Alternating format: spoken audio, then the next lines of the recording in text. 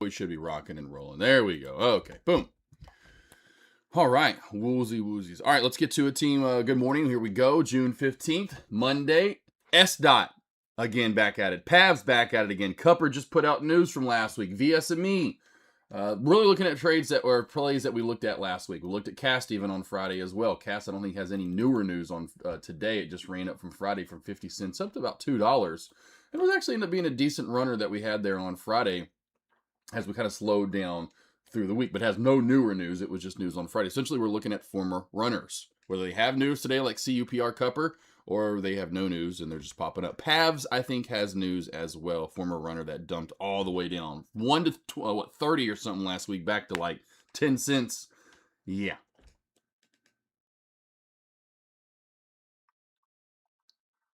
All right, let's go straight to the number one top gainer. That is CAST Cast. Support down below. We just created it 440. Under 440, watch for a crack back down. We have 370 support. On the way up, old resistance becoming new support. Trying to, anyway, right now at 485. Over that, we truly have resistance right around 430, 425. Over that, watch for a pop up to 590, close to 6. We then have 625, 630 resistance, 650 resistance, and then pre-market high of 750. Now over 750 in pre-market high. Forecast. We have some room to run here. Watch for a pop-up today to right around 8. Over 8 for the move up to 950. And over that could really get even more parabolic. Again, CAST's float. It's right around 15 mil.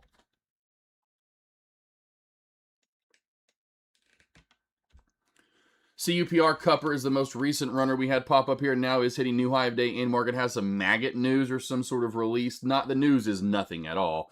All it is just a former runner in less than 1 million in float. We just created a little bit of support right around the 680 to 670 area.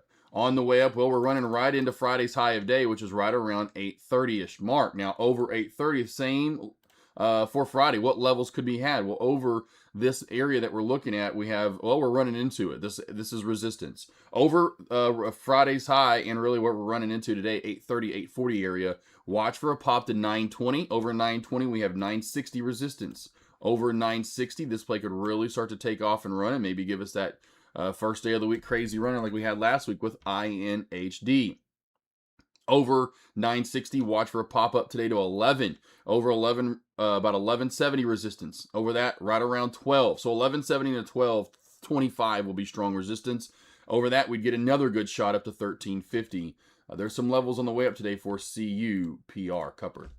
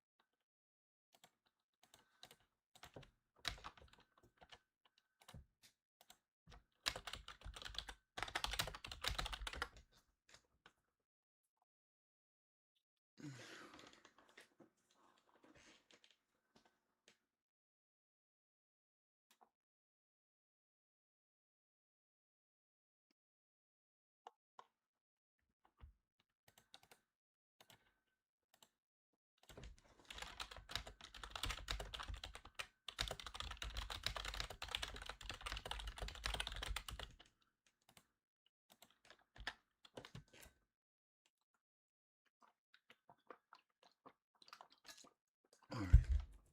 Sweet. Keep going through the list here. VSME, another runner we've looked at over the past few weeks here, back up yet again today here. VSME ran last Wednesday, if you do remember. So on the way up today, we'll go through some resistance levels for VSME. On the way up today, we have 325, 330 resistance. Over that 380, and then again at 425 area. Over that, watch for a spike to 460 area. Over that, then we have 520 to 535 resistance, and then 650 pre-market high on Wednesday. On the way down today, support at 260, then again at 240. We need to hold 260 though, or this play will start to crack back on down. Could still see a pop up, but it needs to hold that 260 mark for us to see a good move at the bell. Could still U-shape in red to green move, but it's most likely not going to be as fun or big if we crack 260.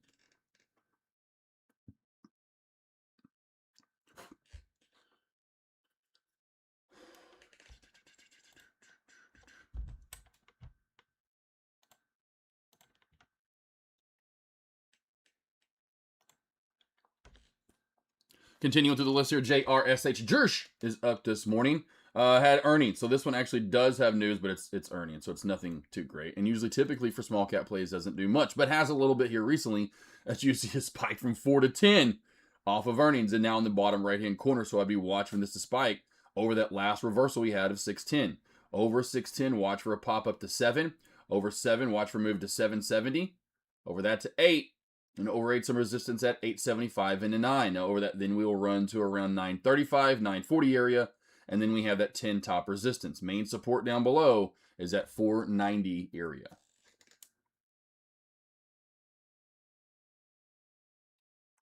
Continue through the list here is gels up this morning. We're watching for a new high of day there for CUPR, new high of day, CUPR, new high of day.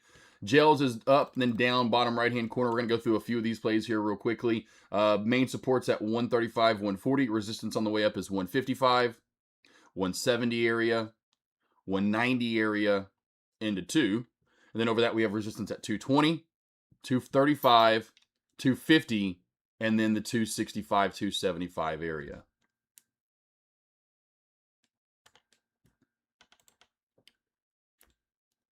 CTM, another one kind of up and then down this morning. Main support's right around 98 cents to 95 cents. On the way up, we have resistance at 110, and then again all the way up at 125 to 130. Support down below is at 80 cents also. Over 130 in pre-market high. Watch for a move up today over 130. Over 130, watch for a spike up today to 155. Now over 155, watch for a pop to 175.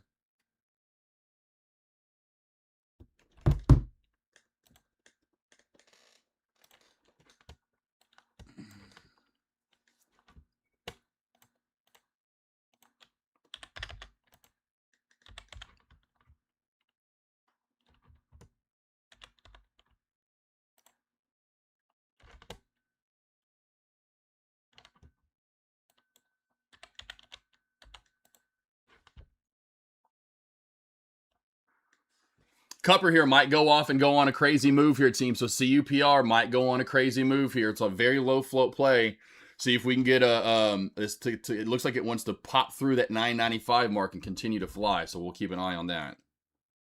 Continuing through the list here, we have CTM, another one of these plays. Or I just did, no, that was gels. I didn't do gels twice. That's CTM. Dumbass. I was like, what? All right, over to NIXX. So Nix did the same thing this morning. So NIXX was another one this morning. Watch for it to pop up. Alma Bahama Mama is yet another one this morning that popped up as well back in the bottom right-hand corner. So watch for it to pop on up. So for Nix, NIXX, watch this back over. Needs to hold the 115 mark, but back over 125. Watch for a pop to 135. Over 135's got some room to run. 175 pre-market high. Alma Bahama Mama trying to come into play here. Alma back over 190. Over 190, watch for the move up. Over 190 into 195, watch for a spike to 215 to 225. Over that, then we have 245 into 260 resistance for Alma. Keep those two on watch for maybe red to green moves.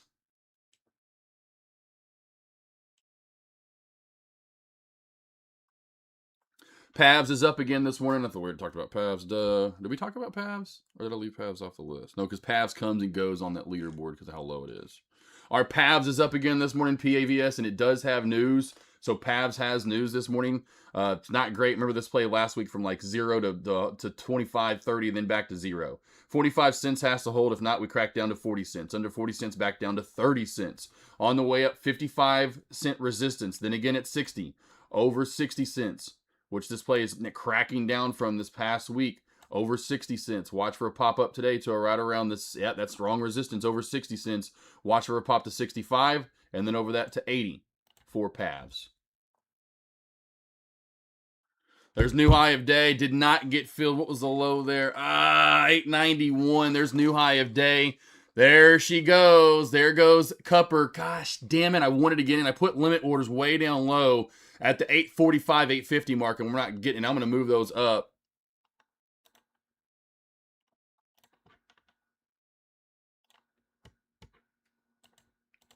Wow. Wow, what a move here. What a move.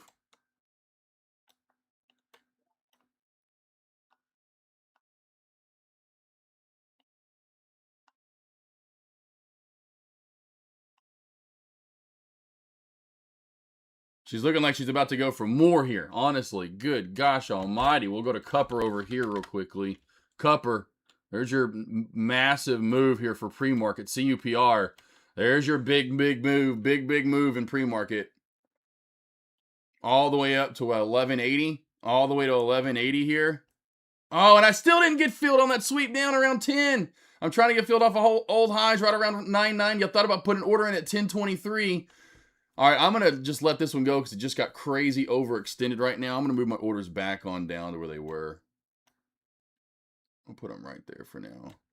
All right, cool. I got orders team at 850 and then again at 875, 890 area, okay?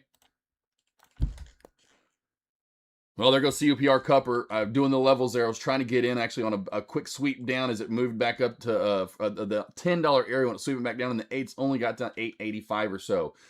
I want old resistance for new support right around 850. 850 into 875, 890 area. Somewhere in that corridor is where I'm looking for a dip buy on CUPR. 875 area, maybe a little bit lower, a little bit higher in that area. All right, and last but not least here, let's go over to S dot up this morning too as well. So S dot, former runner, low float. Keep S dot on watch today. Had that multi-day move up last week. Really ugly charting for the most part most days, but I did get some love on it on Wednesday. I meant to on Thursday. Anyway, we could have gotten some on Thursday, but then Friday was ugly. But the key area today is 2850. Over 2850, we go to 3150. Over that could move to 35 area, and over that to 40. So keep that on high watch. S dot support on the way down is right around the $15 to $16 area.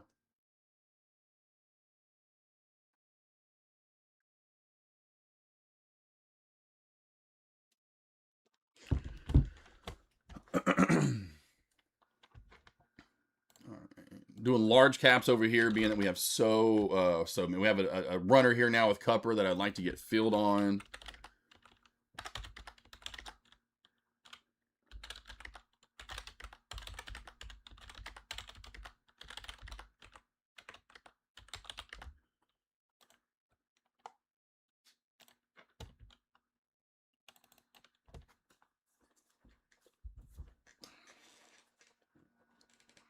And over to large cap SPY here, moving its way, gapping back up here over 752. Watch for a squeeze up today to 754. Normal high of day, ultimate high of day through 54 goes up to 755, and over that I'll go one more leg up to 756. Ultimate high of day there. On the way down today, we need to hold 750 needs to be the key here. On the way back down under 750, we're going to get a good tug down to 748.25. Normal low of day there. Ultimate low of day, you're going to have a good tug down to 746 to 745.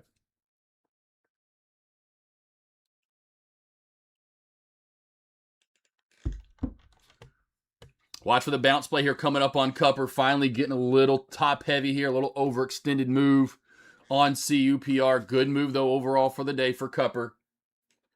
Looking for a bounce play into the bell. This area is what I'm looking for right through here. This area right through here for a bounce play. Oh my God, you're still in 1,500 shares from Friday. You're going to be fucking, you're up so much. Oh my God, you are going to be up thousands of dollars. You're going to be up so much money from CUPR. Oh my God. Oh my God. Nine, yeah, that's decent. Hey, that'll, I was trying to think what that would buy. it's like it'll buy a lot, but then it won't buy a lot. You know, it's like, what could we do to the BMW? Like, oh, a little bit. Honestly, with 9,500, man, I'd be set. Get a stage 2 tune, get some downpipes. Probably do some just a few, get some exhaust done. I think 9,500 would be perfect. I think that's about all I'd want to spend, and then I'd be onto the. Then you got to think about, does that even get you first class flight? to Australia. Is what I'm thinking. But that's probably like $20,000, 25. That's what's so funny. I could do a lot of tuning to the BMW, but then you think about some flights that's just crazy. All right, over to Apple here, team. Consolidation time. Top resistance at 294.50, and then again 297.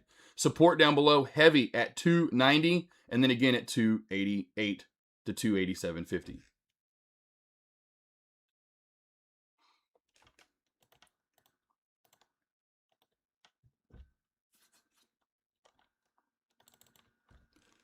AMD back up to all-time high with the gap up today with the SPY. 530 is going to be key. If we crack 530, watch for a move into Friday's high at 521 area, 521.50.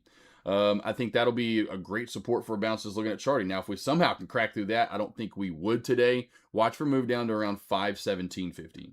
On the way up, the key is going to be getting back over after hours high and pre-market high, I should say Sunday's high and pre-market high, right around 538. Over 538, I don't see how we don't touch 546.50. Ultimate high of, or normal high of day there. Actually, you know what that is? Actually, you know what? I will go, yeah. Yeah, we've been moving pretty big. I'm going to go 546.50. Normal high of day. Ultimate high of day goes the new all-time high to 550. Down pipes, exhaust. There we go. First class to Australia, 20K. God bless. So you're halfway to your first class ticket. You're halfway there. All we need is CUPR to go to about 15, I think, or so, somewhere in there, and you'll be good to go.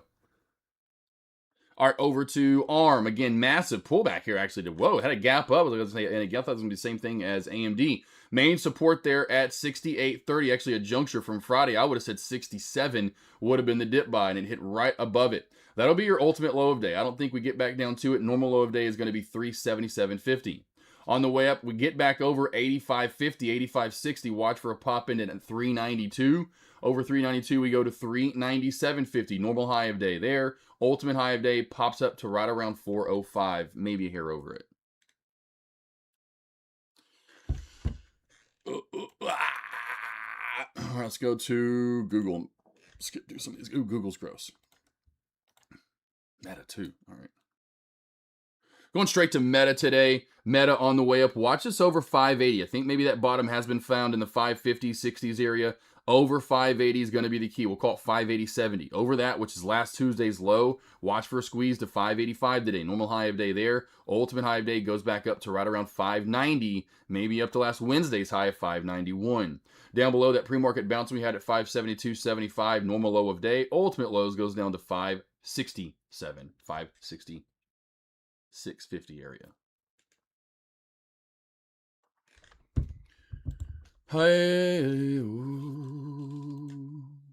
there's a little bounce there off of this area, so we are getting bounces today. I had orders there at the $10 mark. If I would have left them in, that would have been a quick little, probably $1,000 winner. Had 500, 200, 500 share allotment orders to get filled right there. Speaking about finding the bottoms, Microsoft looking like it did it again here in the 300s, which we go back in time on Microsoft here. We did that not too long ago. Went a little bit further in the 350s back in March into April. Now really ricocheting hard off those bottoms here from Friday's low and really Thursday as well. Seems to be the bottom. Back over 3, we'll call it 400 to be safe. Over 400, we squeeze up to 402.50. Normal high of day there. Ultimate highs go to 404, ultimately up to 405. On the way down today, main support is at 395. Under 395, watch for a crack down to 393.50. Normal low of day there. Ultimate low of day goes to the high and after hours on Friday, right around 391.50.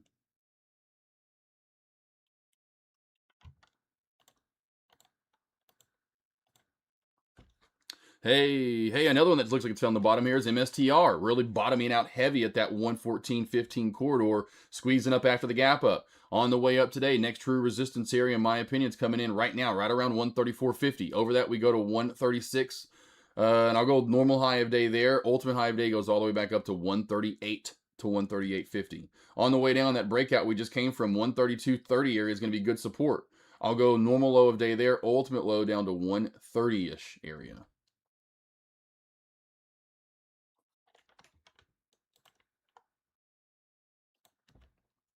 Over to NVDA, really starting to see, again, find a bottom possibly. Over 211 is going to be the key for the move up today to 213.25. Normal high of day there. Ultimate up to 214.70, close to 215. On the way down, need to hold this 207.75 bounce. If we don't, we go down to after hours high on Thursday, high of day in market on Friday, 207.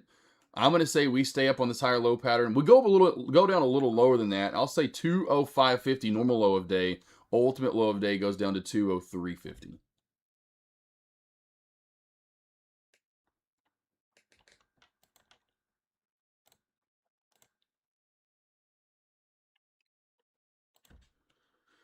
Over to the Qs again, gapping up, looking for this real tight movement this morning over 738. Watch for the move up to 741. Normal high of day there. Ultimate high of day goes up to 743.50. And then over that, we go up to 745.50 to 746. Ultimate highs there. Now on the way back on down, need to hold 735 for that move to really happen. Under 735, we head down to 733. Normal low of day there. Ultimate low of day. I'll split the difference between Friday's high and 733. Takes us to right around 728 for your ultimate low of day.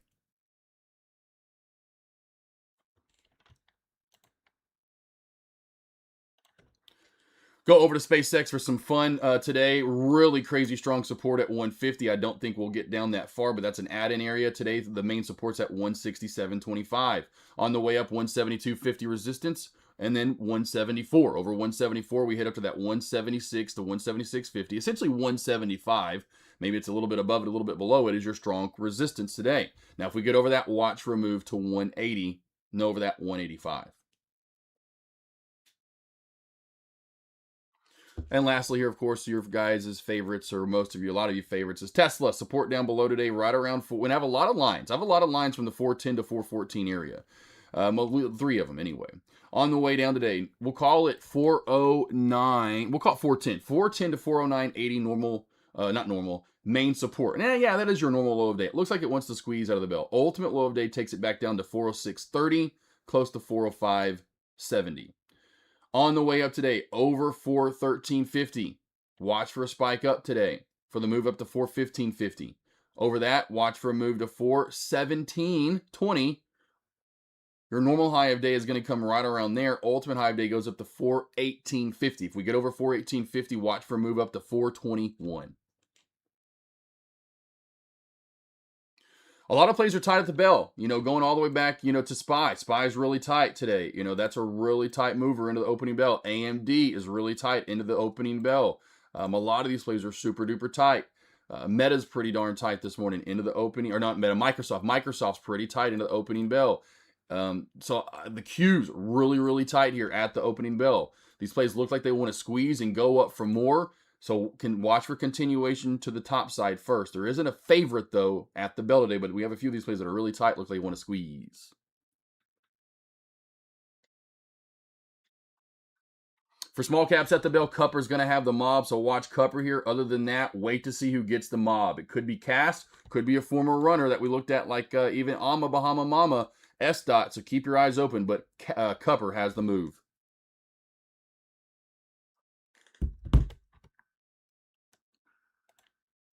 All right, we're going for a halt up. Oh, right out of the gate, they were going for a halt up there for CUPR. CUPR was hitting the LULD there. CUPR was hitting the LULD. Slept in after the UFC. I didn't even know UFC had a night. I did not even know UFC had an event. On a Sunday, too? Isn't that like when... I thought their events were on Saturday. Sounds like wrestling to me. It's Sunday Night Brawl for UFC. That's right, Sunday Night Brawl. Join us on Sunday nights, where we whop them and bop them, and there ain't no stopping them. That's right, Sunday Night Brawl. This is the White House. Oh, makes sense. Fucking Donald Trump. If I could beat Donald Trump's face in, I would. That dude is an idiot. Boy, we are flying right now. CUPR flying, hitting the LULD at 1221. 1221, hitting the LULD there. I'm waiting to see if we get gaps and goes. I am not trading them out of the gate today. Ain't no way, no how. We are about to halt up there. So, oh, nope, it keeps failing there. Oh, come on. Would you halt up already? Go ahead. I want to see if we're going to get gaps or not today. Finally, CUPR going for the halt. No, not again. And I wish I would have left my 10 orders in, by the way, because good golly almighty, here she continues to fly there. CUPR rocking and rolling. I wish we'd see one quick little sweep on down here for CUPR. Not going to get it. Looking like we're finally going to fly up into a halt up. So CUPR, here we go. CUPR, CUPR, CUPR. CUPR. She's a CUPR. Finally halted up there. CUPR. Aussie chick, did you sell anything? Are you still fully in? She has got to be loving life. Yeah, I had my little fun with UFC. I'm just kind of over sports in general. I don't know if y'all saw the Daniel Cormier thing too, or like one of Trump's. Again, is this real or not? But let's see. Trump. Daniel. Whatever his name is. So Daniel Cormier, whatever this guy, I guess supposedly had tweets from Donald Trump's son, his very special son, Eric. Are people really this dumb? And so let's see. I guess supposedly Eric soon followed their fake AI generated screenshots that have never spoken to Cormier, where he indicated there really was a post and that. See, I guess. But yeah, so supposedly, and I love this. The screenshots are fake; they're fabricated, do not reflect reality. I love this, and you have people. So supposedly, Cormier came out and put out tweets, and then deleted them, and then people are saying that they were put them out. I don't know. I just can't do sports anymore. Sports are just too controlled for me. I like the Holly Holm days. You know, those are all miss. I like 2000 and probably like 8 to 2018. I would say somewhere in there, you know, 2008, 9, 10, 11, you know, some of the best dudes ever were fighting. And then finally, like 2013, 14, 15, we got some good girl fighters, you know, to finally take the stage. And then, yeah, then now, but yeah, just can't do it. I don't know. It's just sports for me anymore. I think because I was so heavily involved in sports and I got to see how controlled sports are. All right. So it's crazy though. At the White House. Shocking though, right? Shocking. I'm going to put some orders off the old highs here. I can't move them, that's why. Duh. So once we can go live, 1180, 1140, 50 area, that's where I'll be looking to take a bounce play 1140, 1150 off the former highs. See if we can get a move back down into this area right here.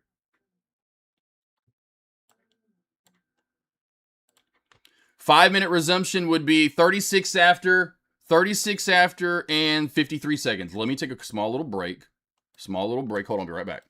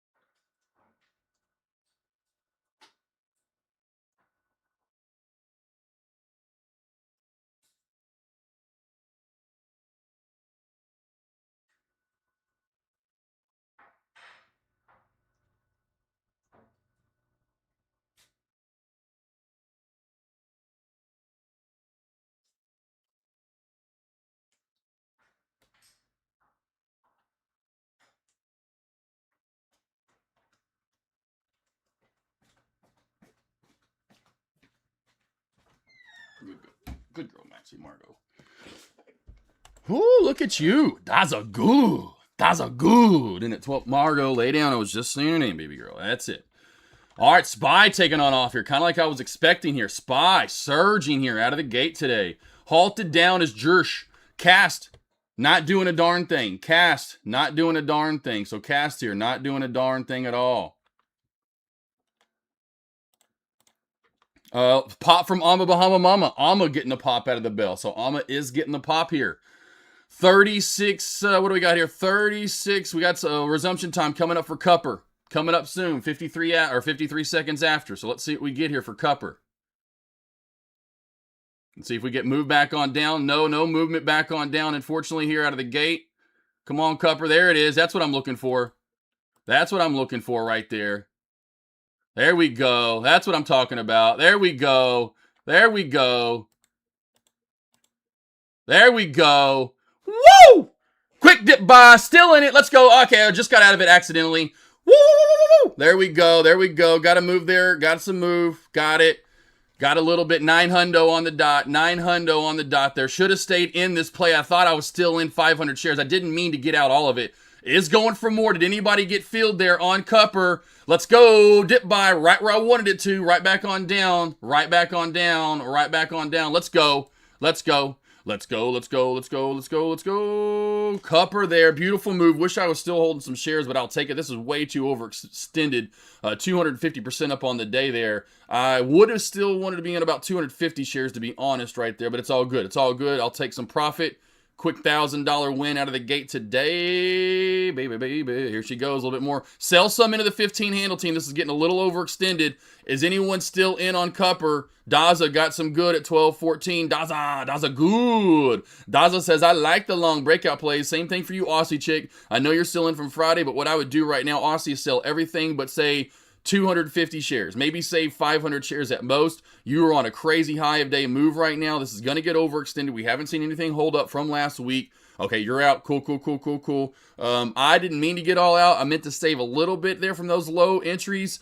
Got some decent dips. Wish I would have gotten better fills in the 11s, but it is what it is. Still got some money. Yeah, I'm good. I'm glad I'm out. All right, cool. Let me go. I'll be back. Two more seconds now. I wanted to come back right before that went live. Hey, right out of the gate, we called it. We nailed it. This may go for a couple more, but right now I'm gonna take another 3-minute break. So maybe a little bit longer than 3 minutes, but I'll be right back. That was a killer trade right there.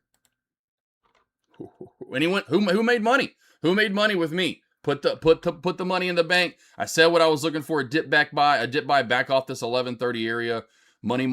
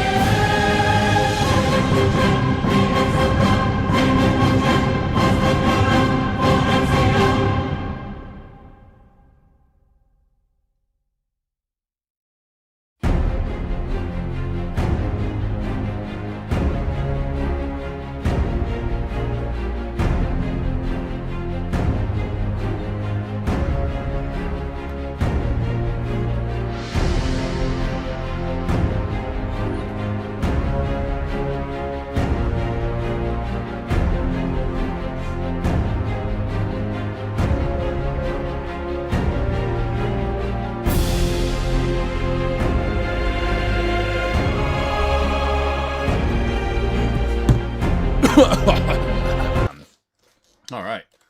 Back at it. Let's get it. Let's get it. Let's get it. Let's get it.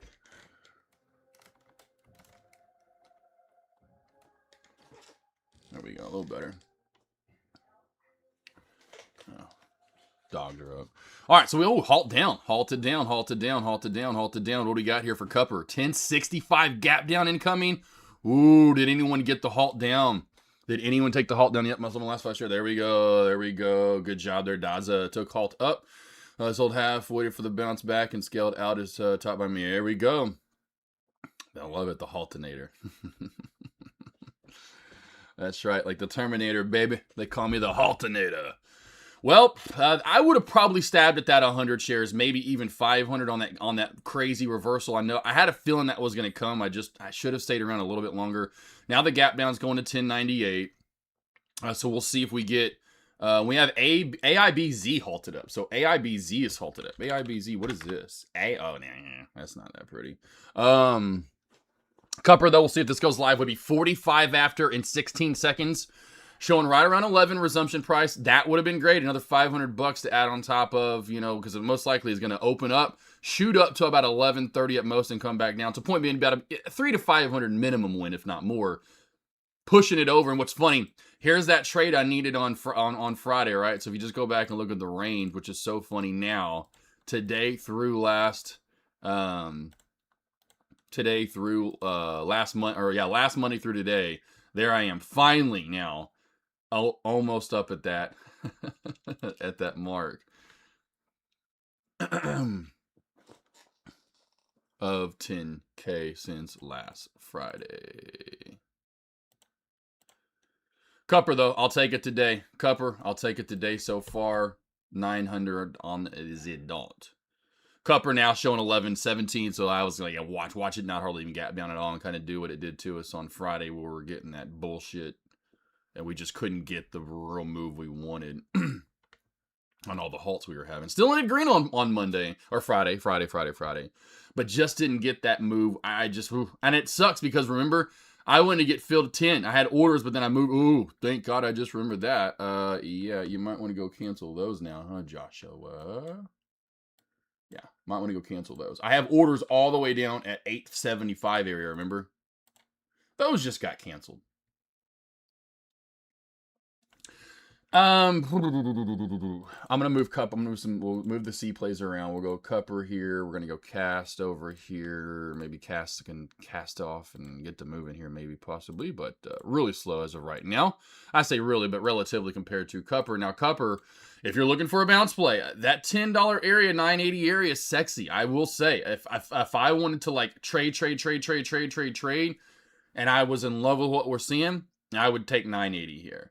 I would even venture and say, hey, maybe here when we open up, we get a bounce play. Because right now it's showing open at 1130s now. So we may see like a quick little wick down, but then bounce off this area. This would be the bounce. Not $10, maybe a tad lower.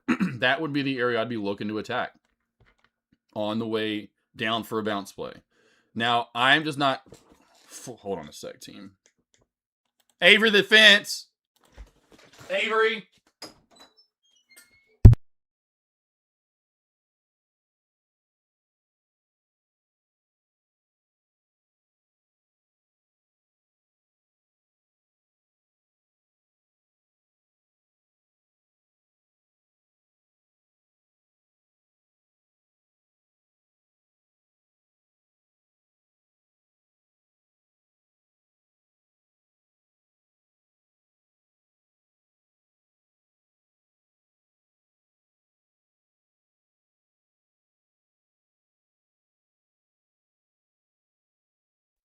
Stupid fence next door. It's like every time I fix it, that I need to literally go. Guess what Avery said was like, we need to just go get our own, like fence, not fence, but like our own, like 2x2s or just something, and like put up. It'll look rigged up a little bit, but then the fence won't break anymore because all she does is the way the fence is situated.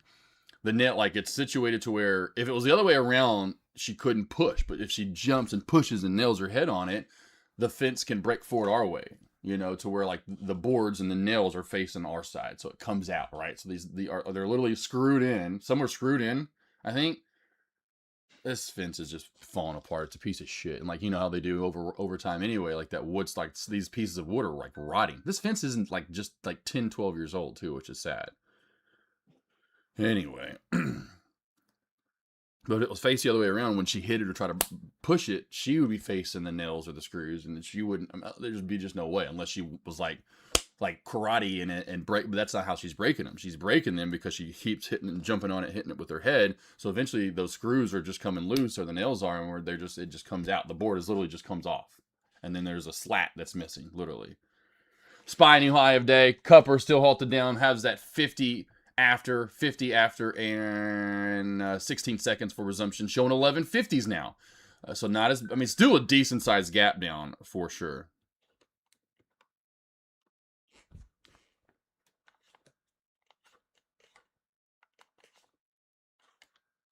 Okay.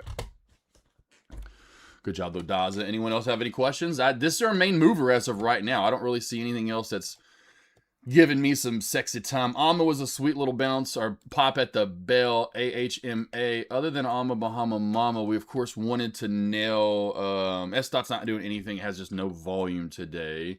VSME, not really doing too much here. Let's go into like a smaller time frame just so I can see at the bell. Ooh, that's nothing at the bell for VSME. Gels was another one this morning. Yep, nothing. Little small little pop. Jersh was another one. Nothing from JRSH. CTM was yet another one. Nothing from it. It's actually back down sub $1 right now. Yeah, so we're all over the play. What was that other one? Knicks that I talked about. I was thinking maybe this would be a fun one because of Knicks, Bo Knicks for the Broncos. Nothing. Yeah, we're all over it today. I said, yeah, God, Tesla, wow. This is exactly why I don't trade some large caps. Oh, no gap down, hardly at all. I'm so glad I didn't trade that. I might be done for the day. I would say the only other way I'd be trading, it's about to halt up now. Man, what the fuck? Here we go, market makers. The only way I would trade again today is if this slows down and just becomes a normal mover, and you know what I'm talking about, right? Then we look for the bounce play at 10. Or this just goes crazy parabolic at some point in the day. Give it like 30, 45 more minutes. So it fails here, does bullshit, then finally has that like third, fourth knock and goes bananas and starts gapping with the halts. I would trade that. So those are the two ways I'd trade it. Goes parabolic, like crazy parabolic, or we just chill the fuck out. Finally, we hit 10 for a normal bounce. Yeah, that Abe's play is very low volume, very weird and ugly. Alma's still trying, so we do have Alma Bahama Mama trying. CUPR, what do you think for bounce 858, 70 more? Yeah, 10's the better area, just because of the perfect fail at 10, and then the perfect bouncing on top of this. That's why I literally had orders, y'all remember, and I was like, I'm gonna move them down. I had orders at 10 somewhere. I had 2 orders around 10. Wish I would have left them in, obviously. I was just going to the opening bell. Do we get the big reversal because we're up too much too fast? And I've got to do morning alerts is my point. On top of that, so I'm going to come down a little bit lower area. Wish I wouldn't have. 10's in. 10's it. 10's the key. But you want it to slow down. You want it to become like a normal, right here, like a normal moving ticker that we're seeing. Where this is still a little too crazy parabolic. Almost trying here. It's hitting high of day. I'm not a big fan of Alma so far today. I guess since Jersh is not doing anything, we'll put that Alma Bahama Mama right there. Man, it makes me want to go to the Bahamas so bad. I love the Bahamas. Like, whoa. Love it. Caribbean.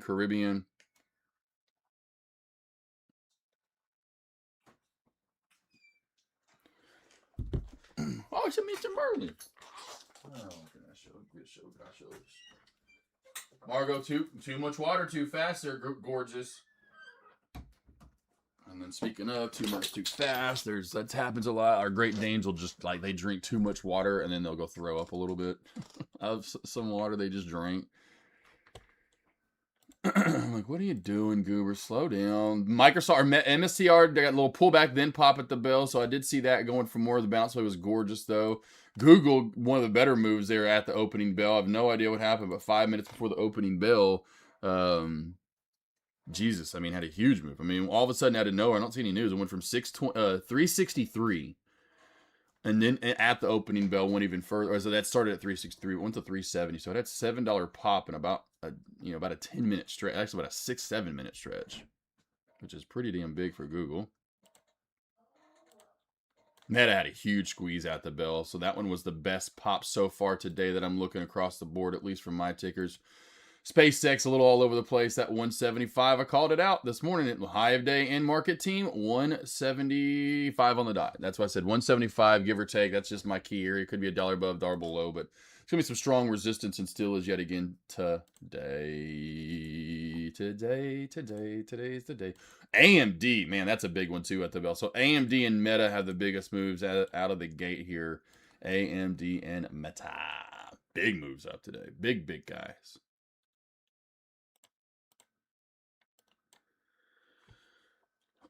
All right, so let's go over back to Zendu, and we have CUPR halted up at 1330. Sales resumption price at 1332. So again, no gaps here. I would be looking for a pullback. Now, out of the gate, this reeks, and we all see exactly what I was looking for. Halted up. I got into it to begin with. Like, we may gap and go. If not, I don't care. If we don't, I know exactly where I'm adding in. I'm going to be very profitable from this trade. Boom. Got in here, added in 1,500 more shares down here at the bottom. Rips back on up. I should have sold some in the 13, 14. I should say in the 13s, and I didn't. Should have sold some in the 14s, honestly. Somewhere in that area, at least the 13s for sure. Didn't, but still made some good profit, right? I didn't mean to get out. I was like, oh shit, because I thought I was still in 500. But I was like, oh, did I click too many? And then that disappeared. I was like, oh, it was too many. I meant to save 500 and then get out 250. Anyway, it is what it is. We do have RG&T. Hey, careful over there, Goober. We do have RG&T. That one's halted as well. That's really not it. We're not getting the halts like last week. Like I said, that was slowly coming to an end. I noticed that on Wednesday. Told you guys by Friday, then on Monday, it's going to become a lot slower. CUPR luckily comes out with some stupid maggot news, literally about maggots. Some kind of product they're going to put out. Metafly Lucilia cuprina maggot debridgement product. How many words could you have for something that says, hey, I kill fucking maggots? I'd rather you say that. Say, I kill fucking maggots. I'm like, oh, that'd sound cooler. It'd make me almost want to buy it. CUPR may be coming live here at 50 after in 40 seconds. We'll see here coming up. CUPR live? Nope. Going to 10.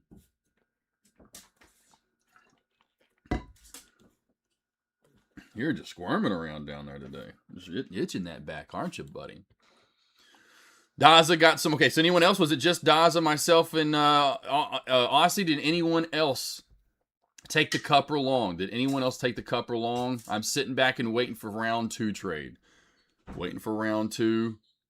Sailing, you take a futures trade, the first half hour of the day. I had a little sketch there. It'd be hard, I don't know if that's in your boat yet. Did get a good move, at least SPY there, looking like a barn burner move. So NQ probably had a decent lift off, I would imagine, as well. Small caps were all over it. It's CUPR. No, it's Alma Bahama Mamas, got that. I'll let you out, Margo. You're good. I'll let you out. Will you please let Margo out? Sorry. Yeah. Margo. Okay, just forget it. Nope, lay down, Margo. Forget it. Lay down! I'm so sick of this. Sorry, guys. It's starting to eat on my nerves. I want an office without these dogs running in and out. Y'all don't understand how annoying it is in the morning for me. It's starting to get on my nerves. So I'm just like, everything I can. Like, I want the next house so bad. I'm just like every day eking at it. I'm like, I may start building sooner than anticipated, just because I'm like, I want my office, I want my office, I want my house, I want my office, I want my backyard. I'm so starting to get, I'm like this, and all this is the longest I've held up for the last houses we lived in, like the one in Dallas, when we were going to move somewhere else out of that house we had to a bigger house. Anyway, long story short, and it was like it was either find another place there or move back home, and we were just tired of Dallas and wanting to get back to Arkansas for, long story short, for whatever reason, right? Multiple reasons. But anyway, so we moved back here. And just cheaper too, obviously, we've talked about. And so this house is finally, in the last like half year to year, it's finally hitting me around like every house we lived. So we had a house in the one in Dallas, and before that it was in Lancaster. Anyway, that was the first one where I was like, we were getting to a point where and that was our fault. We were getting too many dogs, and the house there was perfect sized. But the backyard was, I don't even get why they even do that to those houses. It was so small. It was like a basketball court. No, I'm not in basketball court. She would say that. It was like not in like literally a basketball court. That's pretty big, decent size. No, this was this may have been like, yeah, maybe half court. Half court. That's it. Half a court. I mean, because I'm trying to think how little that yard was, and I'm like, it probably wasn't even half a court. It was probably it was like if you were playing pickup basketball and you only you didn't go full court. If you old school days, if you played 3-on-3, you wouldn't play full court.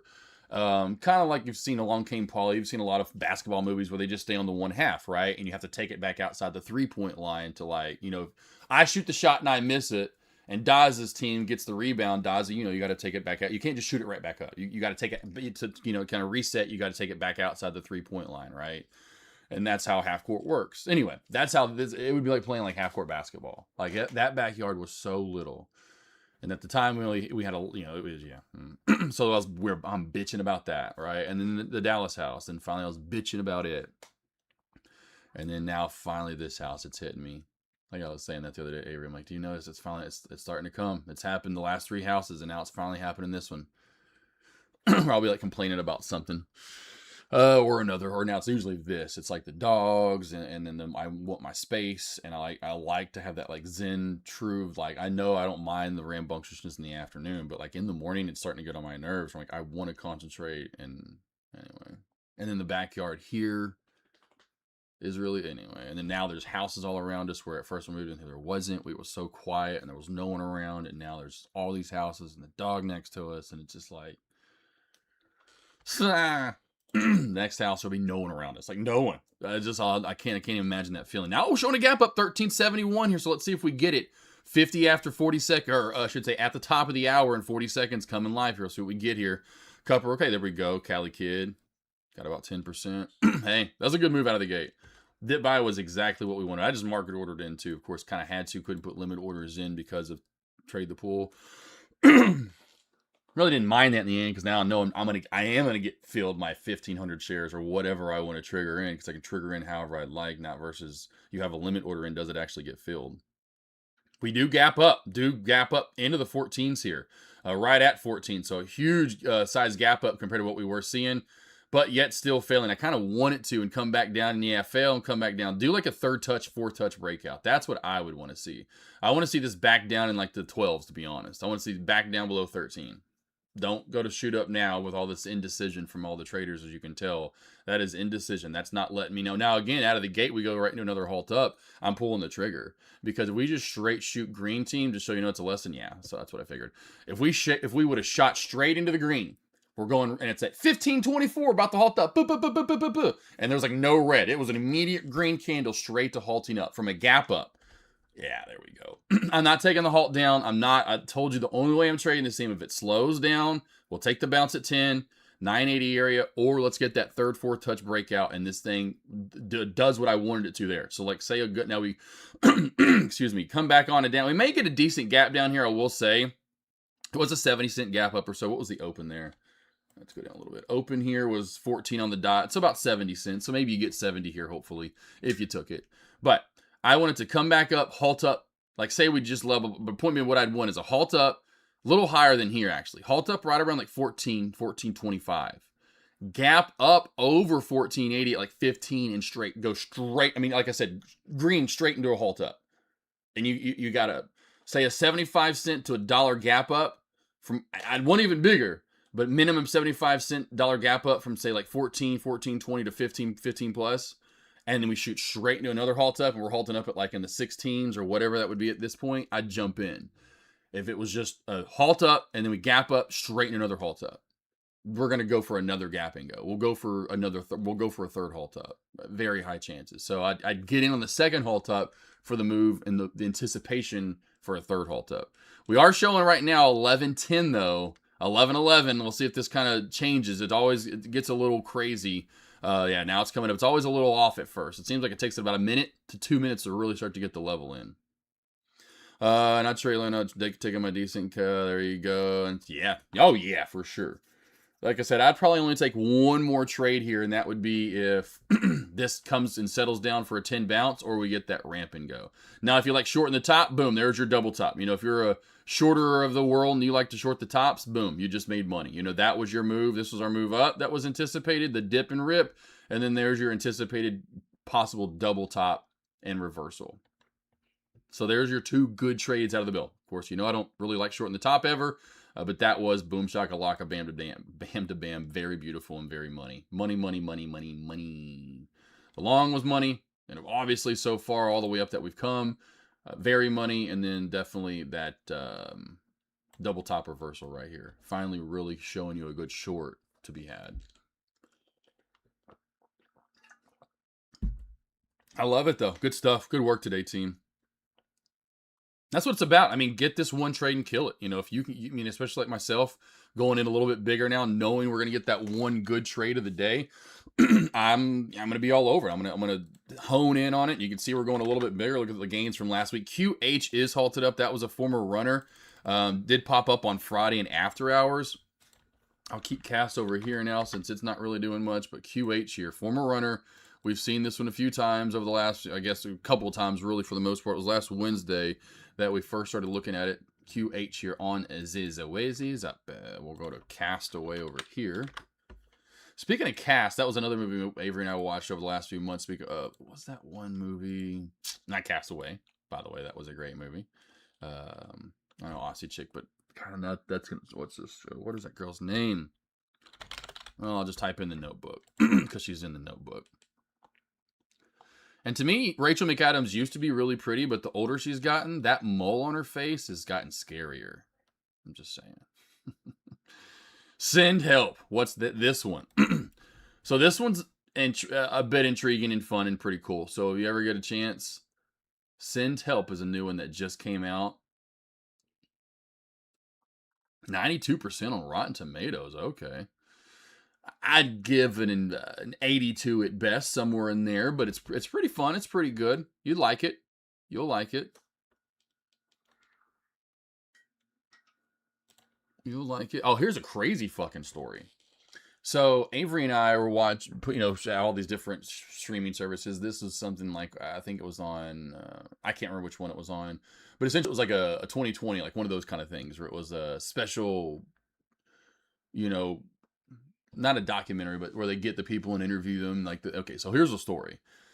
Long story short, here's how this opens up. Girl's having a baby, you know, getting pulled over, and okay, she's having a bit. There's like she's been lying. They represent it to at first that she's lying about it, but then and they show her having the baby because a cop pulls her over for whatever reason. I can't remember why now. I even asked, thinking about what they were like. Why is a cop pulling her? Because I know she was on the phone with the dispatchers.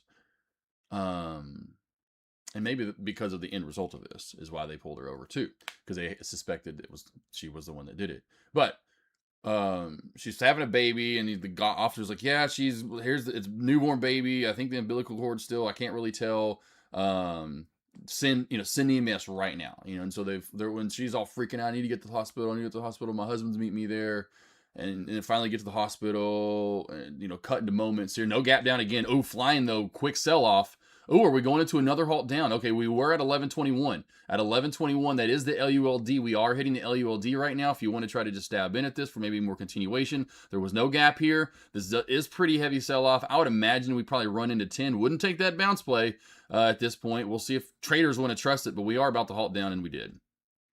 Wow, that was a crazy quick sell-off. I'm glad we got the predicted trade. Now the double top fail short up here is working out even sexier than the last long that we had. But still long overall best for the day. But now this short finally working out to be in a really good short.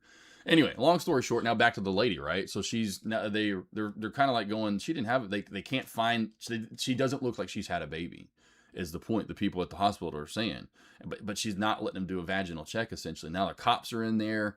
And this is in New Boston, Texas. So as soon as you cross the state line from Arkansas into Texas, you go through Texarkana. That's like right on the border, Texarkana, Texas, Arkansas. And then actually it's got 3 states in it, Kansas. I don't know why anyway, back in the day. But point being, it's right on the border. Half's in Arkansas, half's in Texas. Well, you go through that, and the next big city you go through is New Boston. And it's some redneckville. It's podunk in the middle of nowhere, really. If you think about it on the map of where it's at, it's nothing. Small town. Anyway, so this is where this is at, really close to where we're at. And we always pass through New Boston. So it's kind of like, wow, this is crazy. So they can't, and finally the cops are there, and they're like, when you're kind of going like, what's going on? Like, she obviously has lied about this. We can kind of, me and Avery can tell like this isn't, because me and Avery are both like, where's she steal the baby at? Like, this isn't her baby, so how'd she get a baby? In the end, and the doctor comes in, she lets her do a vaginal check, and he comes back out like, no, she did not just have a baby. She definitely has not had a baby recently. Medical record, she had a hysterectomy anyway, so she couldn't have had a baby. Lied to a guy for months saying she was pregnant leading up to this, from like when she and it was like 2 weeks past her due date. In the end, how'd she get the baby, you're wondering? Well, she befriended because she got fired. She had a former employee that was on when she was like, the position she had most recently when she actually had a real job somewhere. She was fired for lying. She's been a liar essentially her whole life. Lied about taking an inheritance from her family and oil money. And then, of course, lied about a pregnancy. This one guy she was with. They weren't married. They were just together. And they're showing all the different people plus the guy, and how she lied to everybody. Well, she started a photography service. In the meantime of this whole thing, this is actually in 2020 for COVID, right, when she's pregnant, and it's into 19 into 2020 when we see all this. Well, she starts a photography, where she's doing like photography, and she does a wedding. Of course, she's low budget, and that's where she's like doesn't charge a lot. She just started, so it was like a wedding where they kind of don't have a lot of money. They're not going to pay a lot for a photographer because they can charge thousands, and it fit their budget. It's this girl I'm talking about. I forgot what her name is anymore. Honestly, I can't remember. I need to look it up. And this girl the girl that she's taking pictures, not the photographer, that's the liar, but the person that's having the wedding, she gets pregnant and she befriends her. To make this story essentially, we'll cut to the chase in the end.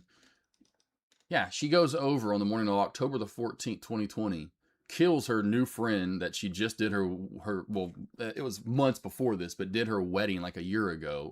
A year prior did her wedding. Now she's pregnant. And she's been lying about her own pregnancy. So she goes over, kills this girl, cuts the baby out of her, and then tries to then go to the hospital and act like she just had a baby. That was going to be that was her plan in the end. I've lied about it for this long. What am I going to do? She had the fake belly things. They showed all the stuff that she bought to fake the pregnancy. And then in the end, she goes to kill this girl, kills her, takes her baby out, and in the end, because she doesn't know what she's doing, the baby dies. The guy shows up at the hospital. First thing he sees is cops saying like, okay, I guess she finally had her baby. Here in the day of, he lied to her. So here's how he got. So the morning of, they were supposed to they rounded up and sold hogs, wild hogs. Well, the morning of, he has to take this 4-hour trip to Oklahoma to sell these hogs. Well, he gets there and meets with and calls or whatever, and is like, I didn't order no hogs. He's like, hold on, you weren't just talking to whatever his girlfriend. And he was like, no, I talked to her months ago, but I stopped talking to her because she never came through with anything. So she lied to him to get him to go out of state, hours away. When he calls, he's like, hold on, because he was like, hold on, you didn't just get a text order from this number, and he shows like, hey, I got a text from this number. It was her texting her own boyfriend. She was texting her own boyfriend from another phone and another number, saying it was that guy in Oklahoma saying, hey, yeah, I want some hogs. Come, I want to see you this time today. And he was like, no, I never sent you. That's not my number. And then he called like, this is my number. And then he was like, and then he starts to realize, oh, she's fucking lying.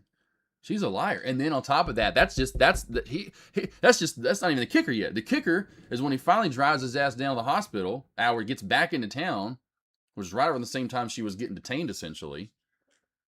And he's like, and they take her into the police station because, hey, we gotta ask you some questions. And he's like, what? He literally was like, what the? He's like, what the fuck? He killed this girl and took her baby. Me and Avery were still like yesterday. Like, I was like, I'm like, I know that was crazy. That was like, yeah, it's crazy shit right there. I was like, that's out of a movie. Like, that is some like demented, twisted shit right there. We are showing 10:07 for CUPR. Speaking of sevens here, halted down at 10:07:01.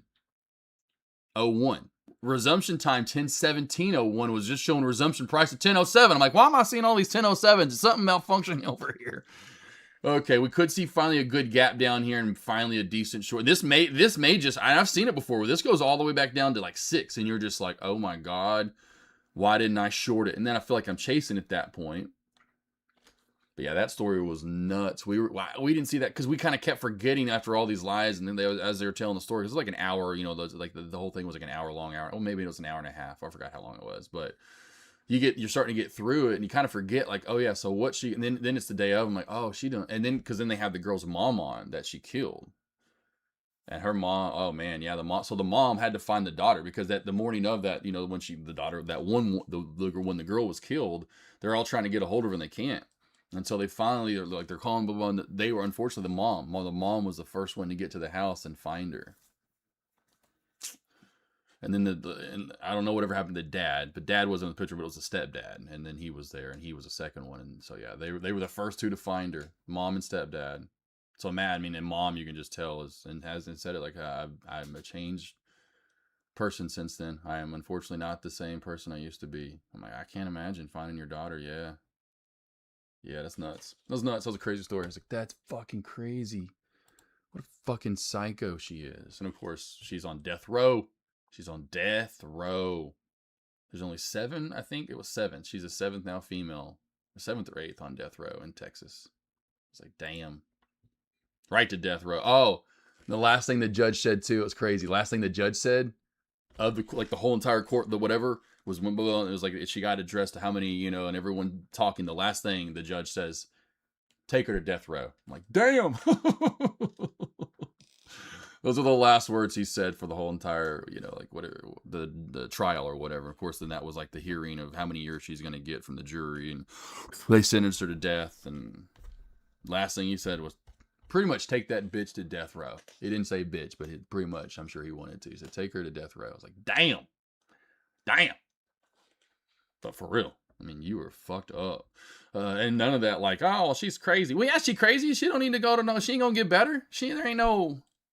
Listen, I said there. I call it Death Island. I don't know what I can't, but I don't know how we haven't surrounded, like, bought an island, middle of fucking nowhere, and you just take them there.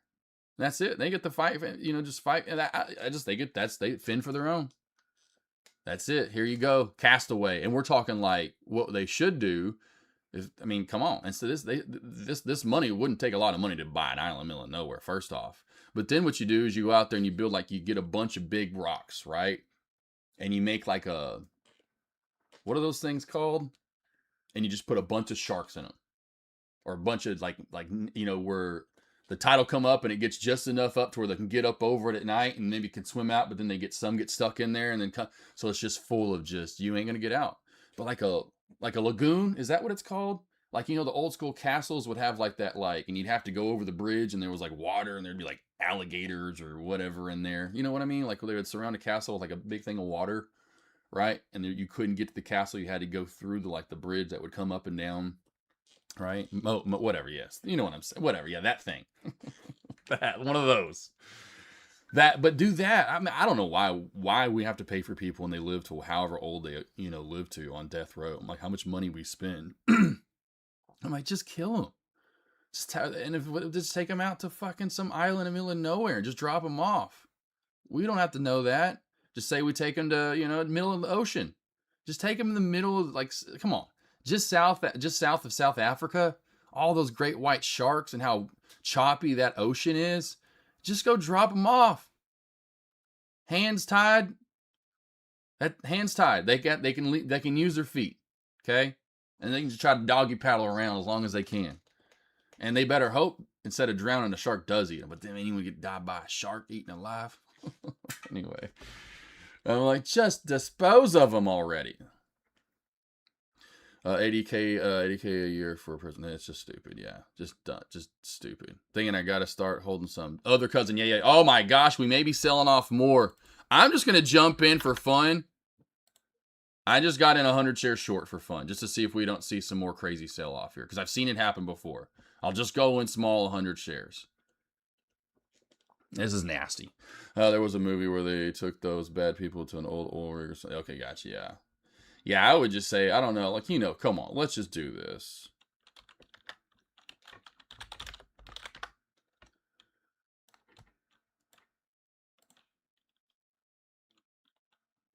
Here we go. Let's just do this right here. Can we? Hold on. Whoa, what's going on here? Come on here. There we go. Now we're talking. Now we're cooking. Now we're cooking. All right, come on. I mean, listen. Right here. What's this? Yeah, I mean, come on. Just take them right out here to Jarvis Island. Just go buy this place. I don't know what it even looks like. There's no pictures. No one's even ever been here before, okay? Why are we not just taking them there? Like, you know, come on. Let's go to, there we go. I want to go to Satellite. There we go. There we go. Now we got to, look at that. Come on. How long do you think they last there? Just drop them off. You know, we kind of circle up with a boat. Just throw them off. Where are they going? Where are they going? You're going to come over to Kiribati and wreak havoc or something? Fine. You know what? We'll go all the way out to, how about this place right here? We'll go take them all the way down here. Oh, wow. We got population here. God, imagine living here. Just in the middle of freaking nowhere. There's your airport right there. I mean, La Pizzeria. La Pizzeria. Do we not get any, they're not getting any, like, Google reviews or anything? All right, cool. So you're already populated. We'll find another one. Forget you. Take them to Antarctica, for God's sake. Just take them here. Just throw them off here. Look. What are they going to do? They're dead right away. Okay? Just take them on down. Once a month boat rides. We take them on down. Right? Whoever's convicted. Oh, it's only 2 of you this week. It's going to be a long ride for you two. And just drop them off right here. I'm telling you right now. You just drop them off right here. They don't last 10 seconds right here. They might last a minute. You just drop them off somewhere right here. Madagascar, anywhere through here. It's just, they're dead. Sharks and it just, they're done. You want to make it quicker? Just take right here. You know, just a quick little boat ride right down here where we shot off all those big ass fucking nukes. Here, right here. You know, right here. This place. What's this place? Looks like right here. Just take them out to the Bikini Atoll with SpongeBob and all his friends. Right? Got it marked off for everybody just so they know. Ewok Island, whatever. All the atolls out there. They call them all these different things they got. Bikini Atoll. The Rapachakachini Cachunos. Telling you. Great right to it. You know it. Cook Island, sure, somewhere out there. Just throw them off into the middle of nowhere. Just throw them off in the middle of freaking nowhere. Say sayonara, my friends. All right, so we have some channeling up here from Alma Bahama Mama. Support at 210, resistance at 230, heavy there into the 240-45 mark. Now, we do have a little bit of an uptrend channel you can see here on the way up. I don't think it's that great of a trend line, honestly, overall. It's just main support at 210. Then again at 2.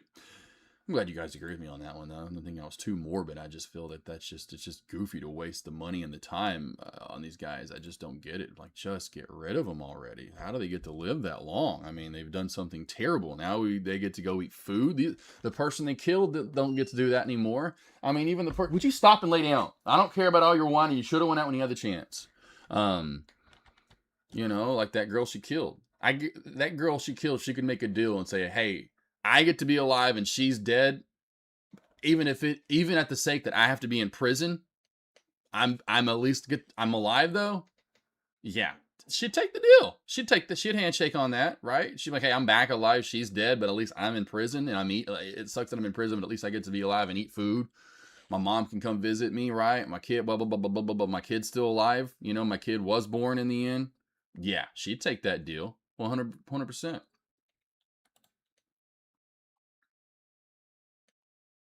But she wasn't offered that, was she? No, she was not. No, she was not. No. Some bullshit. Go to a 10-minute halt. If we go to a 10-minute halt, I'm going to let Margot out. I think we're going into a 10-minute halt here. She's going to keep bothering me. Yeah, Saucy, that great white hair. Or even in Australia, right? There's just some really choppy oceans out there that they just wouldn't be. I just don't get it. I'm like, why do they get to fucking sit and stand or whatever? They get the shit and piss and wipe their ass still and enjoy food. And there's your quick sell off there, nasty sell off there. And there's that trend line, kind of a trend line crack there in the end. You can see the trend line, cracked it. I just went in small again. I say small. I probably should have went in big if we were right now. So we are showing a gap down. So really, I wish in the end we'll see though what we get. You just never know with these plays.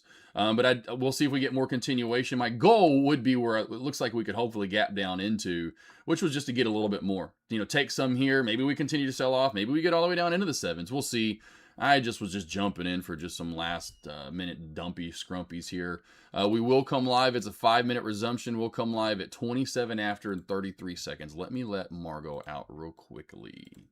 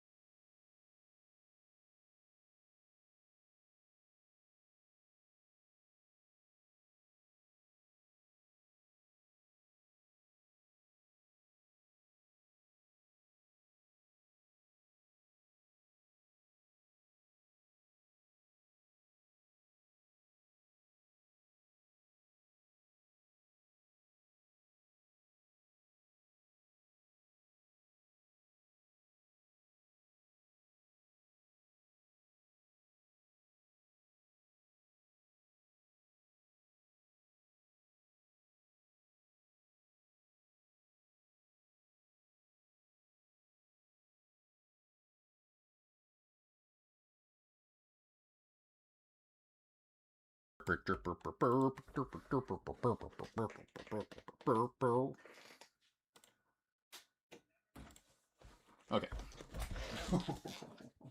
You're going out. Go. You're going out. Go. And I'm shutting the door. All right. All right. So QH, yeah, like I said, it's kind of like low volume, very low volume play right there.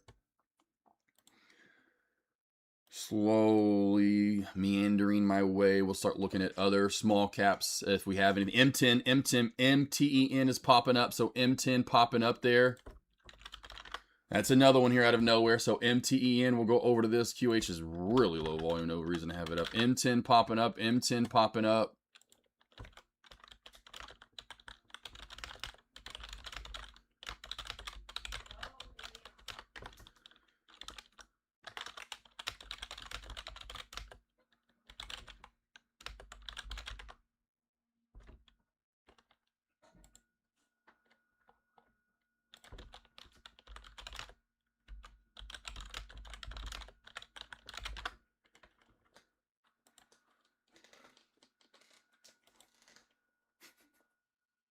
Margot, lay down. You have a whole bed to lay on right there, honey sugar pants. Lay down. Lay. You're fine. Just lay on it. You're fine. Spoiled little brats. All right, we got the 425-ish area, 430 area, and then bounce played back at 370. So MTEN, bounce potential, 425 area, and then again the 370 area for MTEN. So if you're looking for a bounce play on M10,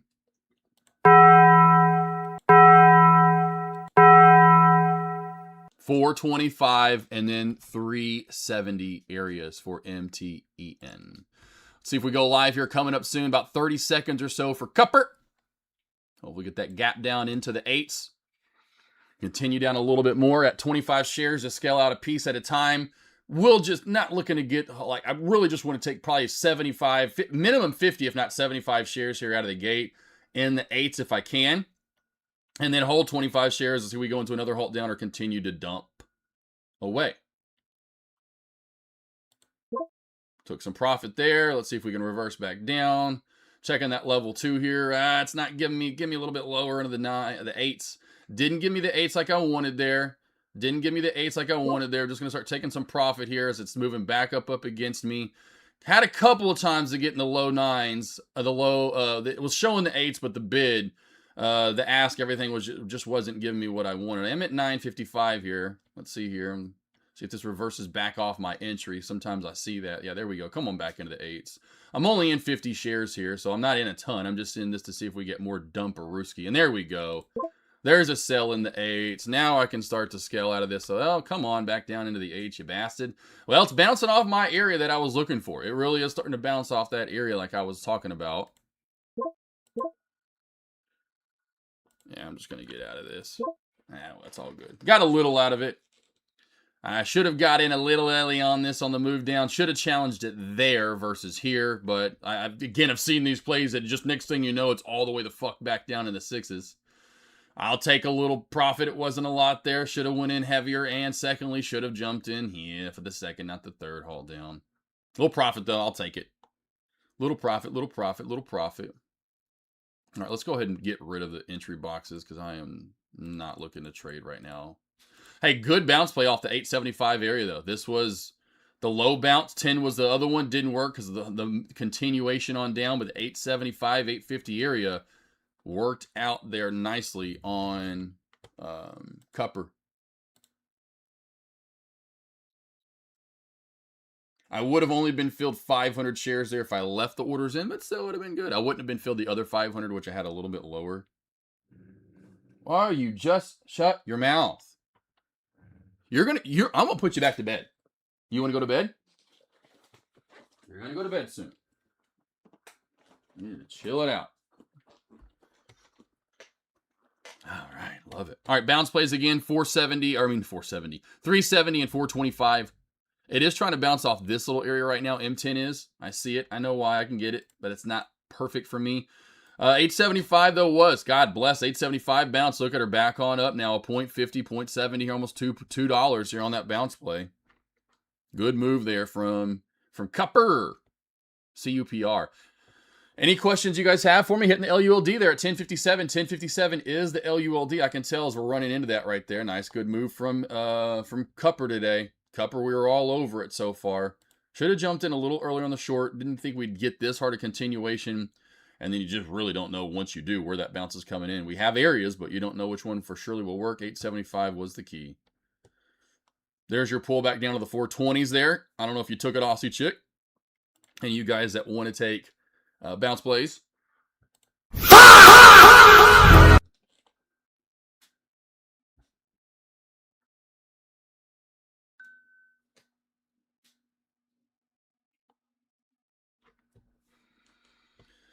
All right, cool. I was trying to get an extra $100 there to make it a 1K, 1K day, but we got close. We got pretty close. I'd say.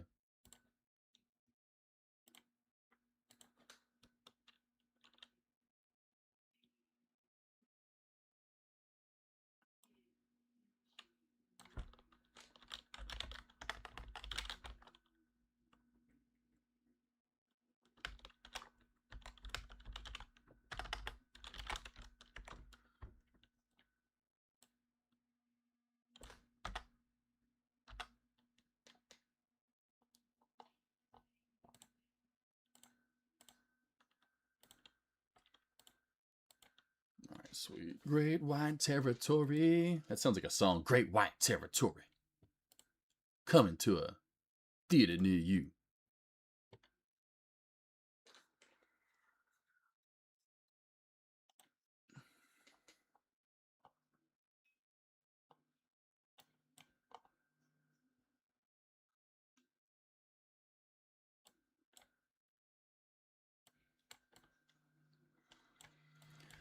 All right.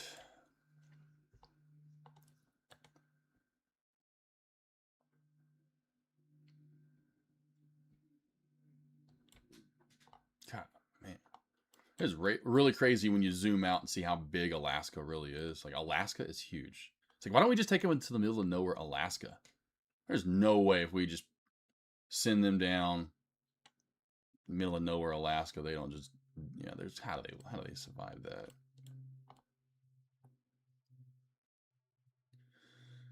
And of course, Mother Russia. Just huge. I saw the maps pulled up there. I forgot about that. Well, we're slowing down. We're definitely slowing down right now. Even, wow, M10's, whoa, even this big reversal back on over here now, all the way back down into the 8s, almost 9 area there. Gee golly. I sound like a gee golly neighbor. Sound like, what's his face? Ned Flanders. Well, I'm glad I got to fill you guys in on that crazy story. Like, oh, I got to tell them about that. That was one of those ones yesterday after with the girl killing. Anyway, I was like, I got to tell the chat about that one. That was nuts. That was nuts yesterday. Watching that, I was like, oh my god, how did I hear about that in 2020? Like, that was nuts though. We were just both just like, what the fuck? Crazy people. All right, I'm taking the break, team. I'm going to take the break. I do have a meeting with Trade the Floor every other Monday. Every other week is Monday is the meeting, and I can't believe how hard M10 is selling off right now. Just not really pretty out there. Why? If you do want to short, I know other cousins, some of you guys like to short. Watch this for more continuation down under 875, and it's probably now going to get the move now that I'm out of it, of course, right? Now that it came up reversed here. And watch this to flush on down for more. We're not seeing a lot of plays hold up today. That's why I was wanting to get that long out of the bell with you guys. Should have jumped in a little bit sooner for the short because, again, imagine if I did, if I'm in here, obviously I'm taking all my money and I made good profit, but I could still be in small shares because it never got back to my entry price. So that would have been the one where I could hold for the sell-off. Forming a little bit of a wonky head and shoulders. There's shoulder 1. There's your head. Now here's shoulder number 2, and here it fucking comes on down. Yeah, go into a halt down now, you son of a bastard. I'm going to leave it alone. I'm 2 for 2 on the day. I don't want to chance it here. But here you go. This is exactly what I was talking about for that sell-off and more move on down. She's going to halt in 2 seconds now. 2, 1. Here's the halt. Finally, there's a little bit of that bounce. Now she's trying here a little bit, but this will again be like PAVs and everything from last week. If we see this play, and that's why I was looking to go short. And if it does its thing, it does its thing. I'm still green and really, really good for the day. Out of the gate on a Monday, I'll take it any day of the week, right? And when to get in earlier on the long, and if I would have made even more money. But it's all good, regardless. This goes all the way back down to where it came from, and like pulls a PAVs or whatever from like last week. And well, where is PAVs, that pre-market runner that we had? What did she end up doing? Nothing today. And so if that does what PAVs does and goes all the way back to where it came from, unfortunately, it's going to really, by Friday this week, imagine what we already are at today and what we had Friday of last week. So this Friday, oh, never mind. Of course, Friday is going to be slow because we're closed. This week is a shortened week, team. We are off on Friday. So Friday, we're off for Juneteenth. Do not forget that. Friday off for Juneteenth. No live stream from myself. Nothing. Take the day off. Enjoy it. This Friday, we are off for Juneteenth. And then 2 weeks from today, if I'm not mistaken, we'll be off on Friday, July 4th. I think July 4th is on a Friday this year. So we're off 2 Fridays in a 3-week stretch. This coming Friday for Juneteenth, and then 2 weeks from this coming Friday for July 4th. So this is a shortened week. Yeah, there's that bounce. Okay, so if you took the bounce up here and then averaged in here, you're probably just now sitting back to about even or a little bit of green. So this was the better one. It's a sandwich area, and that's why. Old resistance became new support. I love 3. This is the sandwich. This is the best trade. And now you're really green, 100%. There's your bounce play. So M10, that did work there. I don't know if any of you took it. I like it. That worked out still for sure, however you want to say. Win's a win there on that one for sure. Hello!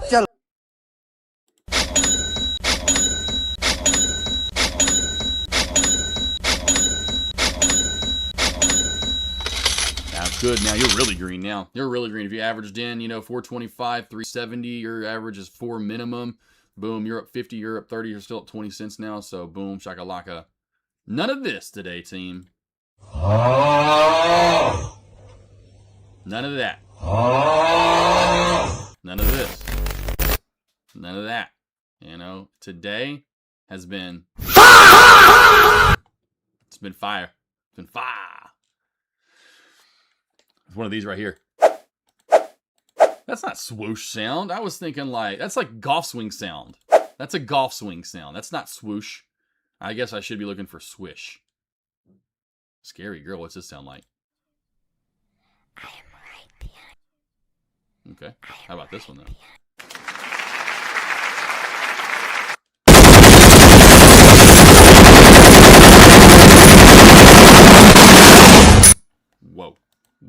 Not showing a gap down. I was going to go live, or I was going to live here with you. I was going to stay live with you guys until CUPR went live, or went resumed, I guess I should say. Only play halted now. Nothing else is halted for the day. We got our one halt in play. And you go back to last week, and it was that whole halt scanner was like lit up. We're not getting lit up today. Just not getting lit up today. Any last questions you guys have? Aussie, you still around? We got a lot of chatting earlier, and then nothing for the last like 18 minutes. Other cousin, Aussie, Saline, Daza, we good? Anyone from earlier? Cali Kid, we good? I'm taking the 451.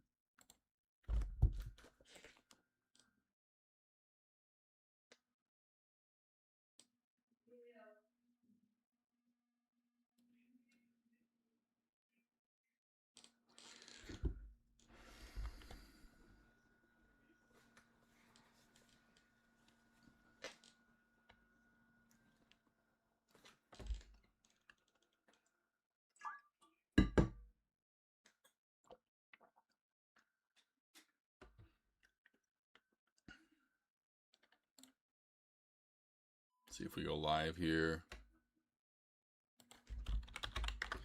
Gels is starting to pop up a little bit, hitting the high of day momentum scanner here. So gels is starting to move a little bit here. So we'll go away from Alma Bahama Mama and go to gels. At least it's starting to move a little bit. See if we go live here. 39.51, 39.51. 5 minute, 5 minute, 5 minute. Yes, it is a 5 minute resumption. That's exactly why I didn't chase that short there. I do feel, though, she cracks on down for more. Taking the break. I'm thinking you guys are good. I don't hear anything else from you guys. I think you all are doing fine.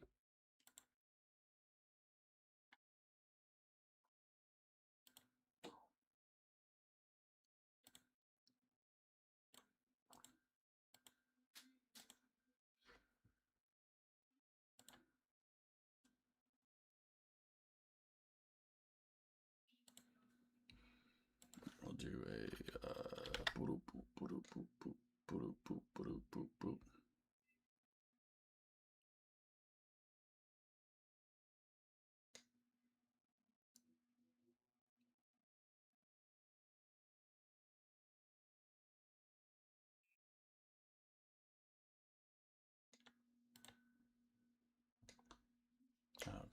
that was why I was like, what?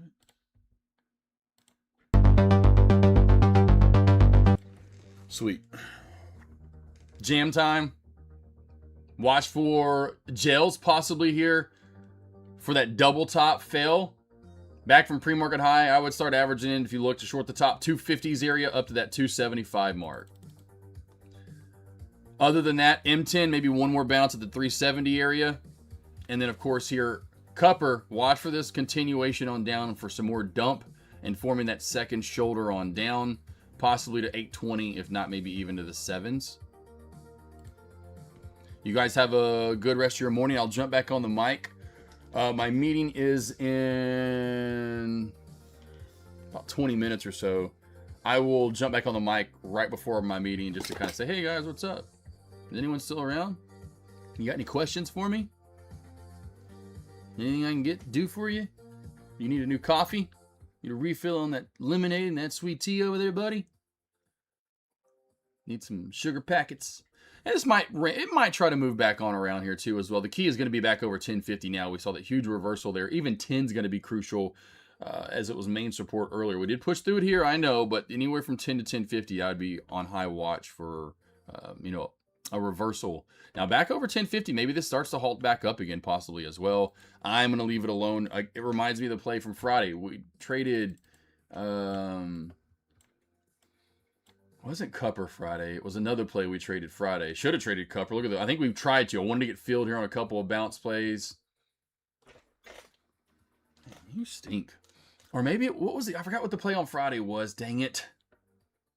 It was an M10, was it? It was another day last week. There was a play we were trading, maybe that was even Thursday, we were trading a play that was like halting up, halting down.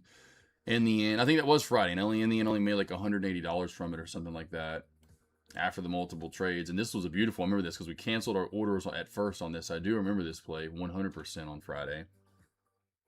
Because I tried to get filled here, didn't get filled, came up, canceled my orders, and then I would have gotten filled anyway. And then never came down to 5. I remember that. Okay. I do remember this play now on Friday. CUPR.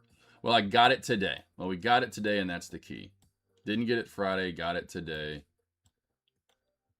Zoom in a little bit more on that chart right there for you guys. All right, taking the break. I'll be back here in just a few minutes, team.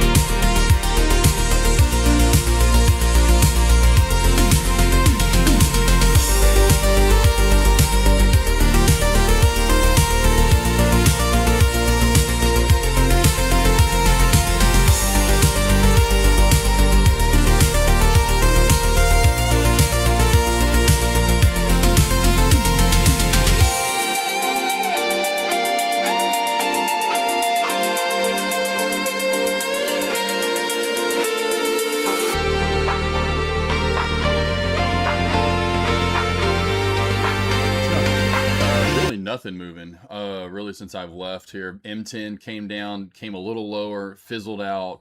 Reversal there from gels died off. There's that move down in the sevens. I thought we'd finally get there on CUPR, and again the reversal at 1050 that I talked about we possibly could get.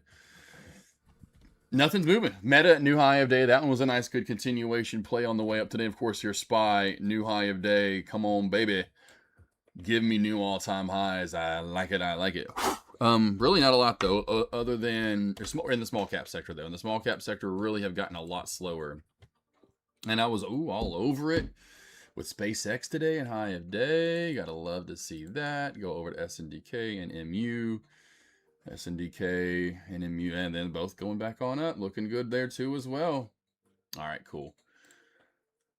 Any questions from you guys real quickly? Let me know. Have my meeting here it's at 15 after. I thought it was at the top of the hour. I don't know why they do this. I guess to give the guys that do the morning live stream 15-minute break before they have a meeting, because they were on the live stream for a couple of hours over on YouTube with Mitch and Michael Moss.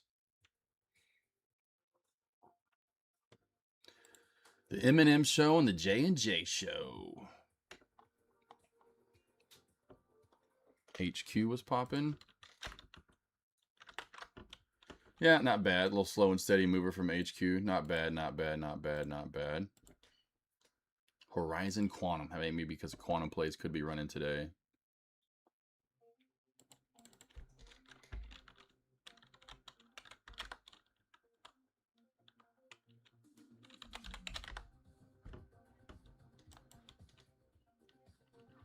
We'll go RGNT would be the better mover of the group, really. It's still decent.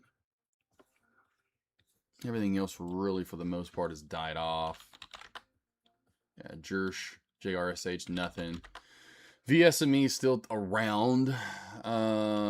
Cast was the other one that was still kind of around. I'll keep that on watch, possibly. Not bad.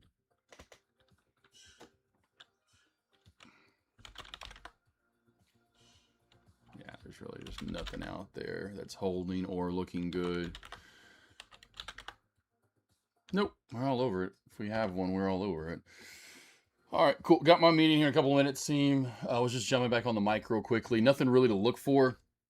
I would say right here on RGNT, because I don't think this play has any news. Yeah.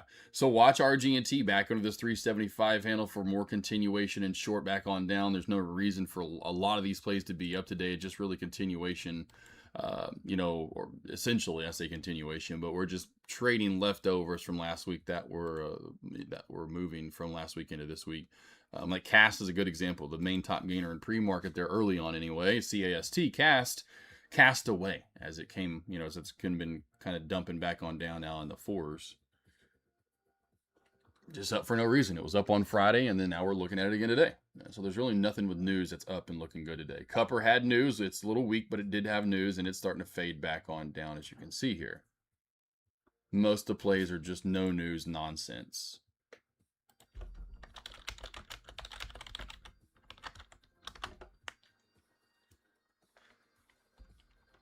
All right, heading over to the TTP meeting. I'll be back in just a bit, family.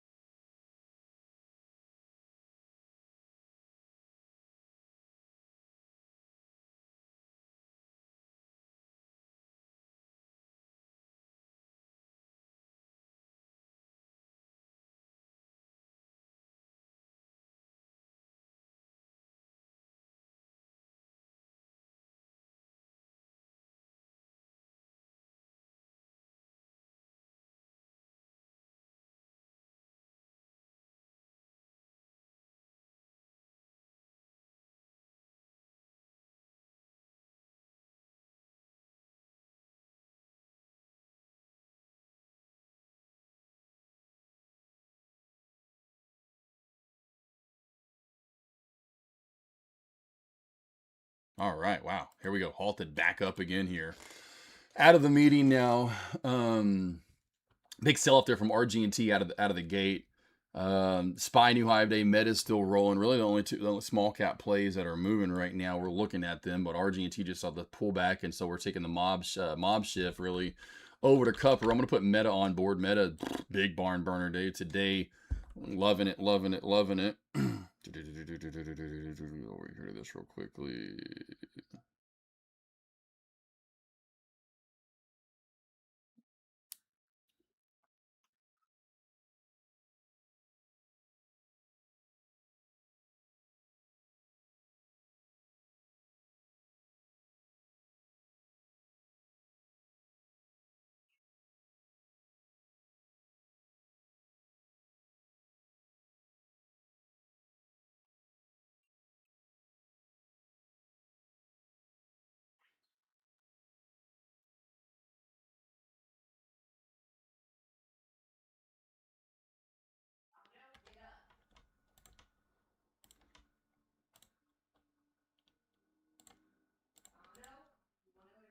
Domino, you better listen.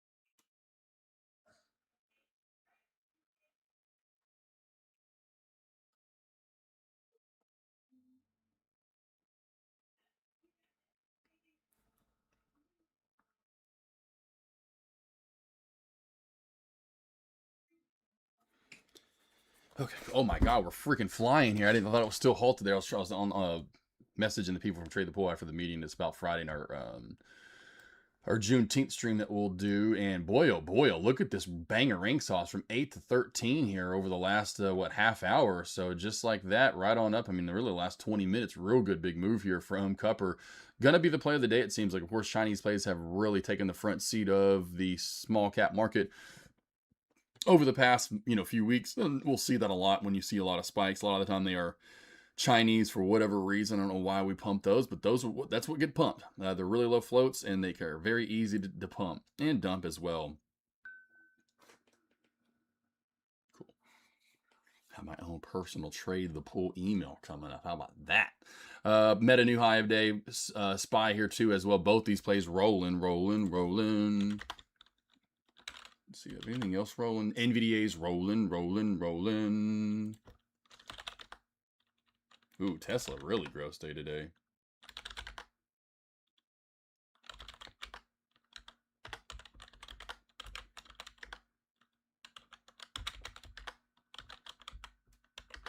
Nothing really. SpaceX might be hitting new highs here, possibly. I'll zoom in on it. It's looking to possibly hit up new highs here, maybe new all-time highs. It's day number 2. NVDA, new high of day, though. Meta and SPY both looking pretty sexy. And just like that, halted down. Yikes. Pulled the rug out from underneath the CUPR traders there on the way down. I traded out of the gate here. Opening bell in the long right there. Jumped in small on the short side. Really should have done it here. It's all good. Took it here for a small little win, as you can see. But overall, still good long trade there out of the gate today. There we go. There's the average. There's the overall P&L. Got some good chunk of change. Chunk of change today. Continuing through what really has been a tear over the past almost month now for myself in the small cap sector since AKAN ran about a month ago. Then we had MNTS 3 weeks ago now. I can't even believe it's been how the time flying. It's been, what, 3 weeks since Memorial Day. Next Monday is, I think, a month since, essentially 4 weeks since Memorial Day, the last day we had off, which was Monday. And then we had, of course, Juneteenth here coming up. So we have Friday coming up. This Friday will be off. For M&Q with 30, let's get you a good pullback level for a bounce long. Let's move this out of the way so I can see the chart here. Where are you at? There you are, you little sucker.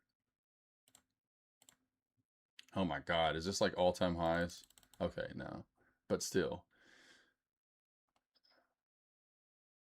Yeah, because then you can kind of go back into this area and see it, like a little bit of that failing, a little bit of failing through here. Man, this is what really makes this difficult, that stupid gap there. Yeah, I just don't think it's going to come back down.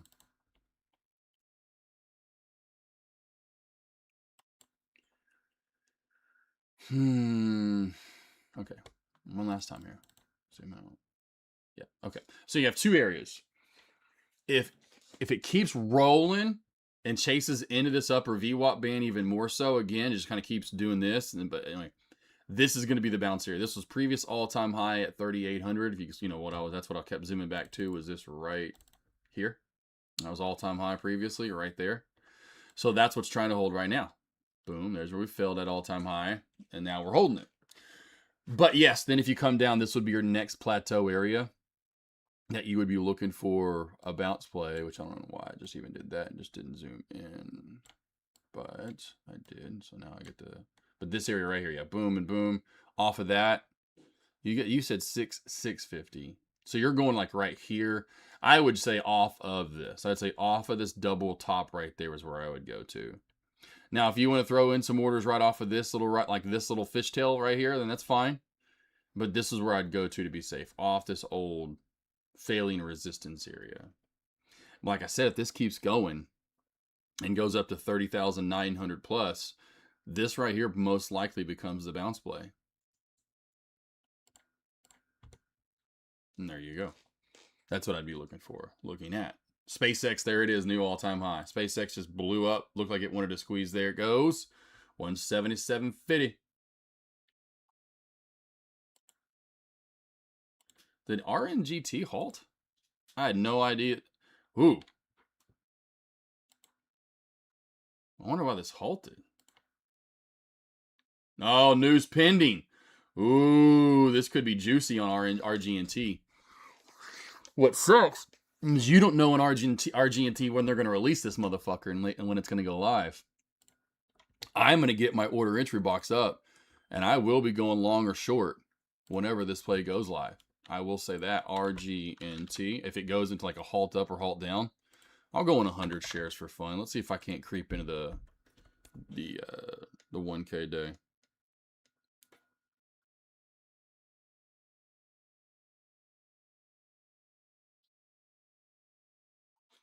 What are you doing there, Goober?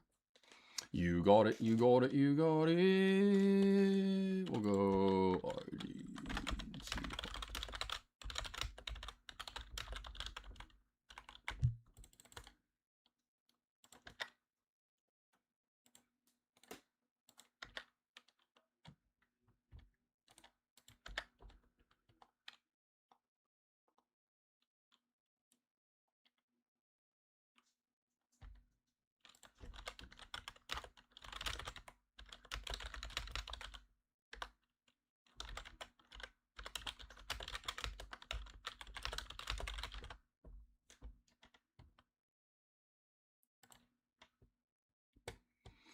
All right, sweet. So I'm going to keep my eye on RGNT. I'm going to take my official full break because I do have a lunch recap with Steve in an hour from now, hour and 5 minutes from now, and I'll be talking with him for about an hour.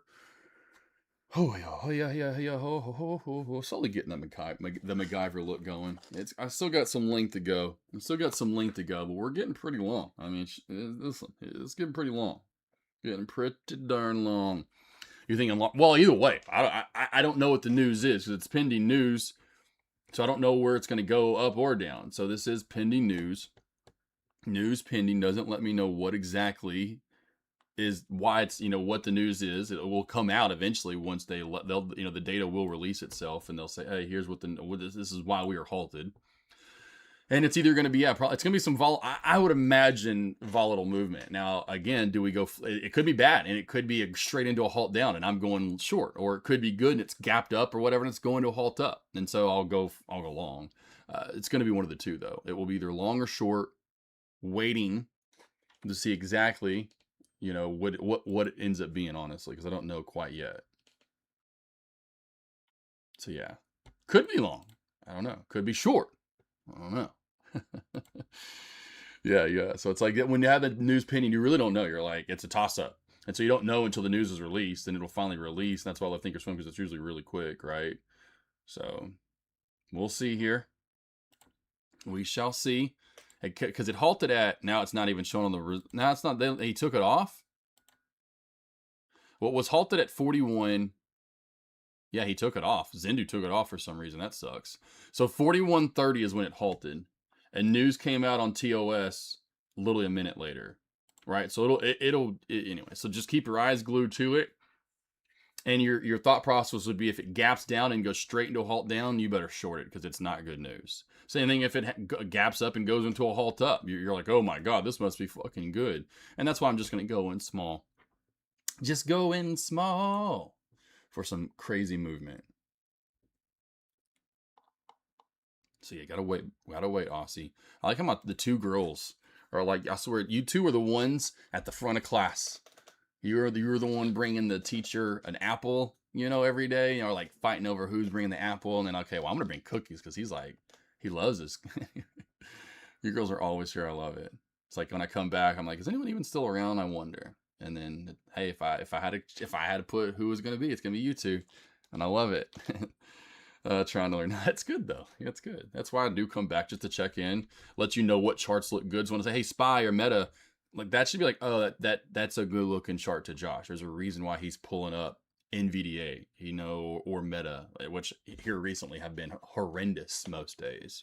And I don't care what the day is, you just never know what the ticker is. I'm like, oh, this is a good looking ticker, right? This is moving good today. Or like SpaceX a second ago, and you can go back and look at him. Like, why did Josh say SpaceX was about to squeeze? And you go back over and look at the chart on SpaceX and look at it and break it down. Here we go. Like I said, watch for this to continue to climb. And if it is, then, so I'm just leading in the right direction is all I'm trying to do. Or SpaceX a second ago. Boy, gave all that back. So right here, when we start leaning up, and we're leading up right here, when I see this build up, this is looking to pop soon. I don't really know. I can't explain it. It's just me seeing it over and over and over. And this thing creates misprints like it's going out of style. This is insider, like the dark, what is it? The black web, the dark web. I don't, whatever. This is where those orders that we can't get a part of are getting filled. The dark web. There's the dark web, and then there's the black pool. I can't remember them all, but the dark web, that's for something else. But I'm whatever. Anyway. This is where those little assholes are getting filled that have millions and billions of dollars, where we can't trade. We don't see their orders. They're getting filled. That's what most likely is happening there. It gets created. We're going, why? Well, most likely because there are orders filled into that. You wonder how often it's real and not. And so I just trade the chart and just pretend it never even existed, right? But overall, going back to my breakout, so we're channeling, and now we're slowly working our way up. And so right around into this area, it's got squeeze mode written all over it for a good pop. So you just take a small stab at it. Okay, cool. I like, if I was going to trade these, and I probably will the longer I do this, because I'm so accurate on that. It did squeeze. I was all over it. So you go in 100 shares and go, you know what? I'm going in 100 shares at 175 for the risk that if it cracks back below 174, I've lost $100. Oh well. But there's a good risk to reward ratio, because if I am right, then I get boom, right? Then you get $3 versus only losing 1. So it's a 3-to-1 trade right there in the end. Do you know you're going all the way up there? But no, it may just fell here, right? So it's a 1-to-1 trade, but it's still profitable as you were right on the squeeze. And then in the end, when you do it long enough, then you become really accurate. But yeah, so just me popping in, just saying, hey, or like RGNT. Now you guys can be prepared. Well, at least Aussie chick, Or, I come back around and Salin's like, God, I really wish Josh was here so I could ask him for sure what level he would like. And then boom, here I am. Anyway, I'm going to take a break now. Quit yapping. RG&T, I'm gonna be walking in and out of the office over the next hour. I'm just gonna be pacing back and forth and hope I don't miss RG&T. And hope to gosh I don't miss RG&T. So I'm gonna keep RG&T on high watch. See when it goes live. You already know the game plan there. I'm just looking to go long or short. If we get a crazy move, a gap, essentially a gap up or down, and B, it's flying straight into a halt up. And I can tell it's about to halt up or flying straight into a halt down. Boy, speaking of flying, SPY. Rocking. All right, back in a bit, team. I'll put some jams on for you for now. Back in just a bit. Back in just a bit. Ooh, back in just a bit.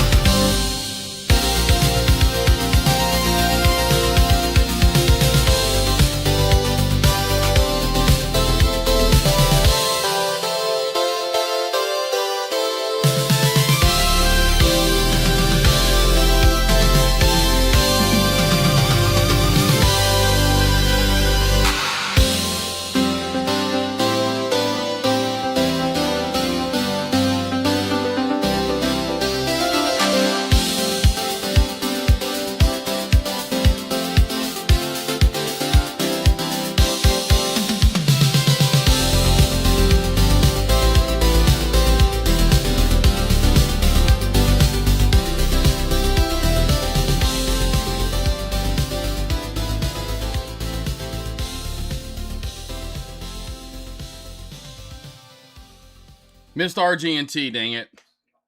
Kind of forgot about it, actually, over the last. When did it go live? 20. Okay, so would have had to been on it right there. 20. And I called it. What did I say? Go live, get into the halt up, goes into another halt up. I would have made some good money there. Some good money. Did anyone take RG&T?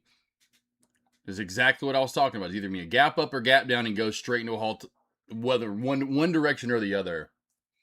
And that was a beautiful, beautiful move. Daza though, y'all liking the doggy cam. Yeah, I was like, I'll figure I'll leave it on. You'll just see him kind of trot in and out of here. Good move though from RG&T. Now starting to slowly settle out there. You can see really starting to fizzle out too as well is CUPR. So CUPR was the one we took advantage of this morning. And then we have RG&T here recently, which I would have loved to take advantage on, which again, I would have gone long if I was going to trade RG&T. Finally getting the trend crack there on Meta, that beautiful uptrend channel, finally cracked back on down. Same here with the SPY, had that uptrend crack back right around there. About to head over to the call-in show, the lunch recap. The lunch recap with Steve. Over on Trade the Pool, it's lunch recap time. It's lunch recap time. It's lunch recap time.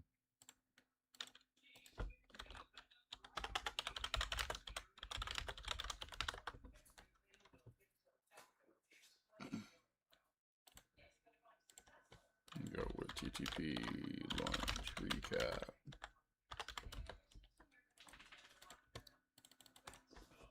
Darla. She always, like, every time, when Avery's gone, if Darla comes in here, and Amelia, like, they all want to come in here. Huh, dear bot. Dear bot. Dear bot.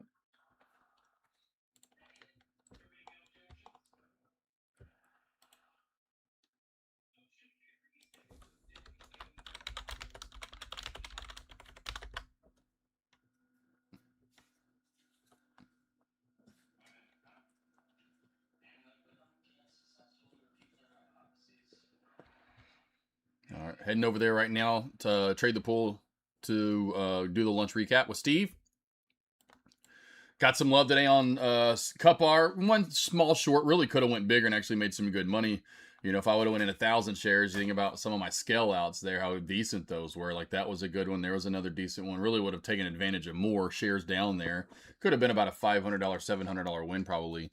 At least 400 to 500, but I just went small on it. The long we went and took advantage of a good long. Should have gotten even more out of the long, but I'll take it. Take it for right out of the gate on a Monday. Got it?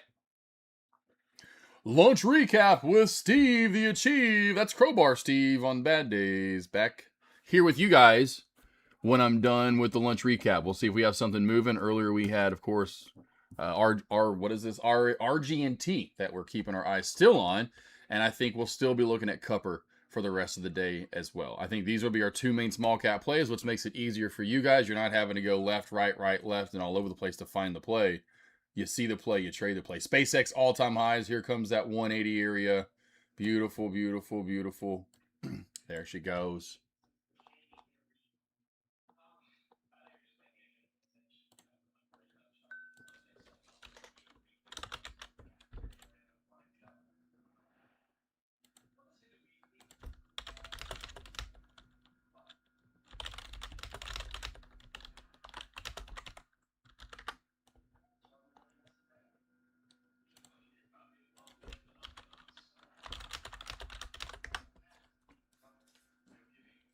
All right, sweet. Heading over there. Daza. You didn't know if anyone got it. Well, we were all over it, Daza. We are all over it as far as my prediction on what to do. Watch for a gap up, and either way, it could be gap down, but it was either gap up or gap down. Goes into a halt up or down, get in. And for anticipation for, more. And you definitely got it, and we've held that since. So beautiful to see. Beautiful. And it's why I've seen these so often. That's why I was wanting to trade it. I knew exactly what was going to happen on RG&T, and this was it right here. Now, sometimes we see it go for more, but this is about, your typical, out of the dictionary, what it would look like. All right, heading over to TTP.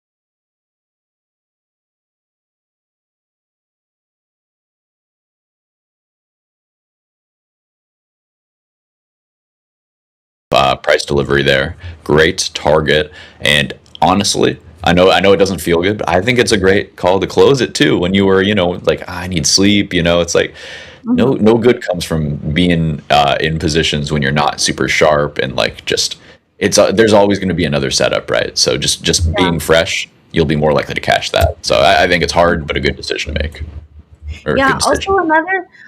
another thing that I realized on my morning walk, I'm like, I take really good trades, but my problem is that I over leverage. So I'm like, Mm. dude, on futures you could literally like over trade, not in not in a bad way, but like you can take more than one trade pretty much. And so I'm like, okay, if I take one trade and I make 100 to 150, $200, boom, close it, be done with it. Maybe you can re-enter it. Um, and then I did the right thing last night. I made 280, right, almost 300, and then right now I'm up 600. So for the day, I'm up 1,000. That's a really Nice, good freaking day. great day. And Yeah. sometimes I just want to hit one trade and like win big on it and then be done. But it's like, okay, like the market will give us endless opportunities. So it's better to um take a position size that you can psychologically handle and that your account can handle, and then as it's going your way you put your risk into profit, so it's a risk free, technically you're taking that stress off your mind. And then if it doesn't hit your profit target or you're losing patience, then that could be a sign that you can cut it or bring your risk a little lower. That way you get more profits if it doesn't go your way. And then the other thing that I was thinking is, like, I'm super OCD when it comes to my charts. Like I want my, like, if somebody looks at my chart, like if Josh is like, let me see your chart. Where did you enter? Where did you Yeah. exit?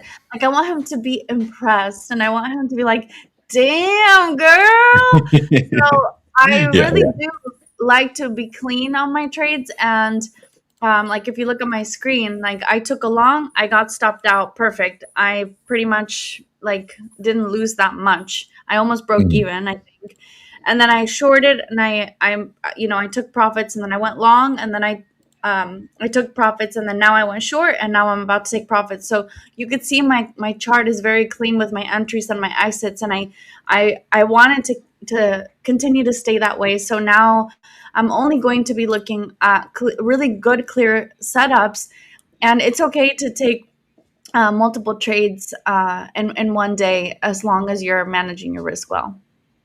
I like it. I like it. It reminds me of like just the whole idea of, and this is a big thing for swing traders too, and it's more noticeable for them, I think. Uh, Mhm.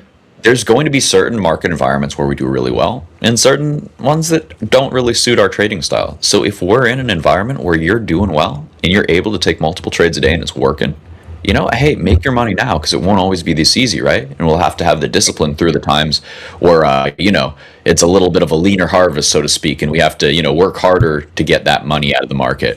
But when it's Yeah. working, yeah, cash in. And that's always like that variable sizing. Like if I'm winning and things are working, I'm allowed to go size up, but still, of course, within reason. But if I start losing, I got to start pulling that size down again so that Yeah. I'm ebbing and flowing with the market conditions. But I love everything you're talking about. Really good stuff there, and it's always important to keep in mind because whether you're like in a bad variance swing, like you've had just some rough breaks, or whether Mhm. you're doing really well, it's always good to kind of bring it around home and just like touch base and ground yourself and not get too over your skis in either direction because the market will capitalize on that greed or that euphoria. I know you were talking about the fear as well, right? Like if you're oversized, Yeah. you just can't manage it well. I'm totally with you there. I'm curious, by the way, Alejandro, you said 43.53 was your first target, right? For a gold, the short? 43.50. 43.50. Oh, Okay, all right, we're almost yeah. there. Yeah. Yeah. I was just looking at my screen and noticed VWAP sitting right there at 43.53, and I was wondering if that was what your target was. But I like the round number as well. I think that gets tagged pretty quickly here, hopefully. I have I'm 10 minutes delayed here, so maybe it already happened, actually. I'm watching the futures on this chart, but we can pull up actual gold's contract live. Oh, yep. Looks like we're getting very close. 2 points Yeah, away? it's all 43.52. It should have a Yeah. nice little sweep and then probably hold from there. Yeah, I think I would at least want to try to hold there and maybe check in up somewhere north, maybe I don't know, somewhere not too far up, but And we're back. thought I had a level there, but no. And we're back. What's shaking, Josh? Oh, Avery just got home, so Josh, are you? it's like the dogs are chaotic when she gets here, so I have to come back and kind of be like, guys, Aw. shh, be quiet, be good. What were you saying there, Alejandro? Some You said, order in the what were you court. saying? I was just gonna say, are you flat? And did you guys invest in SpaceX? Yes, right out of the get Not me. go, I got in long 23 shares. I'm in at like 152 Wow. and some change. Look, Nice. there it goes.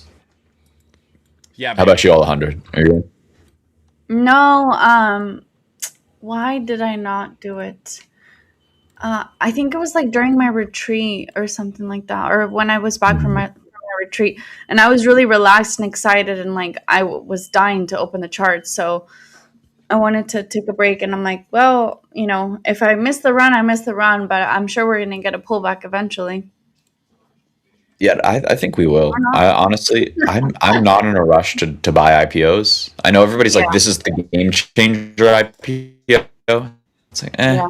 there's so many stocks that are going to move big in this time too. I'm not stressed if this moves 100% because I don't think it's going to move 100% Hmm. and then just go in a straight line up. I think there'll be a big Yeah, pullback. I So think I need to get the we can trade the wait for it. pool swing account so that I can start trading stocks.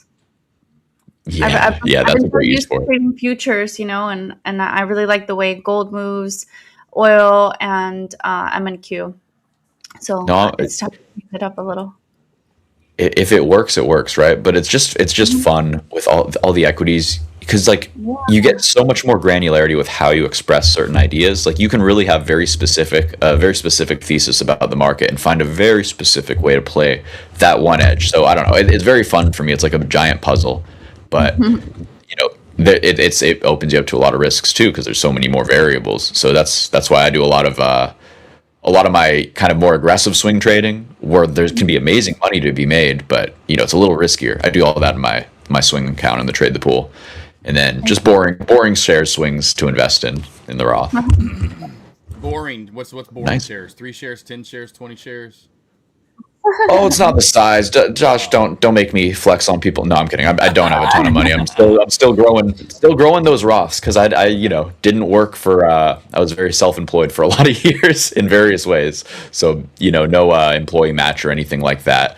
But what I will say is boring isn't things that don't make me lose sleep. I gotcha. don't have to freak out overnight if something's down or whatever. I go, oh, this is Not a down. Well, SpaceX. I know that I already Opposite, yeah, like this. opposite of SpaceX. Very slow movers. Exactly. That's what you mean by boring. Well, not even slow movers. I mean, I'm in a lot of stuff like, for example, let's see, what is a big position for me? ASML is a big position for me. This is I not a just got slow mover. What's that? I just got executed for my gold. I'm out. Oh my God, that sounds intense. They executed you for that? This sounds like. Executed. Okay. Oh. Alejandro No, Josh, it doesn't executed. always have to be boring though, right? Like they can be fast movers, but they're just companies that have very strong fundamentals, like lithography, for example. This is a company that builds equipment to make semiconductors. So like I don't think that we need any less of that going forward. I can sleep well at night, knowing that dips are probably going to be bought on something like this.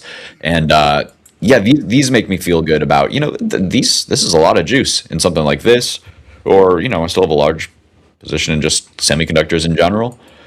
And I mean, Marvell, that's quote unquote risky, but it looks beautiful to me and just looks like something that I can feel safe holding, Josh. Like it's good fundamentals and a nice solid structure and a nice solid uptrend. So if this changes, it'll give me a lot of notice and a lot of time. Like we're just breaking out of a trend. I think probably I trim here, I trim here, I trim here, and I don't really have to worry about any downside. I'll just go, oh, it's down a little this month. I'll buy some. And that's kind of how I look at the longer term stuff. Love it. Yeah, I need to get more into that. I mean, it's just easy money that you can just sit back into. A lot of these plays that are out there that you don't. Just being a day trader, it's so hard to get, you know, out of that mindset and into like, okay, well, what chart looks good for a long term hold, and then you have to then actually do that kind of work, right? Versus day trader. I'm looking at all these small caps every single day, and it's always a different ticker, and you have to find that time to find those charts, and there's so many of them out there. That's why you guys are talking about SpaceX. Like, yeah, you don't worry about it. There's more. There's more coming. You know, that's just one that's just new, and hey, it's the new IPO. We know what it is, but there's going to be so many other great plays. Like, I never would have ever imagined when I first started trading that. Do I have any SanDisk stuff in here? I'm sure I do. Anyway, yeah, there we go. There we go. Anyway, so do what? You're going to find a flash drive in your desk and be like, I'm rich. I struck gold. Yeah, right. Well, yeah, it's like I never know. So If someone would have said, someone said, hey, this stock's going to race up to like 2K in a couple of years, or for how, I'm like, whatever. How about tomorrow? Yeah. So it's like, oh my God. So there's so many plays that you don't even think that are going to do it will do it, and you just have to wait and have the patience. Right. And we're more and more. Well, John, sometimes it's not even so much about the patience to see the play move for you, but it's the patience to wait for that entry. Like a lot of times, if you have a lot of conviction, and this is another thing, like Josh, you're so busy with small caps, it's impossible for one person to monitor all this. So that's why I built a community of great traders and great fundamental traders as well, and I just lean on them. So when there's something's on multiple one of theirs radars, it means that it's time for me to pay attention because the fundamentals story is probably there. So ABVX is a good example of this. This is what is it? A biotech company. So very risky, very big swings, but they often get mispriced. So this thing, the results were very, very impressive, but there was one guy in the trial which had basically a rare comorbidity. The long and short of it is the guy had a lot of other factors which made him be a standout negative in an otherwise incredibly positive result. And the algos, or, I guess just, biotech investors in general, they weren't having it. But it didn't make sense if you knew the numbers and knew why you were in the stock in the first place. So it was a really easy decision for the guys in my server to say, hey, we're buying down here at 70. We're buying here at 80. We're buying here at 90. And then I finally listened and bought a little bit at 90. So I'm only up 13%. But this is a stock that's probably going to be a really easy hold to fill this gap and to go higher over the course of a year or two. And that's where the fundamentals can really start to just kind of stack in your favor, and you don't really have to worry about it because the market will give you amazing asymmetric opportunities. Here's another one, CLPT. This thing got murdered off of some terribly dumb comments that Macquarie, the old what was he? The FDA, head of the FDA said. And essentially, it was pretty clear that this was going to get worked out. It was pretty clear that he misspoke and that he was not going to be around for that much longer. And it's just, there's a lot of reasons to believe that this 40% dip or so was way overblown because the company is very impressive. And you see just things normalize over a couple months. You just say, hey, this is a great deal, and I know it's a great deal. I know this is underpriced. This is a $15 company. It's probably more like a $20 company, $30 company, $50 company someday. And I'm getting a 40% discount from there at $8. You just buy and you just chill. And I know it's not like the trading, epiphany, but it is the making money epiphany. Just do the easy thing when they give you the fat pitch like this. Love it. That's what I'm strong. Am I here? What, Alejandro? What's up? Oh my gosh. I think my internet is acting up. We hear you. Seems you sound good and look good still. Can you guys hear me? Yeah, we can. Can you not? Yeah, absolutely. Oh boy. Yes. We can. Yes, we can hear you. Put this in the comments. We can start miming to her. Yeah. Oh, if everyone knew sign language.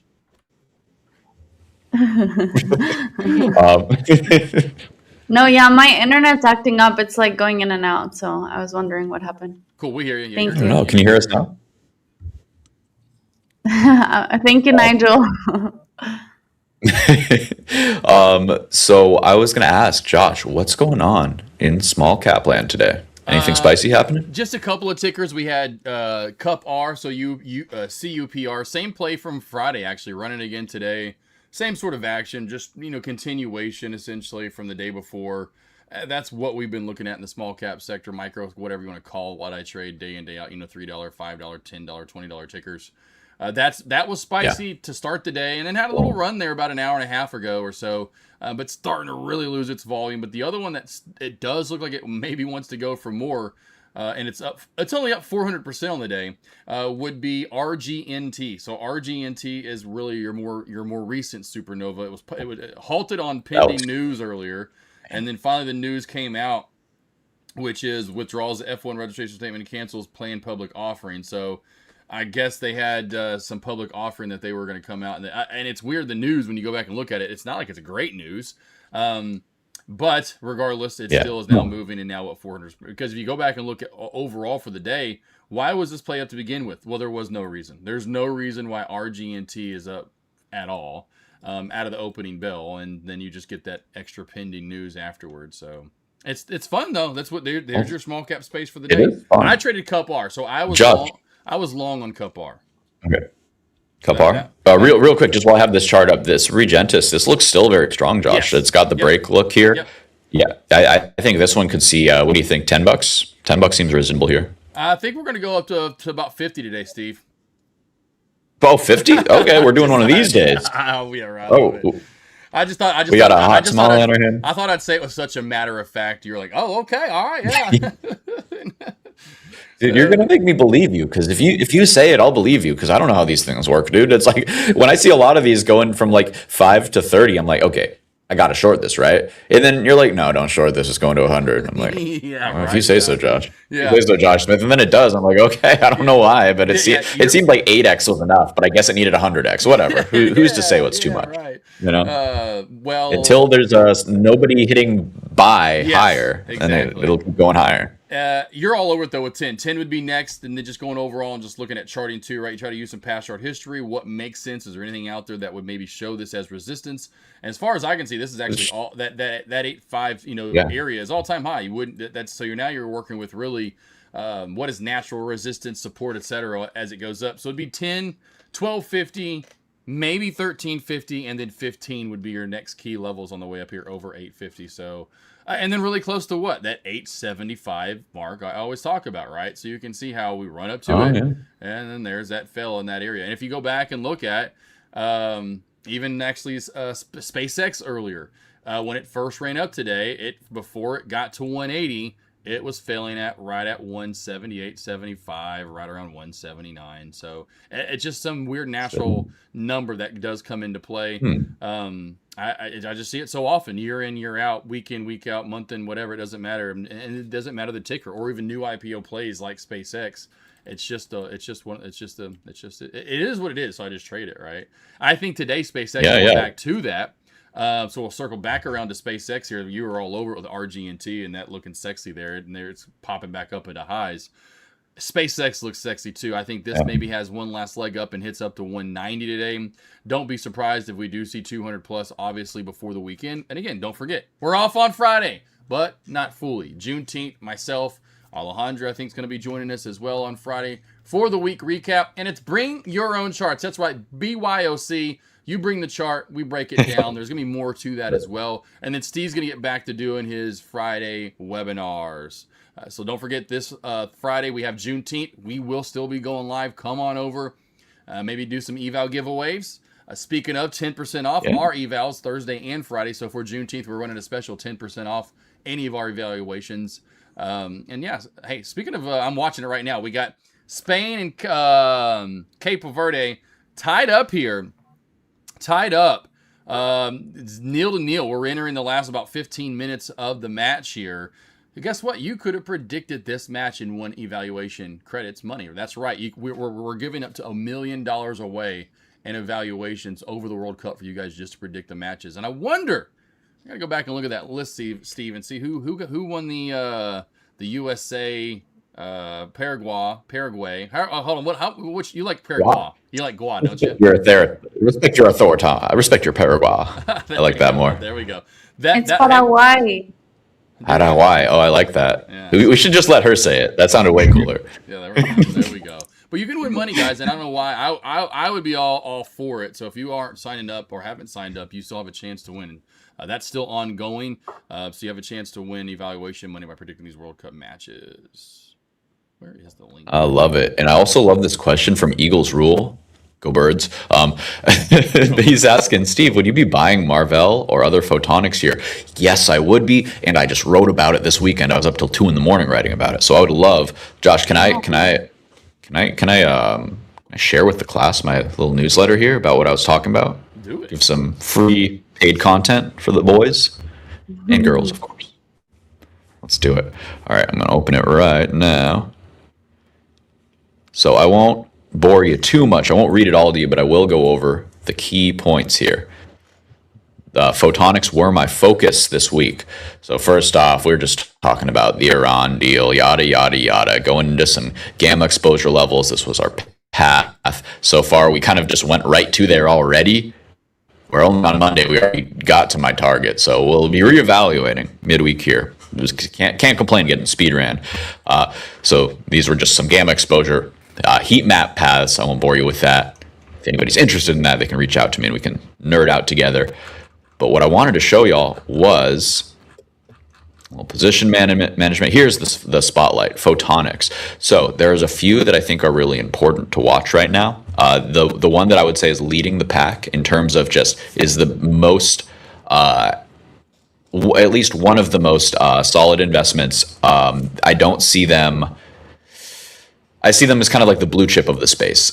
Josh, would you agree with this on Lumentum, LITE? Has that kind of been the leader in the space? I think so, the whole way up. Yeah, I think that's fair. So there are some others that are just starting to join the pack here that I really love. Marvell, I mean, I know it's had an amazing year, don't get me wrong, but I still think it has a lot of room. I'm with Jensen. I don't know if it'll be the next $1 trillion company, but I do think that they can double, triple, quadruple over the next couple years still. I think there's a lot of room in the semiconductor space. It's just about kind of picking your spot correctly, and I think Marvell just gave an opening last week. I'm looking for a retest of these breakouts on some of my favorites that I think have the most room. So for me, I think Marvell is it's the one that I think is the most potential to become a blue chip in the space and start to do that light Lumentum type trajectory. Lumentum's still a great pick. It still has a lot of room. It's just going to be a little bit less insanely volatile than some of the others. Credo's very interesting. They're not they're photonics adjacent. They're not pure play so much, but still in the space in that kind of just light speed connecting of these data center components, these GPUs. So they have not run very much at all compared to some of the others. Let's get on down to some of these charts. Sorry, I should have had these up already. We'll go talk about the light chart really quick. It's just been trading sideways for a while. We have a nice fake breakdown here, double bottom reset, now pushing on up. These are levels from yesterday or last night, so they're up now. They're up earlier now. Actually, you can see the pre-market prices. They're already starting to push.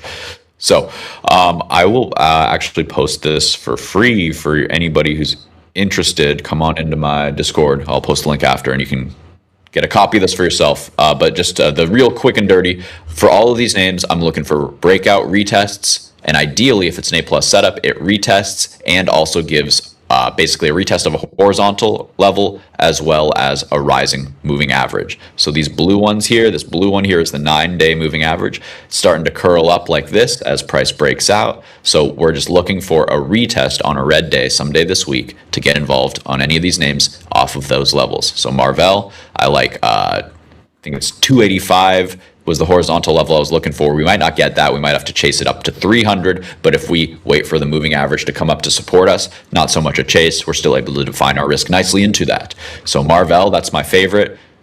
Really, really tight chart there. I think Credo has more room once it gets going here, but it's not quite getting going yet. I do think it's still a great buy. I like the 250 in that rising 9. One that I think is very, very interesting, very compelling chart, a beautiful, beautiful high and tight flag, VIAV. So this one's actually pulling back a little bit today. I think it's about 53. So this is one that I'm really watching into the close, in particular today, to maybe get in. But I think all of these have so much room. I talk about more about why in the newsletter. So I'm going to drop that link for y'all a little later. And thanks for letting me show you that cool stuff there. Real quickly, Speaking of close, Friday's close print price. I got to give a round of applause here. 100%. I just now forgot. I was like, oh yeah, who? Oh yeah. Come on. The closing price for SpaceX on Friday was 161.29. He put 160. It was off $1.29 there. So really good job there. Good job there, Aman. So a little round of applause for you. And then back to the comments there. What do we think about PL? PL. I can pull that up, but I just want to say it looks better, Nick. You like this? The camera looks better. Awesome. But yes, I did do a major upgrade, so I'm still working on my lighting. We're gonna figure that out and also move everything down so I'm a little more centered in the frame. But yes, we're getting professional here. We're taking it up a level. Sorry. PL, was that the request there on the chart? PL. I like it right here, right now for a day trade. This looks good with a nice strong candle under VWAP. I think this pushes right now. This big thick yellow band means it was an area of interest on a higher time frame for me too. So I think this one's going to reclaim VWAP. You can either front run right now, be a little bit greedy, or you can wait for the pop in the back test of this VWAP here at 30.91. And what I think it's going to be doing is forming a higher low. See, we have this lower low, and then this would be the higher low. It confirms once it breaks over the previous high right here. We'll draw that out. Bada bing, bada boom. I think that we go up here, test this, do a little bit of chopping, bopping, consolidate, and then make a push up for this hourly trigger for these high days. So I think this could be a nice day trade intraday, somewhere up to this 31.50, 32 zone. Do I like it long term though? It's kind of. Oh, you have to. This is a long term. Think? This is done. This one's going 75 long term. I'm just okay. All right. So you say strong uptrend. You see pullback and a strong uptrend, right? Yeah. Well, we have this across the board here recently. I mean, everything over the last month has this kind of big pullback. When you look at a lot of these charts we've been looking at that have this overextended move and they come back on down. I think we're due for this nice. And to me, these are healthy pullbacks. You know, we're needed. We're overall, we're just the micro pulls. And now we finally get a good 10, 15 point pullback. This could come even back down to 25, and I think it's still healthy. Now, back under 25 and especially 20, I would get worried. Yeah, I would definitely agree with that. I like the 20 level as a kind of line of last defense here because that would be a Josh Smith wick kind of drop, what do you call them? The Josh Smith bounce plays here off those wick zones of areas of interest. What I would say is just in general, the strongest charts that are leading the market, they are going to hold weekly pullbacks to the weekly 9 moving average. That's this blue line, and you can see it all the way up. Once it broke above, weekly 9, that was a buy. Weekly 9, buy. Weekly 9, took a few weeks, but raging buy. Weekly 9, buy. Big move.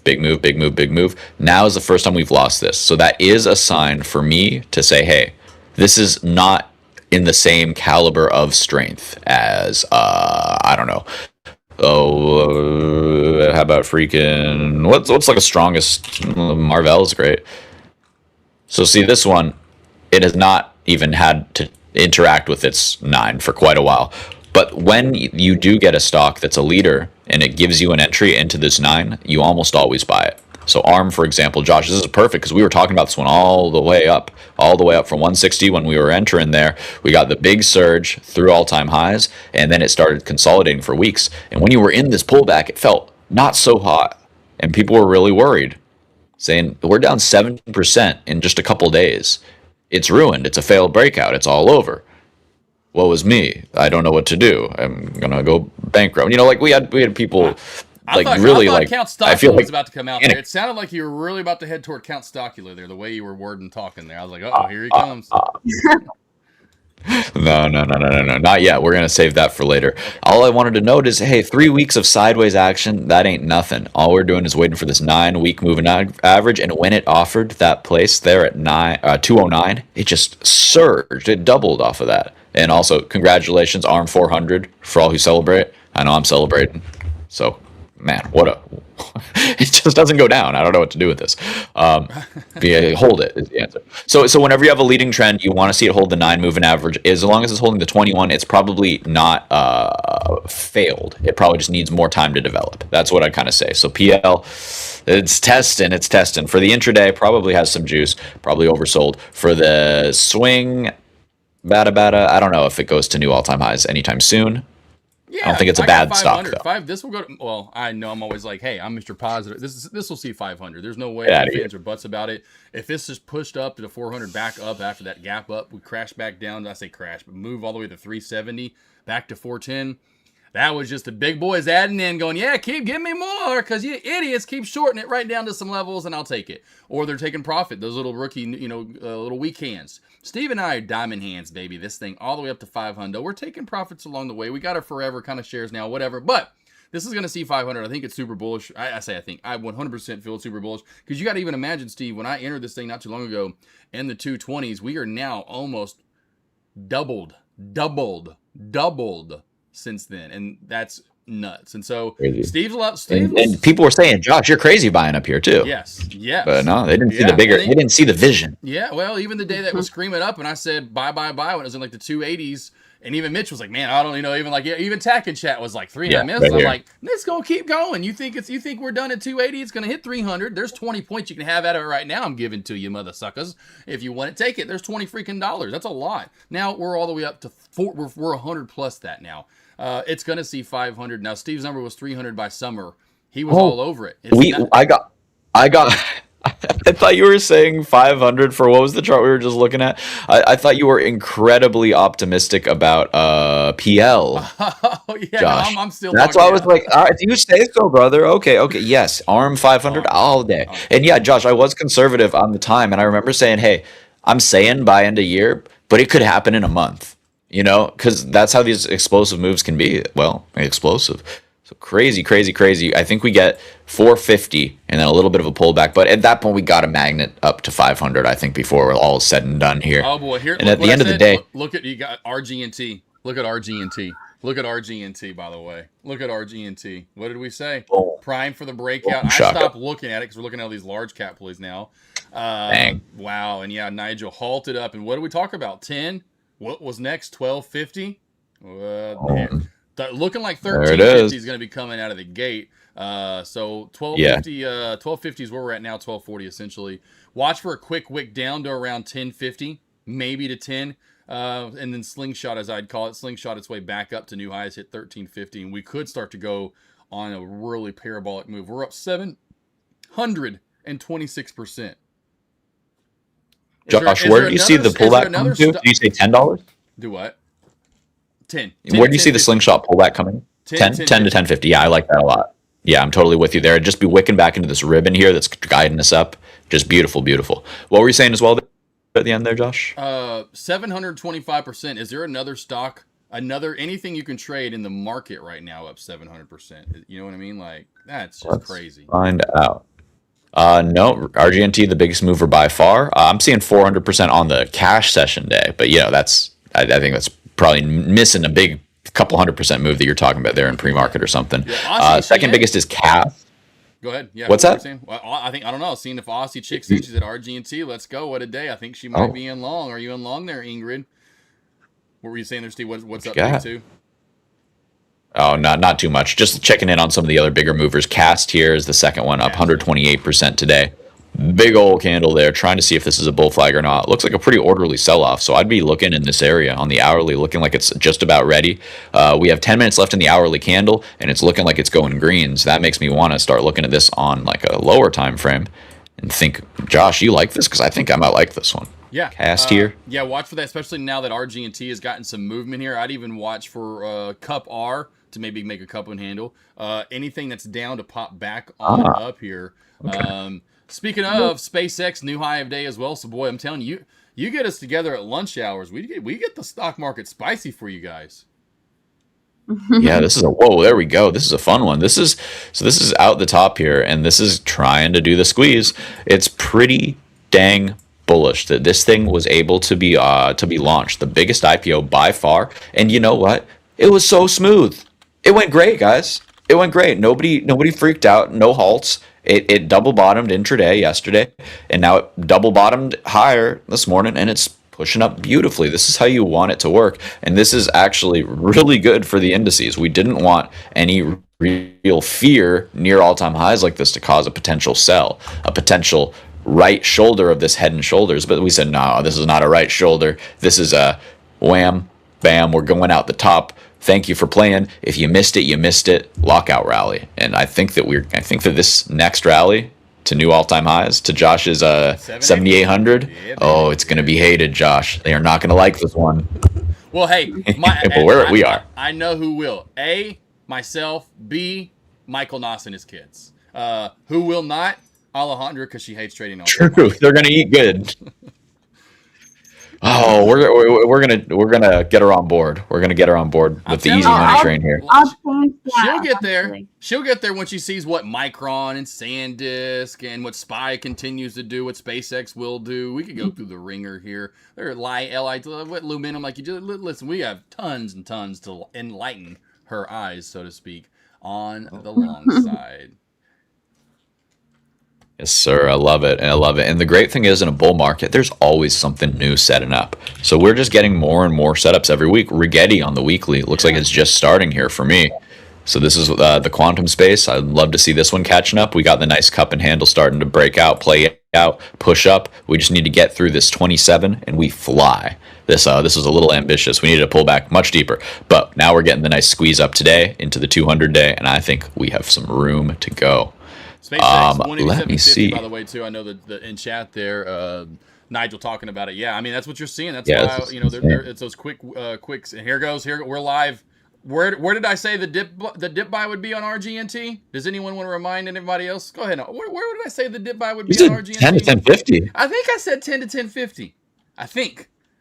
So is 1027 between 10 and 1050? Is that exactly between 10 and 1050? I think it is. Bam, wham, bam. Thank you, ma'am. Right there, right back on up. Soaky. There's a great long for you. Now you'd be taking profit right here. Looks really nice.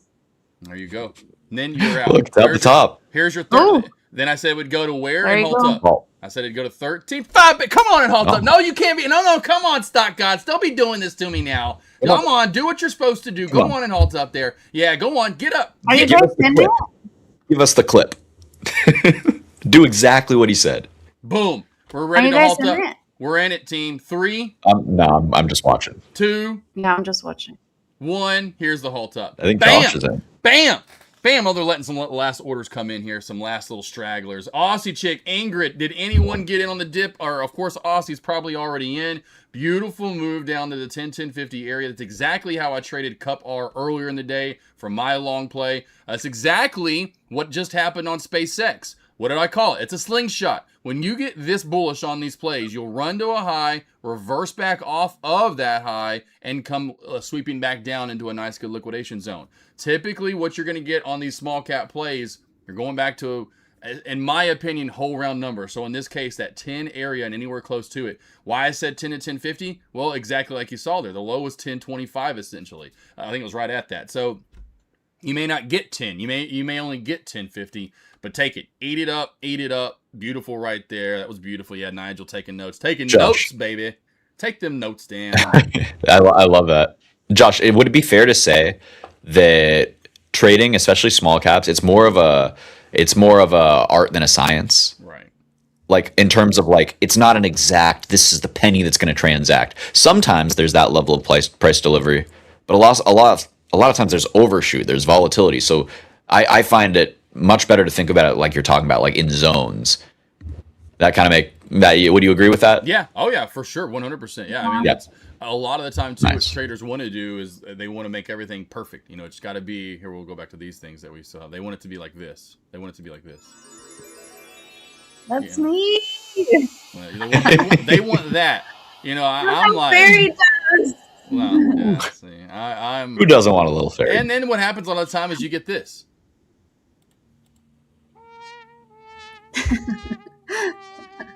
And it just happens. But I like, hey, it's all good. I need to find some more of these sounds that we have over here. Anywho. We need to get that's a great one.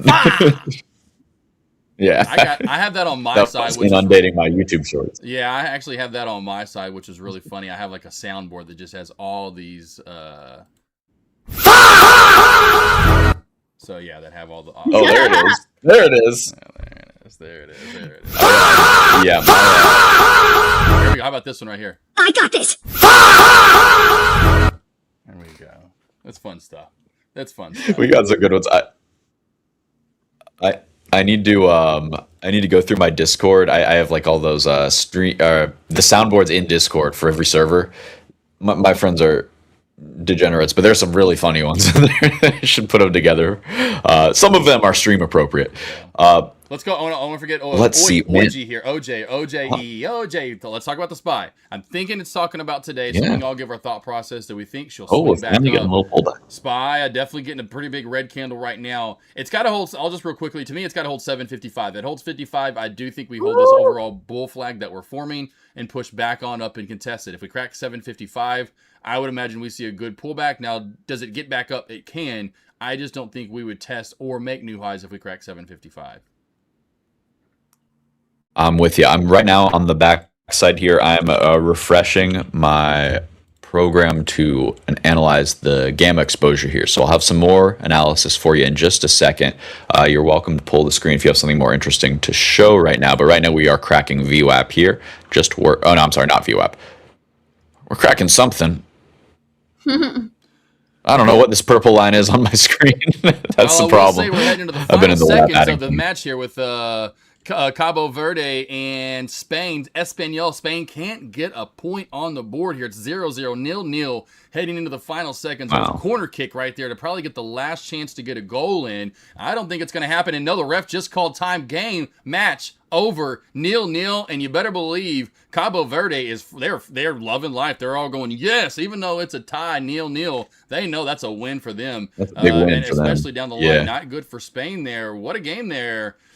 Pick the pros and the ponies. Yeah, they refused to cave, and I love that. Showing some strength, showing that determination, the tenacity. Look at Del Costa right there, number 21, saying, look at me, I got the kit, I got the shit, and I am the shit. That's right. All right, I don't know. I got into the sports mode right there. All right, so let's close. He said it. Steve. He went there. No, we got to get hype. It's only once every 4 years that we get a chance to do this, so it's a kind of a big deal. Kind of a big deal, guys.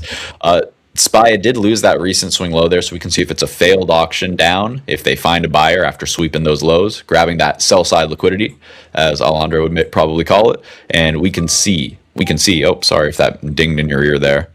I don't know what that was. That was something from Thinkorswim. So there's a few things that I'm going to want to talk about in just a sec, Josh, but I do need just a sec to look over them before we wrap up here. Do you have anything you want to leave these fine people with before I hit them with the gamma? RGNT, there's your 15 handle right there. I think this is going to start to become parabolic. Now, again, any of you guys that are already in, take profit. If you're looking to get in, wait for a dip at this point. Don't try to ride. There's 15 on the freaking dot. Wait for a dip buy. Back off that 10 to 1050 sweep. If you want to get in and you want to get in a higher level, a safer level would be that former high of day and that fail rejection at 850. That flew us all the way back down to 5. So those are your two bounce areas, 10 to 1050. Then right around that 850 to 875 area would be your bounce number 2. Again, that's why I say do not chase here. Hopefully, if you were long, you were mostly out of that. Just got you 4 points, minimum 3 or so on that sweep from 1050, 10 all the way back up to 15. Beautiful move there. Remember that. Nigel said he's taking notes. Take notes on RGNT. Anytime you see that sort of ticker, me and Steve were already on it. Back about 20, 30 minutes ago where we said this looks like it wants to take off. It wasn't. It was barely getting back in the 8s at that point. When you see that and it squeezes and we have no chart behind it, 10's next, 1250, 1350, and then 15. We had all 3 of my targets past 10. And SpaceX, same thing. SpaceX, same thing. Look for quick sweeps down. I think this hits. I go minimum 180 and 75 for the day, if not 190. Yeah, I think you're right. This is reaching right now. This is a beautiful base here. You can just see that this is being algorithmically bought, just relentlessly being bought off of this uptrend line. So that's a great sign. The buyers are here. I think if we pull it down here, they'd still be here, just about. And you know what? They're not selling this thing, Josh. Until they start selling it, don't fade this. This is a buy. Every time it pops back into there, that was just a buy, and I bet you anything, until this cracks, well, that's a dumb thing to say. Until it cracks, it's going to go up and keep working. But that's legitimate trading, guys. You know what? A pattern works. Keep making the money until it stops giving you the money.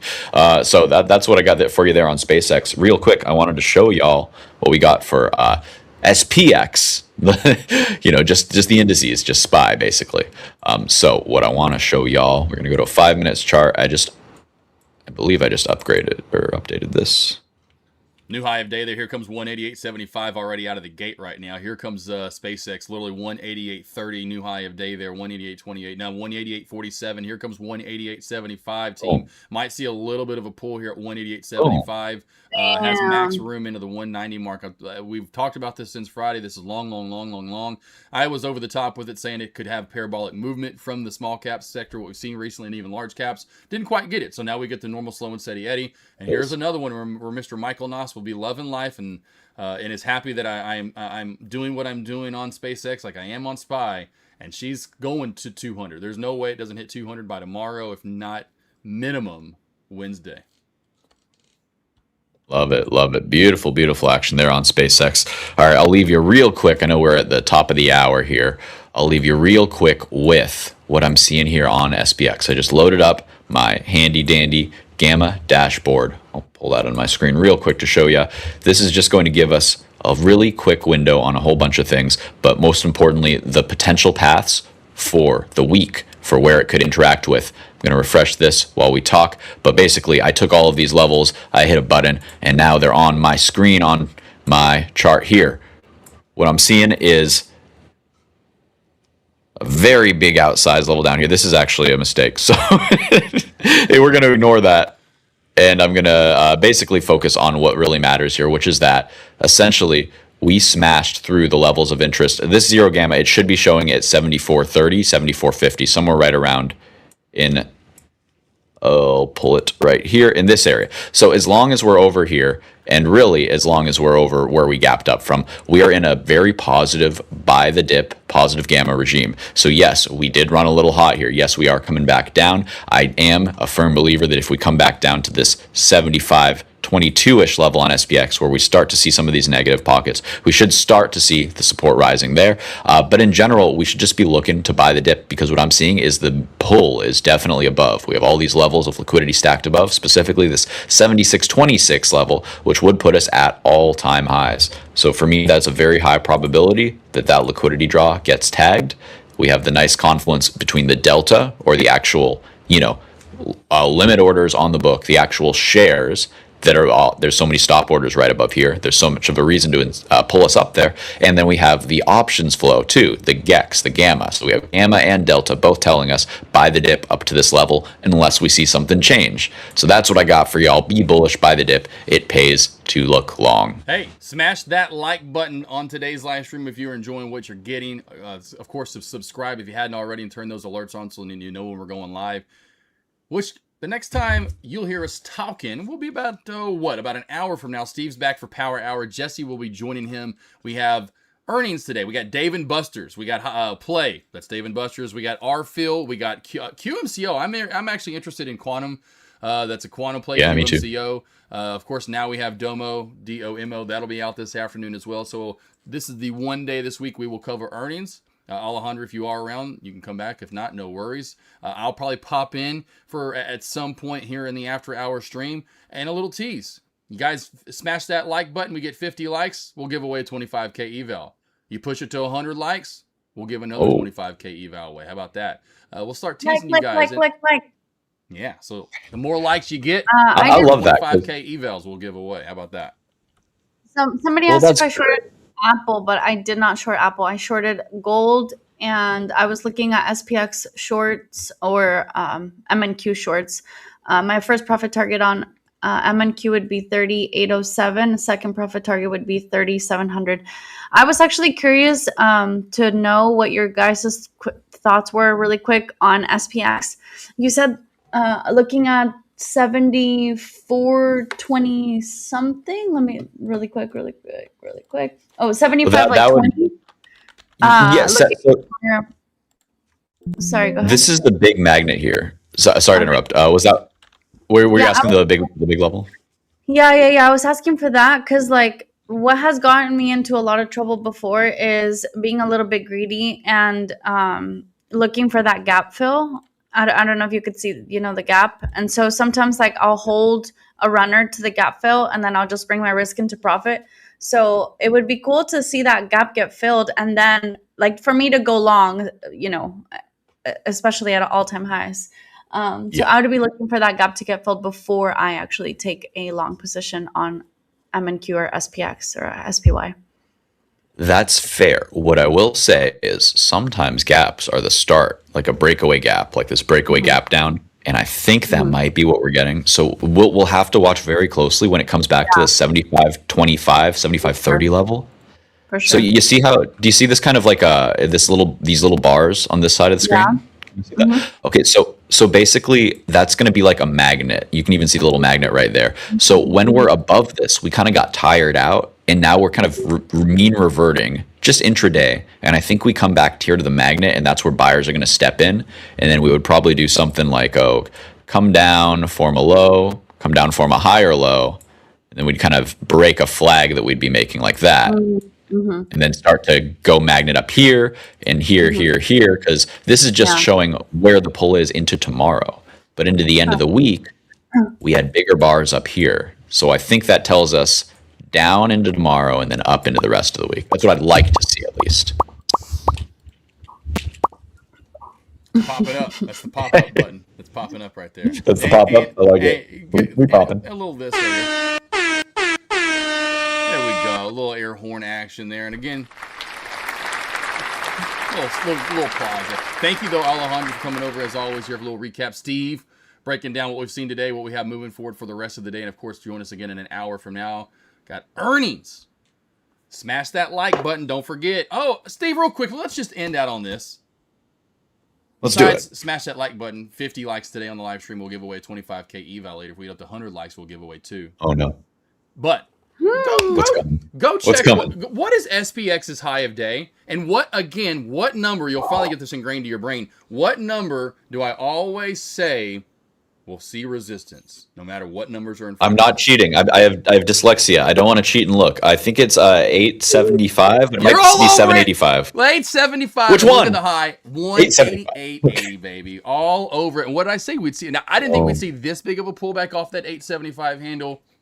I'm telling you, team, it doesn't matter what numbers you put in front of 875. Go ahead and throw any numbers you want. Majority of the time, you'll see some sort of resistance and support there. Well, today I learned, and Josh, the last thing I'll just say there, it's just like my 127 fibs. I don't really get exactly why that's the exact level that it works, but it does. So we keep doing it, right? Yeah. So same thing there. If it pays, we play it. Love it. And Tech coming in chat. We're at the end of our lunch recap. Steve will be back with Jesse at the start of Power Hour to break down Power Hour and, of course, what plays we have for earnings. So stick around till then. We'll have our earnings stream up here in about an hour and a half for you guys. Steve, you ready to rock and roll today? You got the game plan down? Yeah. I'm excited. Domo looks really spicy. I like this daily chart, and it's got that bearish, like, oh, everybody's so scared they delayed earnings. And they got punished for it, and now they're making a higher low. If these earnings aren't terrible, I think the expectations could be low enough that this thing could be able to start breaking out of this really big downtrend that it's been on for quite a while. So this might be a very explosive one. We'll get into all the details. We'll talk about what the heck these companies are, what we should be looking for in terms of the details of the prints, and all the technical levels that can get us in and out of these trades for some profit. So be sure to tune in, guys. We're going to have a little PowerPoint, little presentation, a little something for you in just about 50 minutes. So I got to go and polish that up a little bit more. So I'm going to head out, guys, but I'm really looking forward to it. I hope you join it. Tech. We'll see you guys back here in just a bit. Until then, scanners are back on up. Later, guys.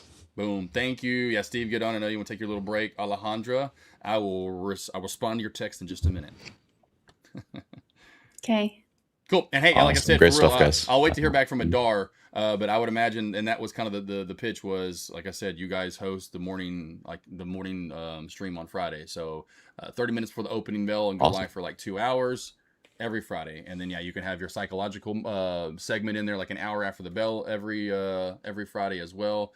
I would be great. I just want to tease that for now. And then so you guys can already kind of gear up for that. Possibly, I'd imagine we get a yes on that, but it wouldn't probably start till next Friday, but just want to let you guys know that was a pitch. And I would love for it to come through. After market? No, in market. Opening bell. So opening bell Friday, as in you guys opening run the bell. morning show Friday. Oh, Yeah. Half hour before. So Alejandro, for us, 6 to 8. 8, 6 to 8. Yeah. West Coast. Yep. Yeah. Awesome. Cool. And Josh, just by the way, appreciate you, brother. I'm gonna start having to make some videos Yeah. of my imaginary kids thanking you too, because for all these hours, I really appreciate you advocating for me here. Oh So, yeah, you're for the man. sure, man. Hey, when I see the talent, I want to push it. And when you have the motivation, and you want to, and I can see that you want to do more. Let's give you more. Yes, sir. I love it. And Josh, this is not my final form. I'm just turning the corner on my health. Well, Once I don't have these bags under my eyes and I can, take care of myself a little better, we're really going to be hitting all I full hope stride. so. Like So, Goku, love baby, it, we guys. just keep getting stronger and stronger over here. We have no limit. We Oh just yeah, keep getting bigger. absolutely. Yeah, we like to see the number go up. We're traders. Yeah. So All right, well, I will leave you with that. yep. See you back in a bit, guys. But I'll see you guys in a bit. I just got to run Thank you. and No, take Steve, care I of this appreciate stuff. that. Thank Later, you, y'all. Steve. I'm You're the gonna man. go to the Thank you, gym. thank you, thank you. Bye. Bye. Boom. There I am. All right, cool. I'm gonna take a little lunch break here. Hot mic for tunes. Back on to a recap soon. There we go. That kind of rhymes, right? That's decent enough. Kind of rhymey. Boy, it is getting spicy in this room in the afternoon. It's not too hot out today either. It's really nice out. Just this room with all the screens on. It starts to get a little spicy in here. All right, sweet. Back in a bit, team.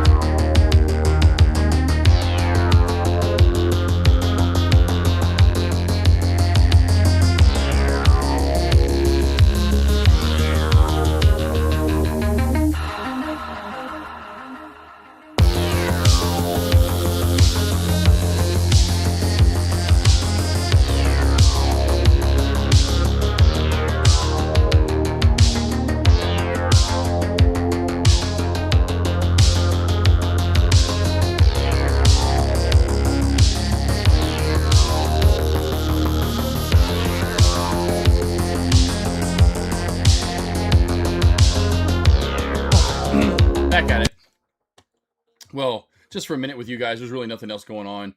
NVDA, new high of day, ARM all the way back up to 416. We had some big moves from ARM and NVDA for the day. Meta, it's starting to slowly come back on down. Of course, SPY had its move up. We talked about that during the lunch recap if you did listen to it over on Trade the Pool. 755 was the key for me in holding that. We could move back up to new highs if we held 55. The fact that we came down to 54, 50, I think it still could happen. It's not as likely, but I still think it could happen here. Of course, there is your SpaceX beautiful move. And just like on Friday, all these crazy wicks coming into play here since pre-market onward. For small caps, there's yet another bounce. Yusuf, what's up? Can you see the technicals for PRFX? Yeah. It's halted up. Wow, okay. PRFX. What's this halted up for? Let's go over to RGNT.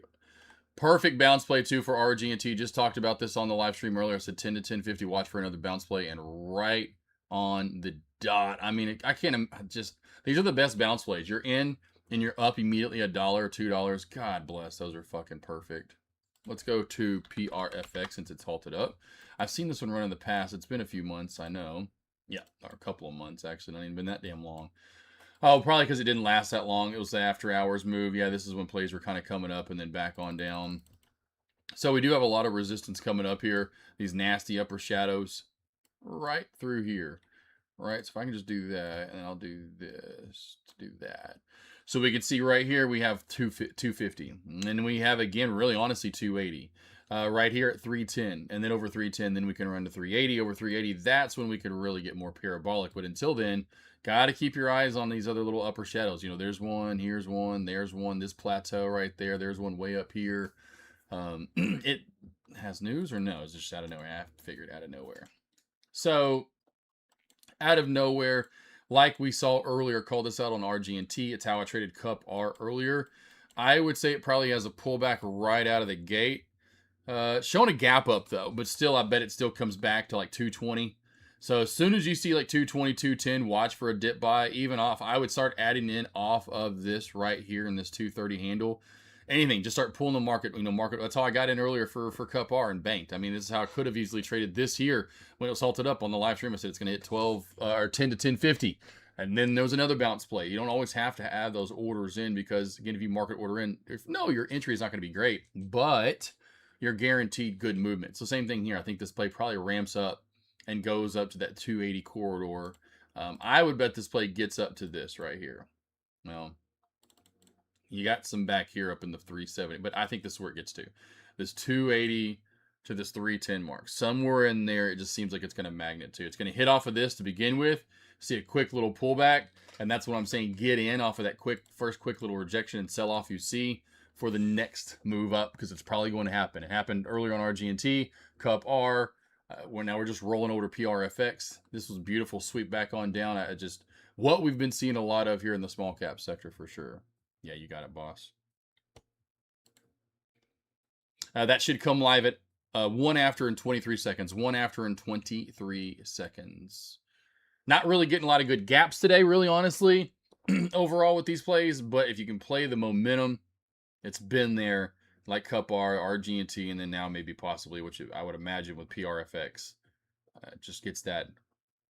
Usually we go to that second halt up, second kind of leg up kind of thing. And that just seems like what we're going to have here. All right, got a one-on-one about to get into right now. Tomorrow. Cam's coming off for now. I needed the cam for the one-on-one, but I'll be back here in a bit.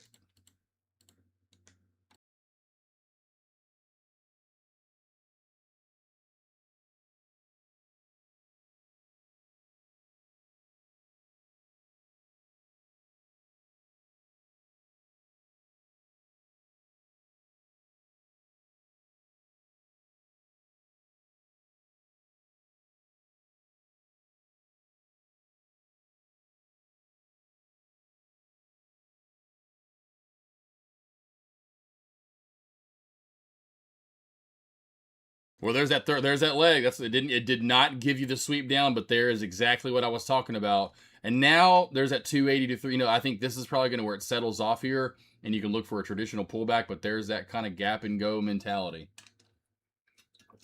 I'm going to leave it alone. I really should have traded RG&T earlier and down here because I wanted to go long right out of the gate. So, I mean, I was really wanting to go long first halt up, call this play out, was what I was looking to look for. 550 should have been my entry. So I could have made about 10 points today on RG&T. I just didn't catch it when it actually went live. Kind of forgot about it for a minute. There we go, though. There you go, Yusuf. Anyone else?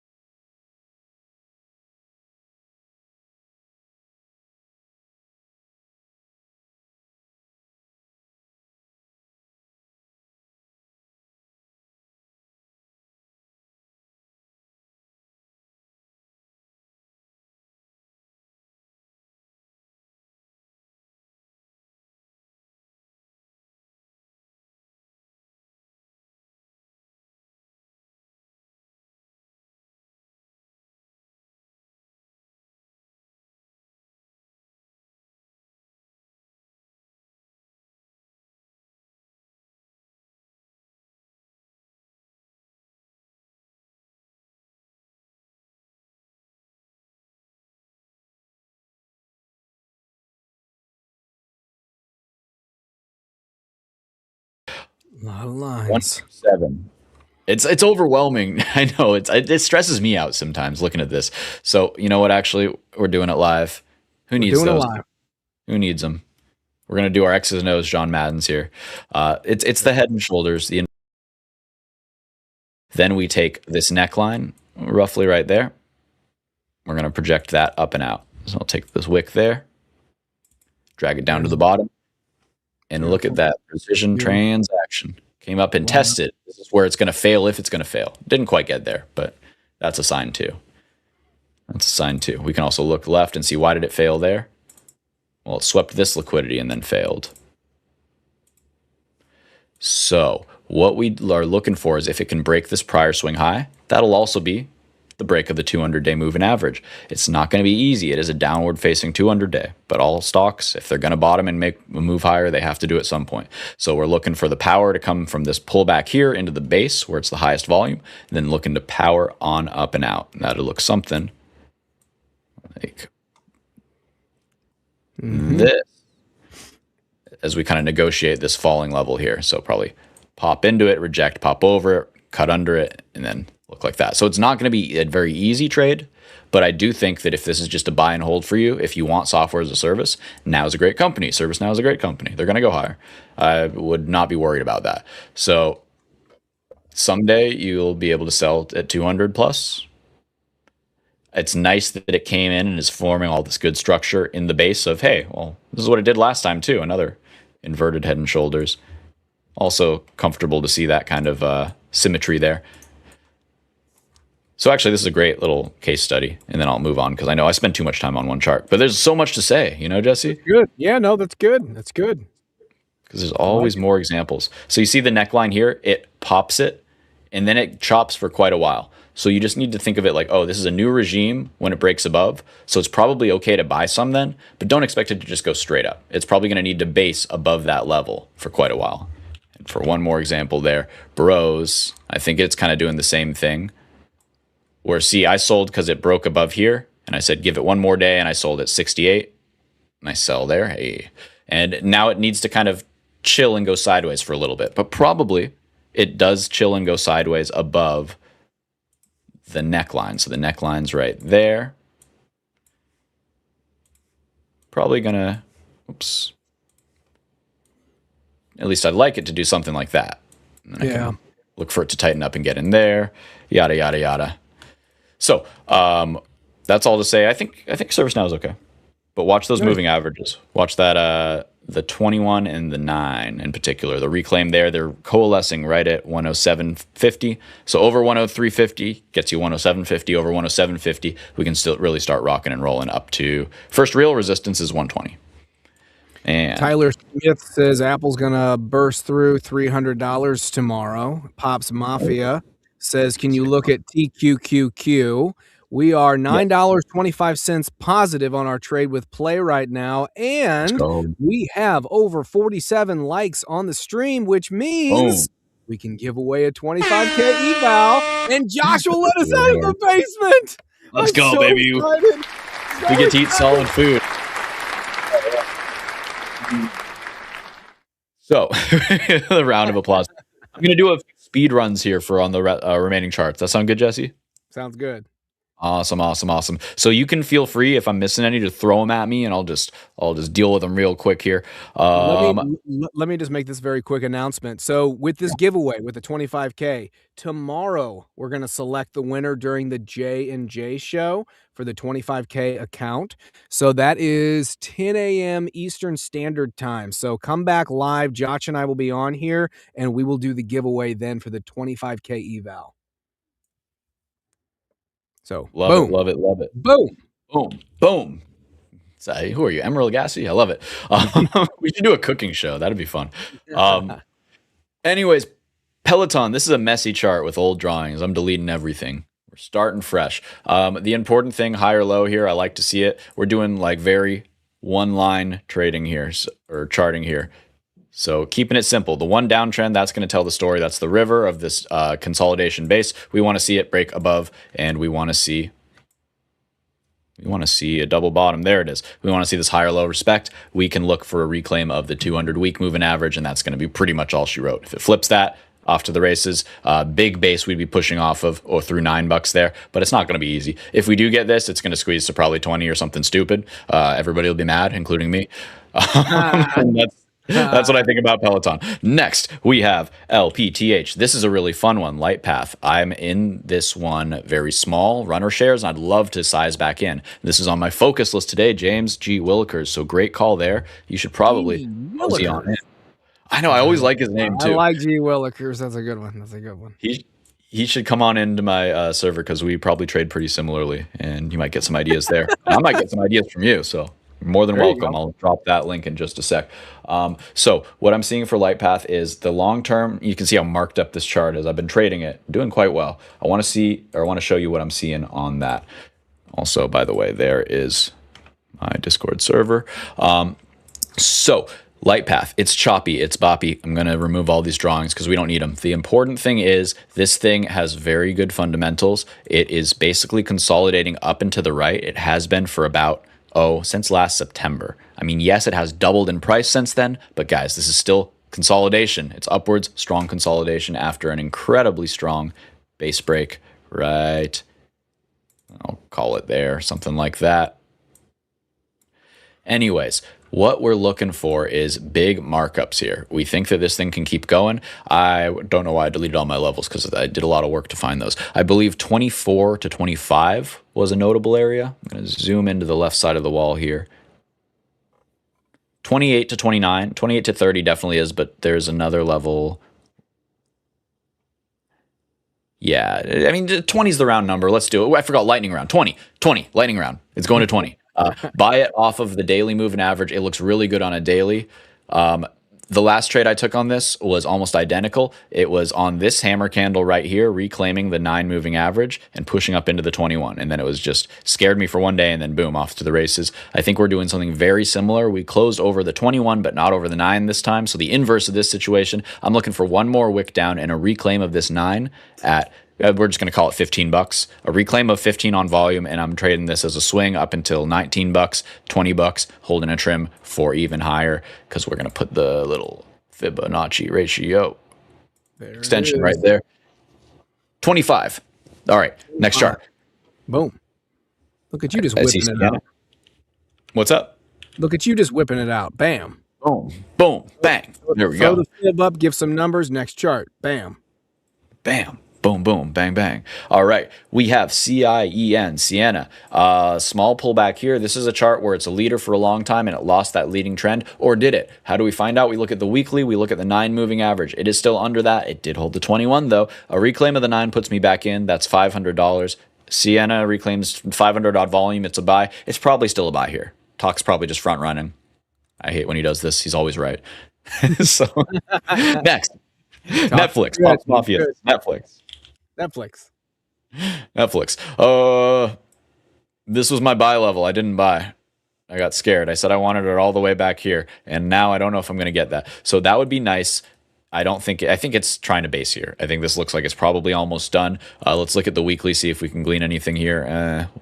I think this will be our last one. I think this will be our last one before wrapping up. Okay, sounds good. So over the 9 moving average gets me interested. You could buy it there. I would rather see a little bit more constructiveness, pushing up, reclaim, push up to the 21 here, come back down, and basically form a higher low on the flipping of this 9 moving average, a higher low compared to this one here. Until then, it doesn't have proper structure. This low is lower than this initial range break push down. That's what I got, the big level to watch. 81.50 pivot there. Alrighty. Beautiful. And our trade for play, we made $1.25 today. So there you go. Amazing. So that's enough.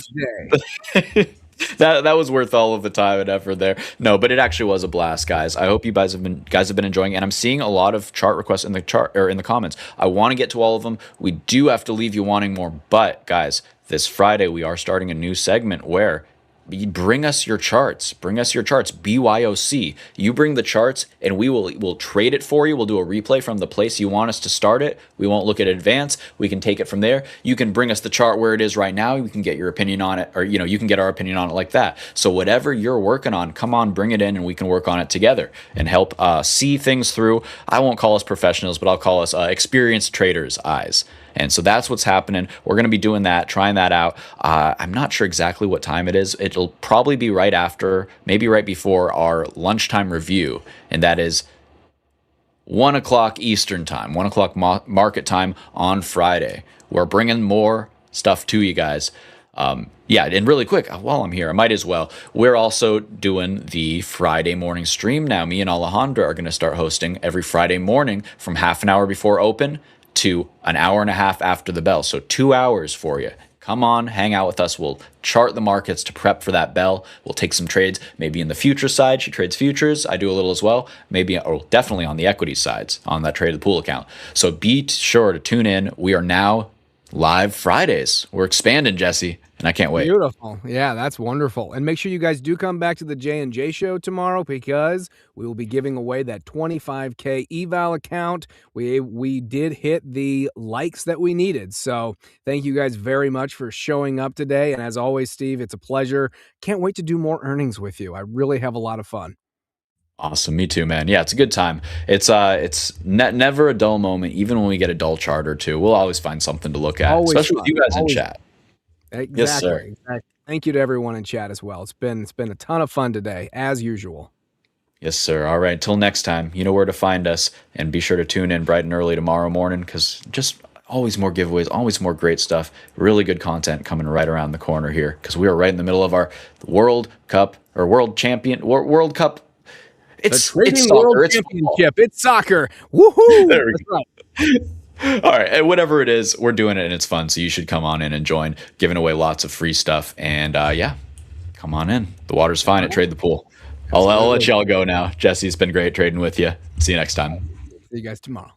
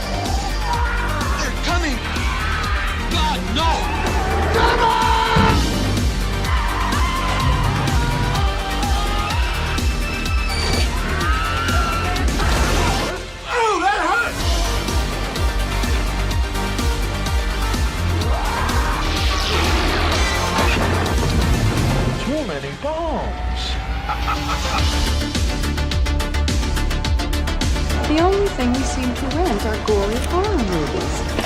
Terrific!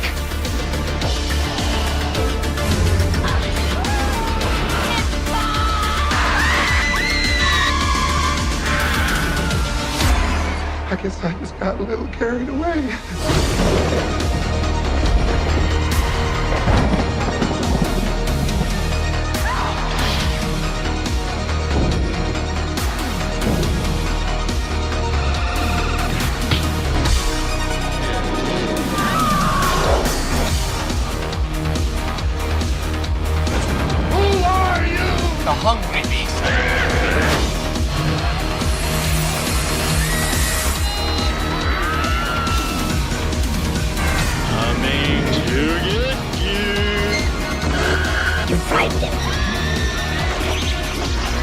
gonna be one of those summers. What is going on around here?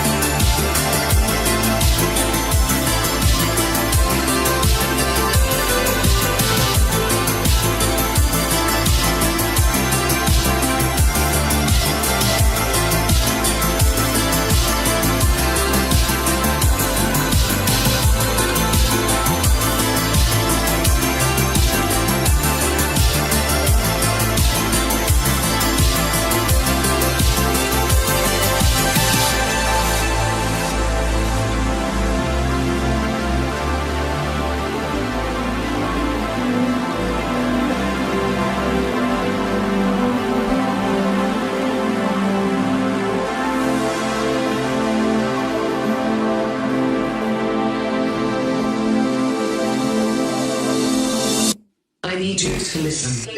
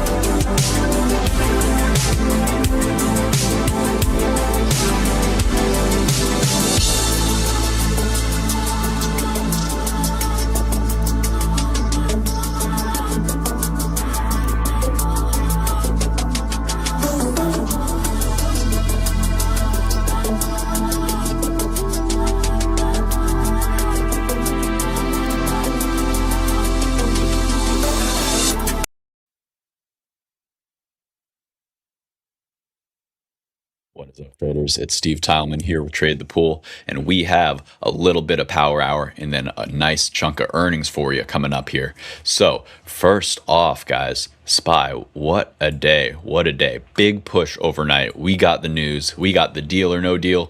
It was a deal. Will it last? Who knows? But what we do know is SPY pumped quite significantly overnight.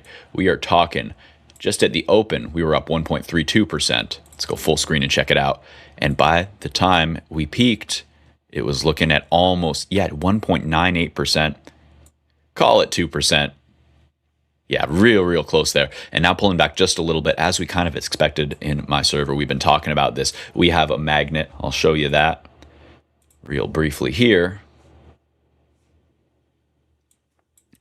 And that's where I would expect us to gravitate back to. Let's take a look at it.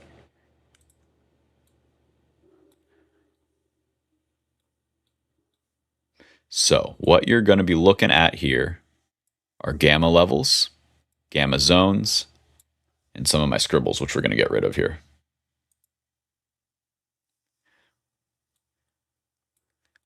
So what the biggest draw was this node right here at 75.75, and this actually was the highest volume node. So instead of this big bar, the big bar was posted up here until we ran up into it. Once we got up here, if we look at a 5-minute chart, we also fulfilled another target. We ran right into this gap and tested the gap. So we did the gap test. We didn't quite fill it. And what happened was these calls got monetized. As the money came, or as they went in the money right up here, they were sold quite heavily. They were sold, the bar went down, and puts were opened up. 75.25 puts down here. So this allows a little pullback here, and where I think we're probably going to find a nice buyer and perhaps a higher low into that. And I would just like to see just a little bit of a gravitation towards the magnet after quite an extensive move up. That being said, guys, we are very bullish. I think that we have new all-time highs written all over us, just like we got them for the Qs today. Wait, did we? Oh, did I lie to you? I think I lied to you. I thought that we had gotten all-time highs. But it looks like we haven't.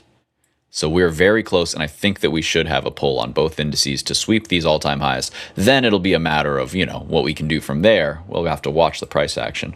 But feeling pretty good about a bullish week once we get a little bit of a pullback. I mean, already a very bullish week. And the one thing we want to avoid is a potential lower high over this level here. Getting into the intraday. From the gate, we just had very strong buying. If we go to an hourly chart, we will see something interesting. So I want to look at the hourly chart oscillator. The oscillator's up here at the top. I want to look at this right when we gap up. What is it showing us? So all day we were just in an upward expansion, and we still had room to the top of the trend, that green line here. Usually the trends, if we zoom out, they like to go towards the bottom and then hang out at the top a little bit and then start to roll back, and it oscillates from high to low to, we just spent a good amount of time oversold. Now we're just coming back to overbought on this hourly now, but at the open, we had some room here. So you could just see from the hourly time frame here, a little bit of a higher time frame, that we just had room to drift up. You saw this big gap overhead, and you could play for a move up into this gap fill. Although you didn't quite get it, about 10 points short at the moment. Still a pretty darn good trade there already. So I'm thinking we just kind of wait and see where we settle. There's a chance that we hold, this node grows and overcomes this node again, and we just magnet right back on up. So we can watch for that too. The last thing I'll look for here is a little bit of a fib action. Just checking in. I'd like to see a 50% retrace of the intraday price action. That aligns with 7550. Nice round number there too. So that would be nice. I still think we do this path and come back down just a little bit more and then push up into the end of the week. So that's what I'm seeing here on SPX. We're going to get back into some other charts here, can talk about some earnings plays that we have coming up next. Let me check on these comments as well. What's up, Jason Maxon? A lot of FOMO going on? Yeah, absolutely. It's a little hard to tell how valid this buy pressure is, right? In a sense of, is this going to be the start of a lockout rally? Let's go back to the SPY daily chart to show y'all. Is this going to be the start of a lockout rally? Or is this just going to be a little fake breakout and we're going to pull back? I think it's the start of a lockout rally. In general, when you see these types of explosive moves up into necklines like this, I think it's going to explode outwards, or upwards, I should say. Just like we had a pretty decent washout here, just like we had a major washout here in, when was this? The end of March. It didn't need to come up here and then hang out here for a long time. Because it had spent time down here, after finding so much acceptance up here for so long, it just ripped back up here and then said, okay, now we're finally ready to push into a new range. So we could be looking at a similar thing here.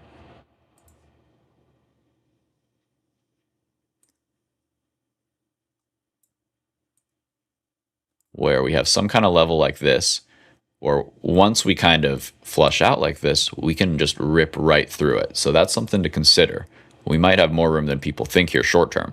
I could see this squeezing up to this 770, kind of tagging this uptrend line. If we also draw some fibs here, it's right about where the 127 fib is, and that's where we could go up and still fail.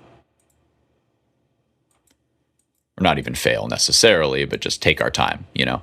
So that's kind of where I would like this rally to end. But what I would really like to just see this week is 760 sweep and, you know, get that easy trade, sweep that liquidity, and see where the chips fall after that. If we get a lot of that GEX building up upward in the 65, 670 area, well, then I'm inclined to be more bullish. If, when we sweep that level, I see it building up on this gap that we just created below, down to 745, if I see 750 and 745 lighten up like a Christmas tree, that puts me pretty bearish.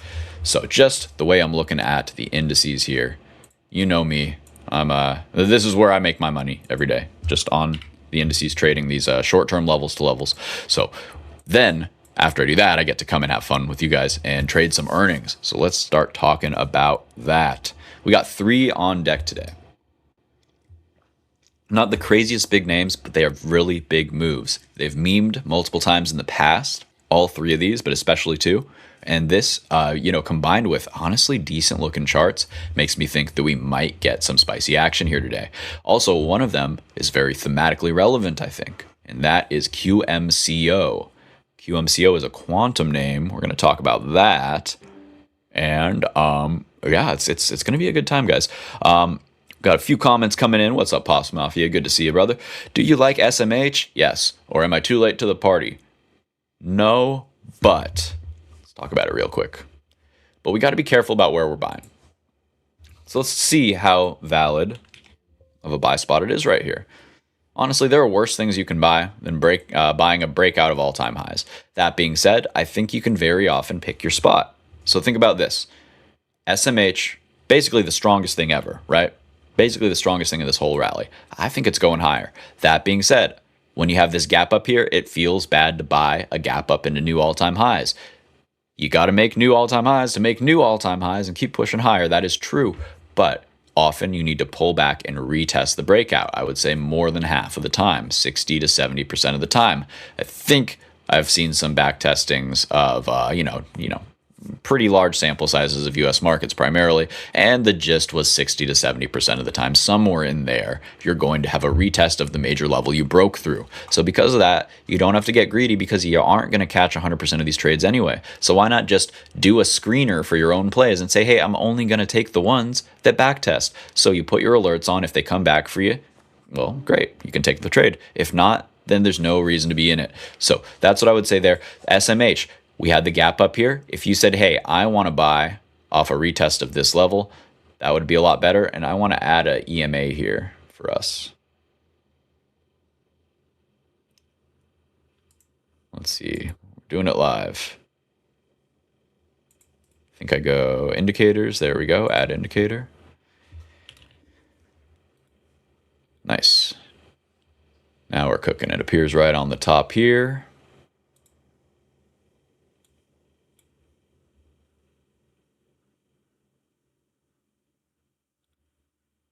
That's the one I want to keep.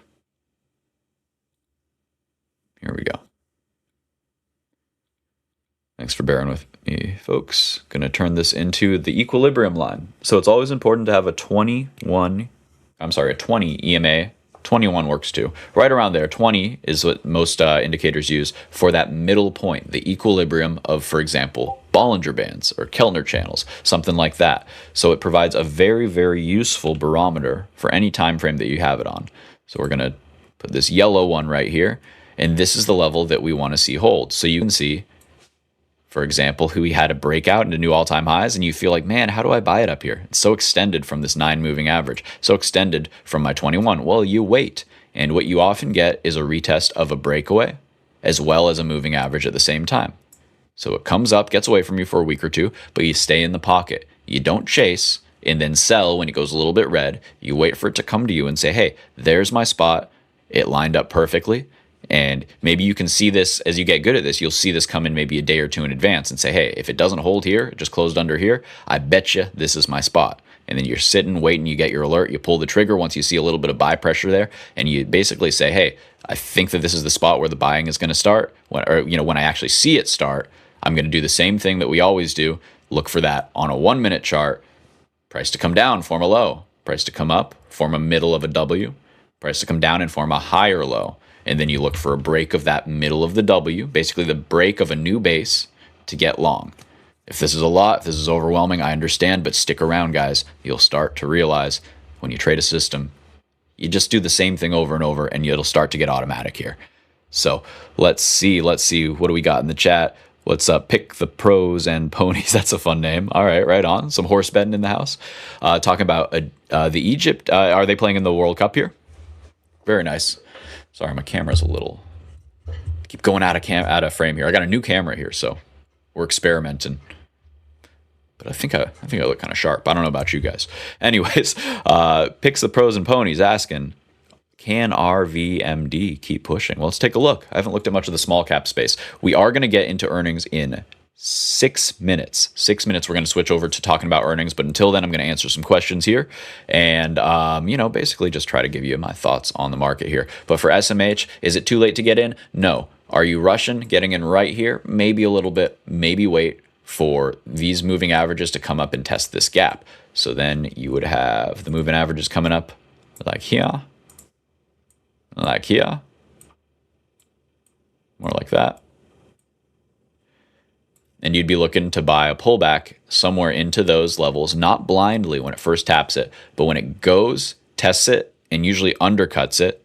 And then when it reclaims, closes like a 5-minute candle above that moving average, or when it forms that bottoming structure that we talked about, the one push down, the higher low, and break in the middle of that. So that kind of thing allows you to define your risk very cleanly underneath intraday. The trade starts working in your favor more often than not. Then at the end of the day, into the next session, as long as it's pushing higher, you put your stop under the low, where you basically got in at, and there you go. You will get stopped out, I don't know, 20, 30, 40% of the time, maybe 50% of the time when you first start, but you won't get hurt that much. And the ones that work will be the most easy trades of your life, I'm telling you. So really try this out, guys, I'm telling you. You don't have to just chase. So for example, I'm sitting in the pocket waiting for Marvell to come back to me because I did not buy it down here and I want to buy it. I think it's going much higher. So what I'd like is a little bit of choppiness at some point here in the next week or two where these moving averages can catch up and I can get in and define my risk off of those. I would like it to happen off of a confluence of another level of interest. So I like this 290 level. It's not really a gap, but it's kind of like the breakaway here. It's kind of an imbalance when there's a top wick and a bottom wick. There's not a lot of volume traded in between here. So I'd like it to come back down, clean that up, and push higher. I think we got a visitor. Who's there? Afternoon. Who's there? How you doing, Steve? Doing good, Jesse. Always good to see you. How's your day going, man? Going pretty well. Didn't do too many trades today. I did trade SpaceX earlier, which was a lot of fun since that's our new big ticker, and it is it's gone up today, which is a lot of fun to see that. I traded it today, but I also have my 5 shares still from Friday, and I'm just going to hold. I'm going to see what happens. All right, I love it. You're riding with Michael. Yeah, he's holding too, I think. Yeah, I think he is. But it's good to see everybody in chat. Good to see Tack. Good to see Nigel. Hey, Nigel. We got all the OGs in the house. I wanted to make sure I didn't miss anything else. I saw talk mentioning it's kind of a coin flip whether this deal holds. Signing Friday, right? There's a lot of game to be played, as they like to say. Jesse, do you have any? I feel like all we can do is like check our tea leaves or maybe roll some bones, some form of divination. What are your systems of astrology telling you? You think this deal sticks? You think it's BS? What's your guts telling you? For SpaceX specifically? No. I'm sorry. I was jumping back and forth for the Trump-Iran peace deal here. Oh, it's supposed to be signed on Friday. Yeah. You know what, man? Every time I pull up my X account, I am waiting to see that there are more bombs going off. I mean, that's kind of been the rhyme and the reason that's been what's been happening for the last several months now. I don't buy that this thing is completely over, mainly because, hey, they've said it's over how many times now? So just my own sentiment and the kind of way that I perceive news, especially in the last several years, is if they tell us something, we're probably going to see something else happen. So yeah, I mean that's where I'm at. That's my own personal sentiment. I hope it's over. Wars just I don't really care for war across the board. So hopefully we can get past this. Hopefully we can just get the markets continually going up. We'd love to see that, get the oil down. That would be great, especially gas prices in the United States have gone up tremendously since the start of this war. It would be economic relief, especially for the middle class, to see that go down. So I would hope that this is the end, but my gut tells me at any point, we don't know. I mean, I'll ask Grok sometime today.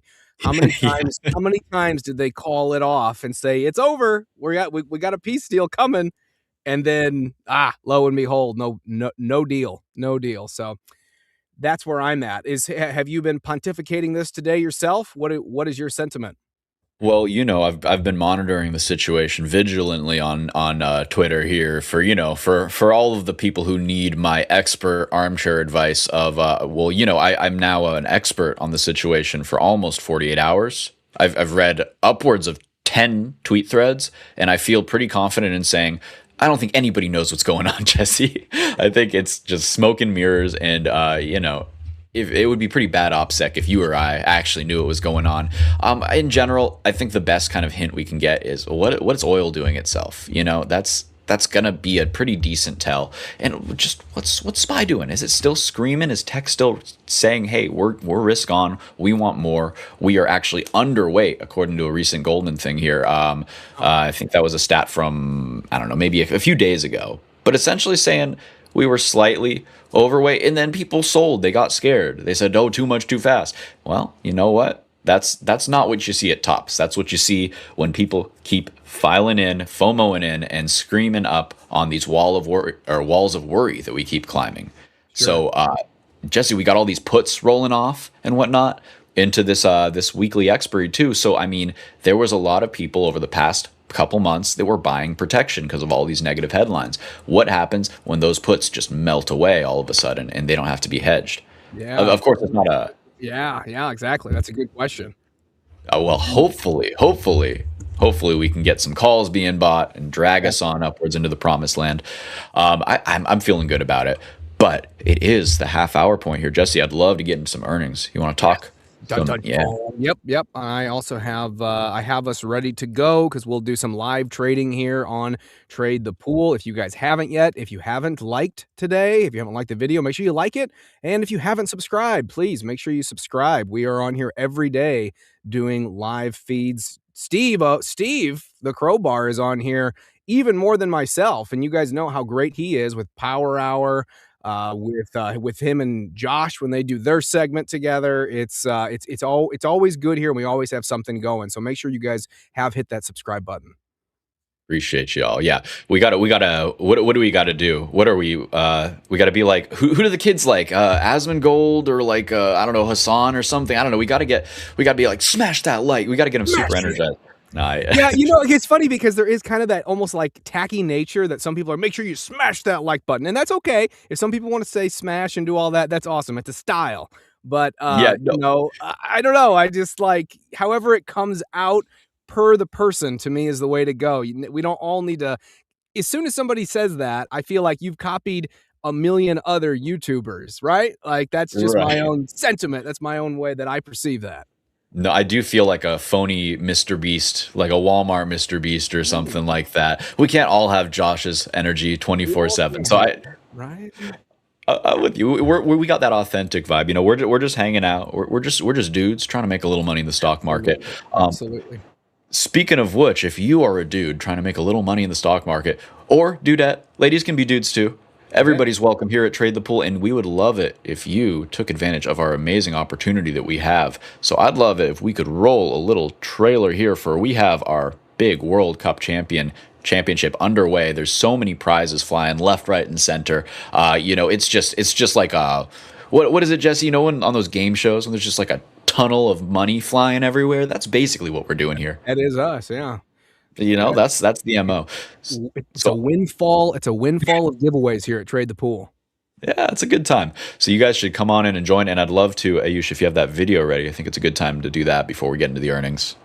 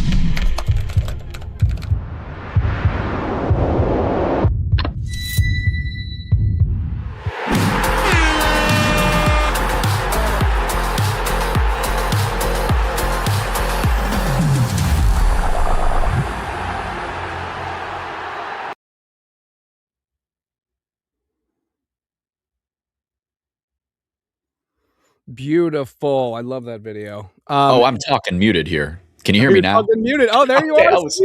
There you are. And we also want to highlight this. If you buy an account, if you buy a Trade the Pool account, this is your first time between June 8th and June 25th. If you blow that account, you get a second account free from Trade the Pool. So we have that running now until the 25th of June. So make sure you check that out if you haven't already. So if you have bought an account, this is your first time to buy one, You blow that account, we're going to give you an account free. That It's beautiful. free 99. I mean, that's the best price ever. You can't be free. So pretty great stuff there, Jesse. I know I would be taking advantage if I didn't already have my Trade the Pool account. I already used my deal, so you guys should make sure to use yours. Otherwise, send it my way because hey, free's pretty good. Free's pretty good, especially when you could turn one of these accounts into unlimited money. You can just keep on getting paid out. I mean, the first payout's $2,000 right there. You 10x your money right there. Pretty good. Beautiful. It's beautiful.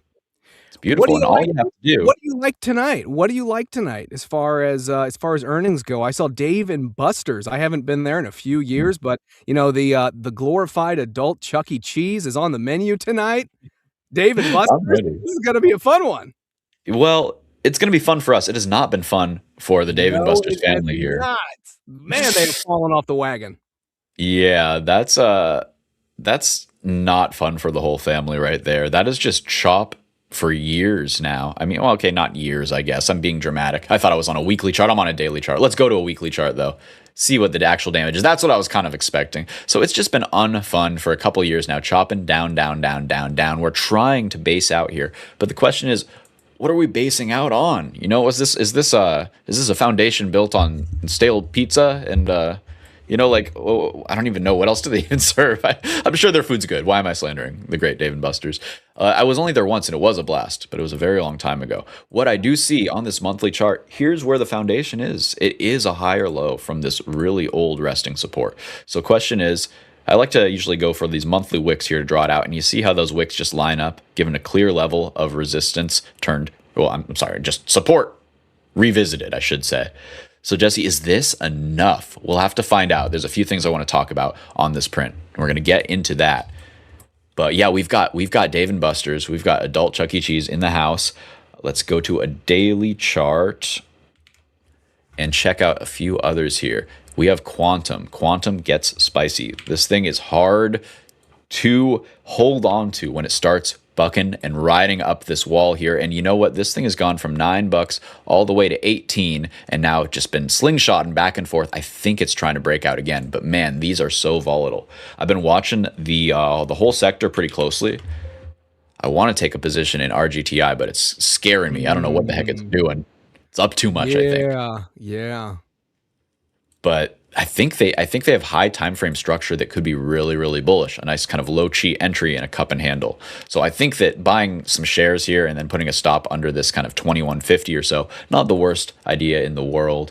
But we're going to see if we can get any positive sentiment coming in the window, in the door. I don't know what I'm saying. With the QMCO earnings after the bell here. I think it's a really pretty chart. And if we go to a weekly here, I mean, it just kind of looks better and better the more I zoom out personally. It's definitely more of the prettier charts than what we have with some of the other ones. The other ones, we might see some more bleeding going on, especially with Dave and Buster's and maybe even Domo, right? DOMO. Yeah. They really have, I'll let you get to it, but they've really fallen off the wagon as well.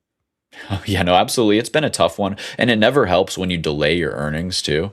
That is not what you want to hear as an investor, right? You're like, actually, I don't have my homework. Can we do this next week? It's like, dude, you had all quarter. What happened here? You know, it really does make you think. So we'll have to get a little bit more of a you know, sentiment check and vibe check, see what actually is going on behind the curtain with DOMO. So we're going to jump on into it. The only thing I want to point out from a technical perspective, looking on the weekly chart here, we do have a nice higher low potential forming in the book. So when I see these, I just think, hey, there is the option on this chart that if the results are really good, the technicals support a potential, you know, start of a move up. It would take some time probably, unless they're crazy good earnings, because, you know, it takes a while to get down here. It takes a while to work your way back up. You know, every time you pop, there's going to be people who got stuck on the way down, and they're just thinking they're lucky stars that they got out break even finally, you know, and that's that downward pressure that can keep these stuck in the muck, as Airplane Jane likes to say.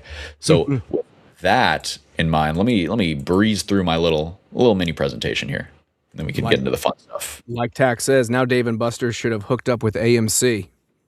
Oh yeah. They need to sell some popcorn or do something because it ain't working. Carl Cole says QMCO to the moon today, please. Do you have are you trading earnings, Carl, or are you swinging it? Let us know. I think this is my favorite chart of the night for sure. It's the one that I want to see happen the most, and I might buy a few shares of RGTI as a little sympathy play. Nice. Little sympathy play into it. So, sorry, bear with me while I navigate. There we go. Sorry, it's in one of these tabs. Tack, are you eating burgers? You said burgers in the comments. Is that what you're eating?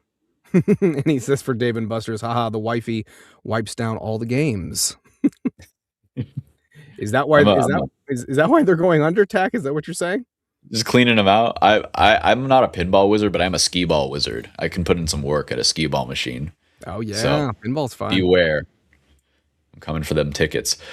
So getting into it here, guys. We got a few names reporting after the bell. Like we said, Quantum, QMCO. They got the best name of the company. You know, it's just Quantum.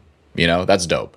I think that if any of them deserve to rally 500% off of zero good fundamental reason, just for the name alone, I think it's them. We also have Domo and Dave and Buster's, as we've said.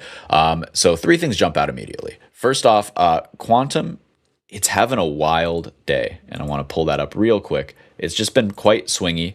It first was looking very, very strong. It has sold off quite a bit since then, and is actually breaking down further into the print. So when I whipped this up here, price was around here, and I was like, man, they are really pricing in a strong earnings result. They are up quite huge, 12%, and they even later in the day they were still holding 7%. Now they're coming back, giving it back, only up 2.6% on the day, and that is, well, it was of noteworthy that they were up so much.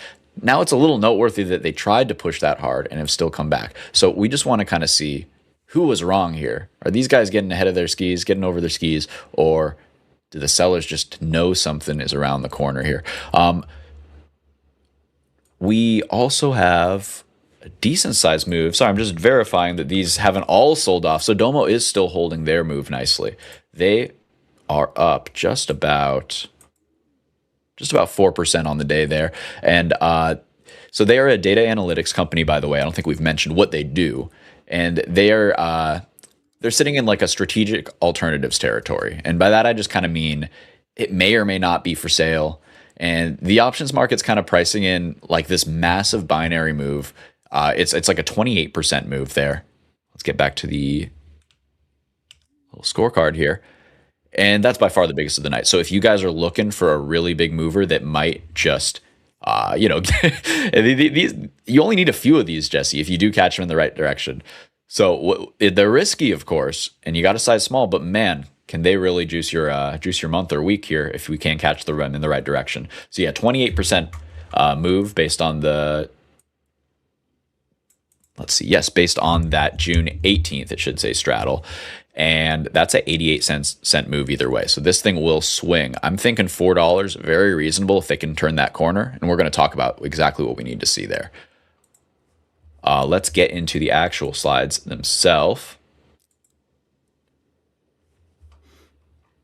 In the last few minutes, QMCO has fallen a bit. It is up on the day, like you said. We are up over 3%, but it looks like here at the getting to be the close is starting to kind of topple down below the 200 EMA. So we're going to continue to watch that. Yeah, pretty rough give back there. And you got to figure, I mean, these have high short interest and they just kind of piling in. Is SPY rolling a little bit more like we were kind of looking for, or is it's kind of hanging out? Not particularly strong, but just kind of hanging out. So interesting to see there. We'll keep an eye on it for sure. Just want to breeze through just a few things to look for on each of these. All right. So here's the kind of framework, just in a quick nutshell here. Looking at Domo kind of popping up there, getting a little bit spicier in the candle size. So keep an eye on that one as well. Man, yeah, and QMCO just getting pummeled there. So the market's telling us something there, right? I always find it meaningful when there's a big move into earnings, and when there's an attempt at one and it's given all back, that definitely puts it on like a kind of warning, yellow, perhaps red flag for me there. We also see the same thing with Dave and Buster's. They didn't even try to pump this thing, you know. So this thing is It's rough, man. It's a 17.5% implied move here, and it's already down 4% into the print. That's just, if it's that rough, then Yeah. they're just kind of getting a head start, and there's still 12% to kind of lock in there once we Yeah. get the confirmation. And even like right now, it's about 6.5% down. So yeah, it's taken a real tumble. Absolutely. Here are these implied moves and also the dollar move in either direction. So if we do get the Domo the upside, that's right about that $4 handle. Nice confluence there between the round number, the psychological level, and that implied move that the options are telling us. To the downside, 225, nice quarter of a dollar level there. So nice and clean levels on that in that regard. QMCO to the downside, we're looking at a potential 21% move in either direction there either too. So we're going to see some fireworks one way or the other, either 1145 or 1755. That's what the options market's pricing in anyways. Rounding out the three, the smallest of the bunch. Nice candles there on DOMO. We saw that kind of building up of tension there, and now it's starting to follow through a little. So then, Dave & Buster's still 17.5% here. They're probably going to end up either 1025-ish or 1450-ish, and maybe that overshoots a little bit to 10 or 15. Kind of looking at those levels in general. And remember, I always like to see them. For Domo, we're at a critical point. It's really not reached over $3.25 today. It's tapped it now. This is now the fourth knock, as it were. Oh. And we'll see if it can potentially get over 325s. Great catch, Jesse. You know exactly what will catch my attention. So I'm a big fan of these 1, 2, 3, 4 level tests or tests of a level. They just seem to follow through much better. So I'm a big fan. They're very, very comfortable, as I like to say. I like to see that in a trade. So those are the implied moves. Let's talk about what's actually going on here.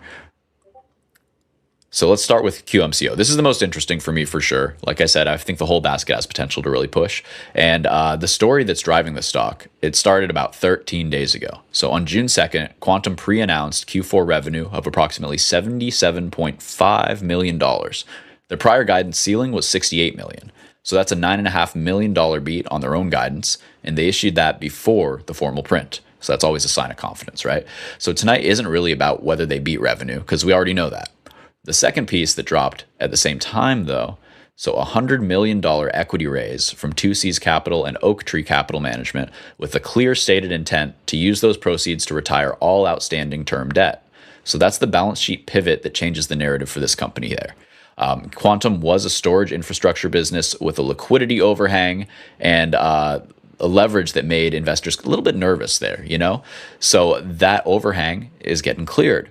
It's just a matter of whether the market is rewarding and is feeling generous in that behavior. Man, we are seeing some pretty violent candles here, both down for QMCO and up for DOMO. I'm just seeing like the bid-ask spreads just jolting, even for play here. So watch in the next 3 minutes as we hit those mock candles to get a little bit of more hint about what big money is doing on these three names. Remember, mock prints at the 10 minutes before the bell.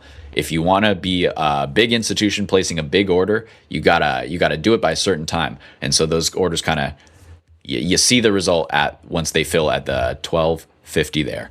I'm losing my train of thought, so we're just gonna power on through, Jesse, because that's what we do. We do it live. You do it live. You're doing great. Thank you. We were talking about.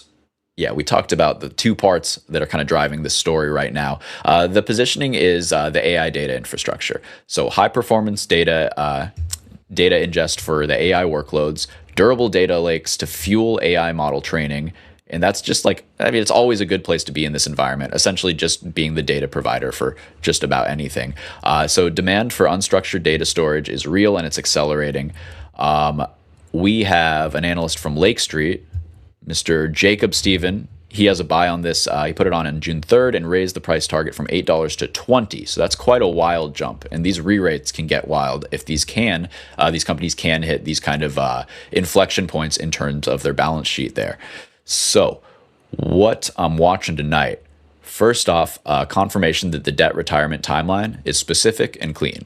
So second is whether management provides any formal guidance going forward for the next year, even directional color on whether 77.5 becomes a floor or a ceiling going forward. That was their raise of their own guidance that we talked about earlier. And then the third thing is going to be on the just basically any kind of commentary on the supply chain. So demand appears strong. The risk is whether they can execute on fulfillment without slippage. That's what I'm looking for QMCO there. going on into just the real quick bull or bear case. Oh, there we go. The bull case is simple. Balance sheet clears cleanly. Management gives credible forward guidance with a revenue growth trajectory into the 80s or 90s of millions, and the AI to storage narrative is going to hold.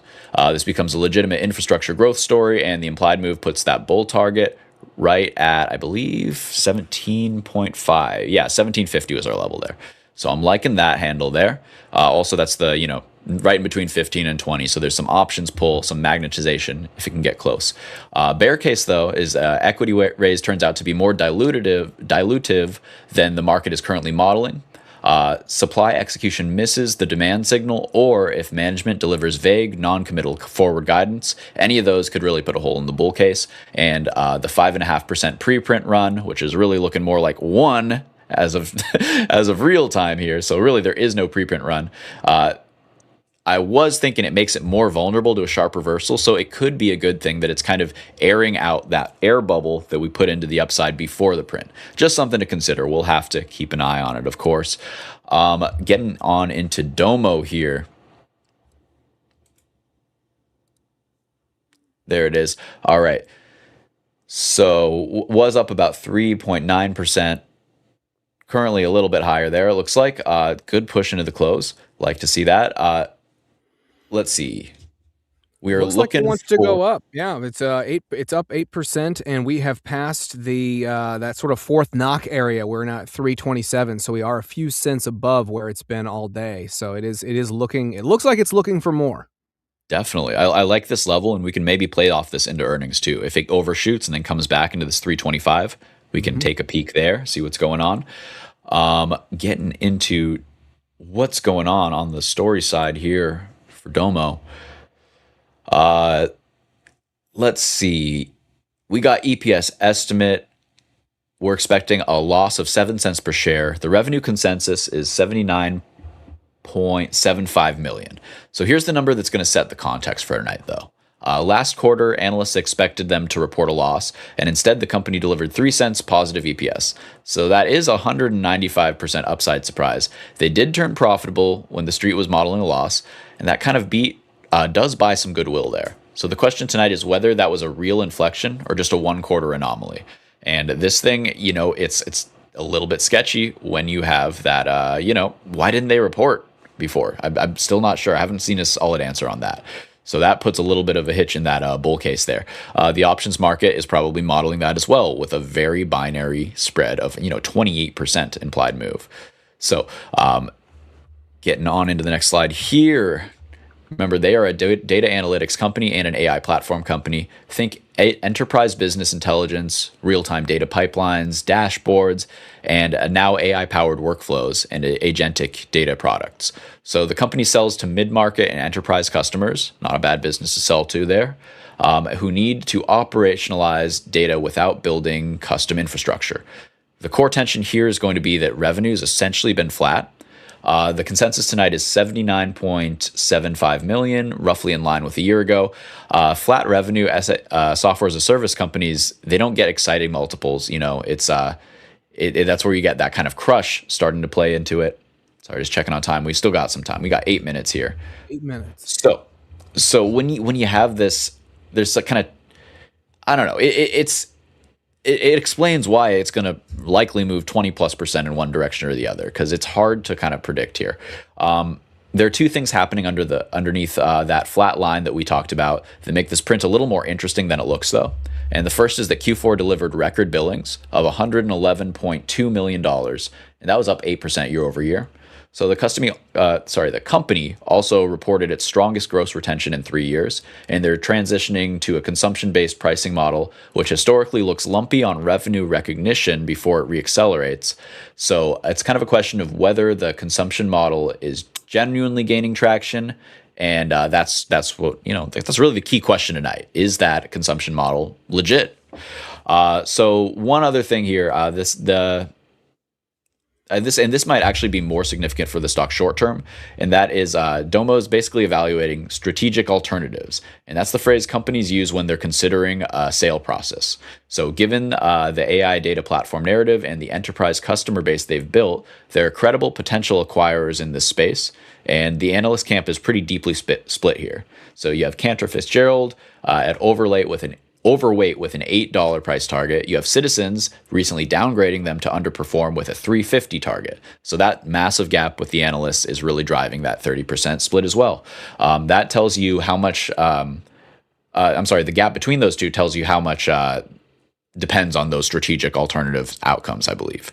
So what we're watching here, billings trajectory, did Q1 hold the momentum from Q4's record, or did it pull back? And is there any commentary on that strategic alternatives process? Even vague commentary. We'll take what we can get there. So a hint of progress on the M&A, and this stock moves significantly just on that. And that was where you could get even outsized of that 30% range. And let's see, do we have time for Dave and Buster's here? I think we probably do. I think we could do it. 5 minutes. I think we can do it. All right. Dave and Buster's, the best ticker ever. Play. I mean, that's a good time, right? Pretty good ticker. Pretty good. I like it. So when I wrote this, it was 1241. Now we're sitting at 1222. Not a huge difference, but it's not any better. Before I was worried because it was down 4%. I'm not feeling any better, down about another 2%, 1% there. That's the opposite signal from these early ones in the morning, at least, when QMCO and especially Domo now are showing the strength. QMCO is recovering just a little bit off of yesterday's close, by the way, but still nothing to write home about anymore. Play even weaker than that. So let's talk about what we're looking for here on the earnings. First off, EPS estimate is 66 cents per share. Revenue consensus is $578 million. Last quarter, they reported a loss of 35 cents per share, and when the street expected them to earn money there. So that was a miss of 177%. A swing from expected profit to reported loss, never a good thing. The market has not forgotten that number, and the 4% preprint sell-off is probably at least partially a function of that kind of credibility gap that prior miss created. So here is the story, though. Dave & Buster's is an entertainment concept. So it's restaurant combined with, you like that? I like that. That's their words, not mine. That's a hybrid. That's their target addressable market, I suppose. Seeing a big candle there on Domo, by the way, pretty violent candle, only 5 cents, but on a $3 stock. That's significant. Oh, we're seeing a decent sell-off on SPY there as well, which probably means that it is close to my time. In 2 minutes, I will have to close one position real quick. But until then, let's talk Dave and Buster's. They're an entertainment concept. They combine restaurants with gaming, arcade format entertainment. They got a sports bar, and they do group events too. So the company's been running a turnaround playbook under its current management team. You got location remodels, you got new gaming content, menu innovation, and renewed television advertising. So the numbers they're leaning on here are the remodel prototype shows 700 basis points of revenue uplift at the converted locations. They're rolling out Human Crane, a new game format, and that's system-wide with 10 new game titles planned for 2026. They've guided to over $100 million in free cash flow for the full year, and management sounds confident on their own plan. So here's where the macro creates real execution risk, and you'll hear a lot of echoes in what we're talking about here tonight with what we were talking about for, oh man, who was it? Jesse, I believe we were talking about it together. It was a restaurant it was Cracker Barrel. It's good old Cracker Barrel. Yeah.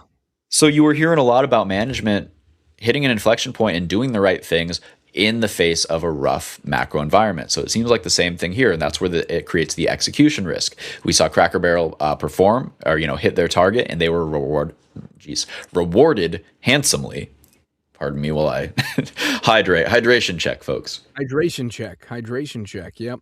Looks like QMCO is consolidating now. We're right at that $14 mark. I am very tempted just to as soon as we close here, as soon as the close happens in 2 minutes, I just might go in here and what was that? Speaking of go in, let's go right on in. Hey, how about our baby SpaceX going? Oh, baby. Yeah, exactly. It's still running. Woo. Looking good. Love it. How we going here? I'm just hopping in between. I got some one-on-ones this afternoon for some traders of mine. Just got out of one. Thought I'd pop in here real quickly. Don't forget, guys, on the live stream today, we got a few likes already. I want to tell you right now, if you get up to 50 likes, We get up to 50 likes on this live stream, we're going to give away a 25K eval. Get up to 100 likes. Get up to 100 likes, we'll give away another one. So every 50 likes we get on these live streams, we're going to give away a 25K eval. I want to throw that out there for you guys out there. Nigel, David, how we doing? Tyler, Tack, and Chat. Everybody out on the live stream today. Thank you for joining us. Got Jesse and Steve here. Which one is your favorite here, Steve? And I'll go to you, Jesse. What's your favorite play here in After Hours? I'm going QMCO. I think Steve's going to go Damo. Are we going? No, I'm stealing yours. I love the QMCO. Okay. I was just double checking a play. I did get a few shares of RGTI just for fun to ride with you guys. So I think the sympathy play is there for this. It's got quantum in the name. It's got to go up, even if it's not the exact same kind of company. I think the charts look close enough. It's got the same name. I think it can pump the stock regardless. So that's my play. Jesse, what's your favorite looking like here? Yep. I don't mean to be a copycat, but I have 200 shares ready to buy the ask or perhaps buy the bid. We're going to see after close here in just a few minutes or 1 minute. But yeah, we got 200 shares. Hopefully going to ride that up. Oh. All right, we're going to go full screen to QMCO to start here. If you want to pull the screen, go for it, by the way. I'm going to be starting to pull up some numbers here. Pardon this window. Get that out of the way. There we go. I'm heading over to my next one-on-one. I just want to come in and say, hey, beautiful people. And secondly, don't forget, every 50 likes we get today on today's live stream on these after-hour streams, we'll give away a 25K eval. So get those likes. Smash that like button, Jesse, Steve. I'll hop back on when I get out of this one-on-one. Let's do this then for fun real quickly. QMCO. I know we all like it. That's fine. We just all told everybody this is a play we all like. Do we see it up in after hours or do we see it down? Just a quick up, quick down. Give it to me. 3, 2, 1, go, boys. Up. It's going up. It's going up. I'm going to say it goes down, then up. There's my trick. Okay, all right. He had to be special. He had to be different. All right. That's fair. That's a good take. Back in a bit. All right. See you, bud. All right, guys. We talked about an explosive. I'm sorry. What was that? Just? Closing. I just want to remind everyone. Closing bell. It's past 4 o'clock, so we are now in after hours right now. It is time.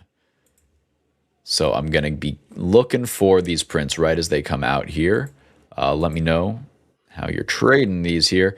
So we're expecting all 3 5 minutes after the bell. So it's gonna be fun. They're gonna rush us here, Jesse. They're gonna hit us all. There's a spread with the bid and the ask. So I am not gonna buy the ask. By the way, I'm not gonna make that mistake. We're gonna try to buy the bid, but it's a bit under. So I don't know if we're gonna get filled or not. Hey, that's okay. I like the cognizance. I like the forward thinking there, and I like the sound of that. We get in there. So we're not in yet, but I did just say buy bid order out, and we will see if we get filled or not. But it's essentially going to have to do what Josh predicts, which is go down to go back up. I don't know. We'll see. I'm going to leave the bid out here for now. We're going to see what happens in the next few minutes, but might change some strategies. Ooh, good. It went down just a little bit, 1389. We need it to get down to 1380, and we will be in the trade. So if we can go down just a little bit more.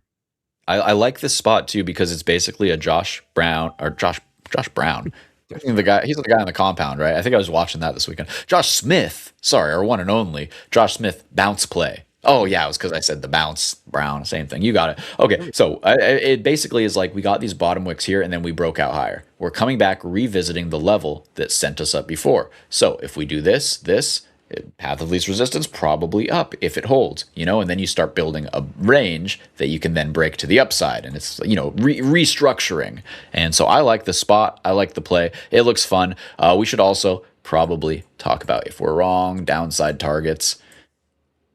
Yes. We are right at equilibrium here. So, it is a coin flip, and that makes sense into earnings, right? We're right in the middle of the range.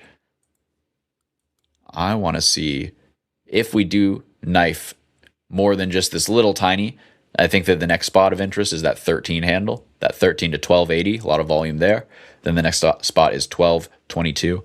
And on earnings, these things can come down and then come way back up. They can do a whole lot of things, Jesse. So I'm excited for in 2 minutes when we get this print. And I'm going to start getting ready, so feel free to pull your screen up if you like. So I'm going to Sure be thing. Yep, I'm going to continue to watch it and Twitter. continue to see what we do here with all three of the tickers that we're looking at. Tack, are you day trading SpaceX or are you swinging it? What are you doing? I see that you're super excited that it's gone up. And good afternoon, Ingrid. Good to see you here in chat. Derek, Nigel, of course, David. Good to see you guys.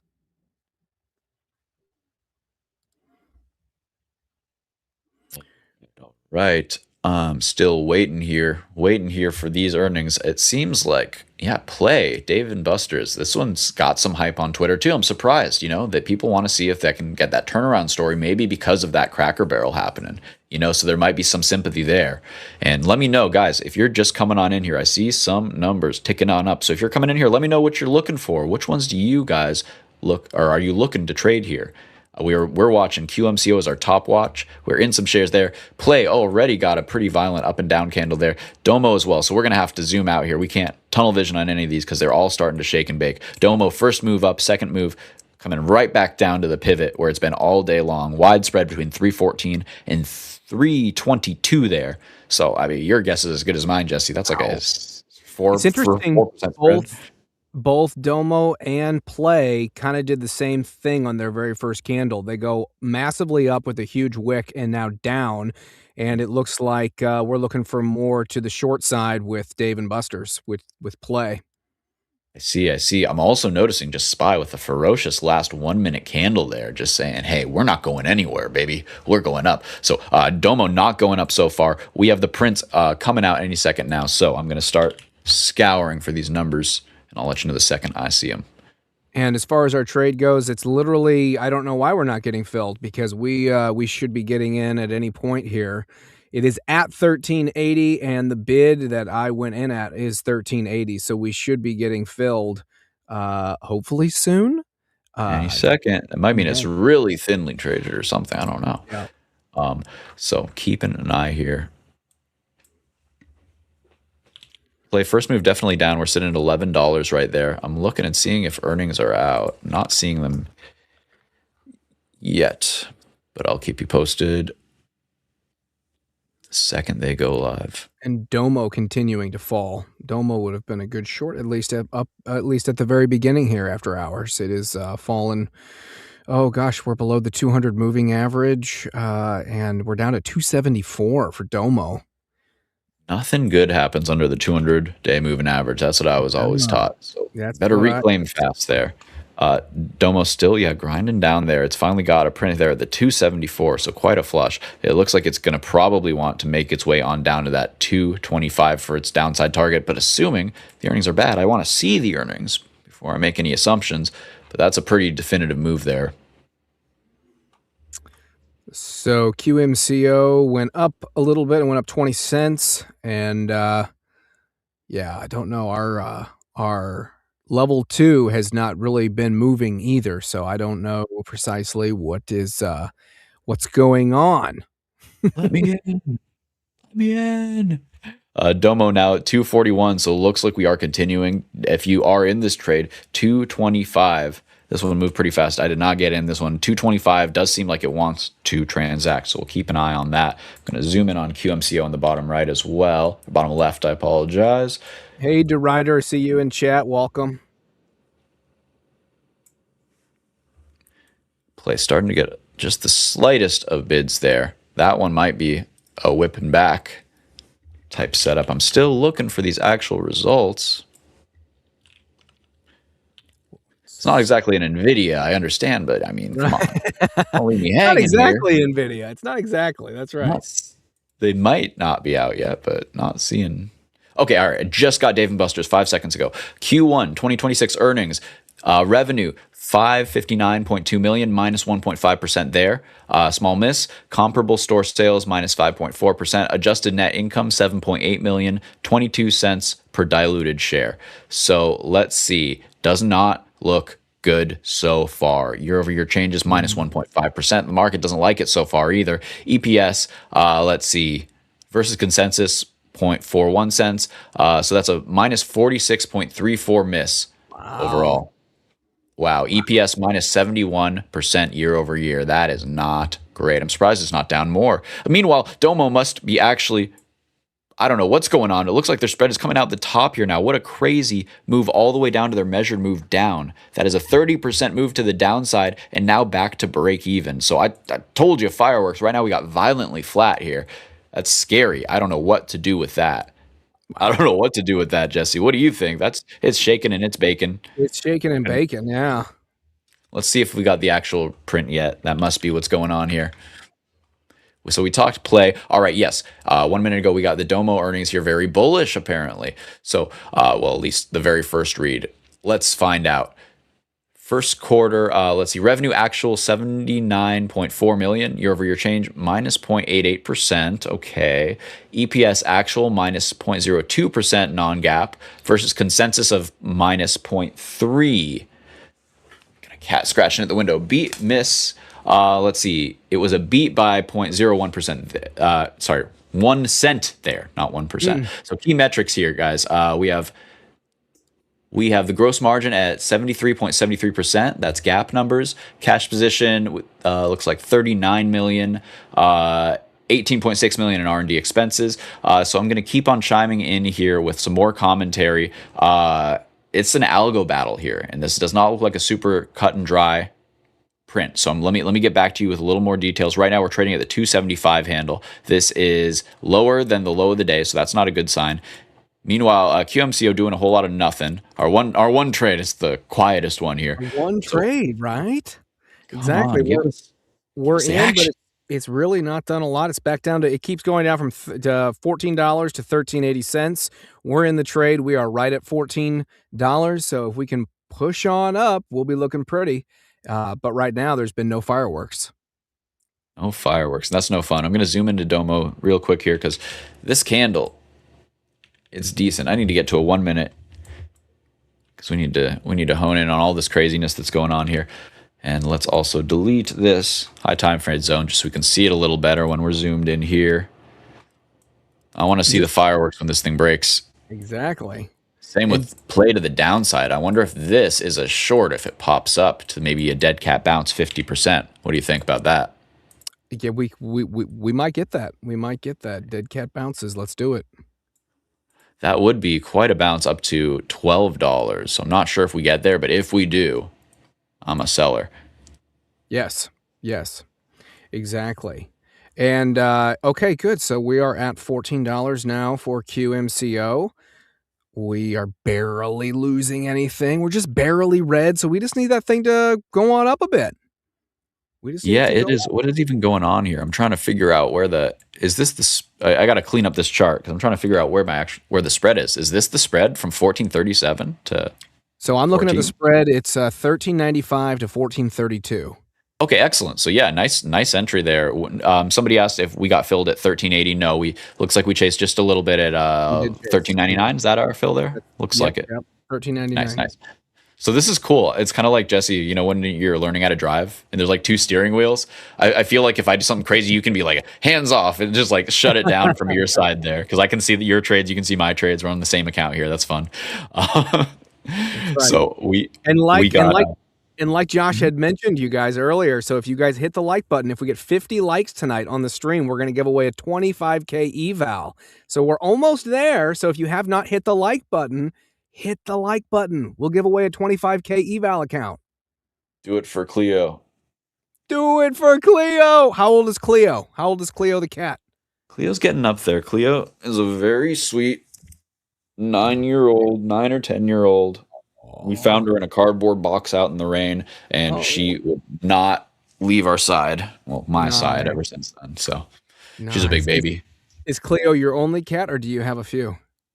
Well, not to be a bummer, Cleo had a brother. Cleo's brother passed a couple of years ago, so now she just hangs out with me. This one's enough for me for now. We got the German Shepherd too, so that keeps me busy. That's fun. Yeah, definitely. Any pets for you? We have had multiple cats. A lot of them are more like barn cats. So we've had a few, unfortunately, pass. But I love cats around. They get rid of the snakes, the rats, the mice. I should say we don't really have rats, but we have mice. It gets rid of any of the critters that we don't really want. So we are going to probably get another cat here shortly.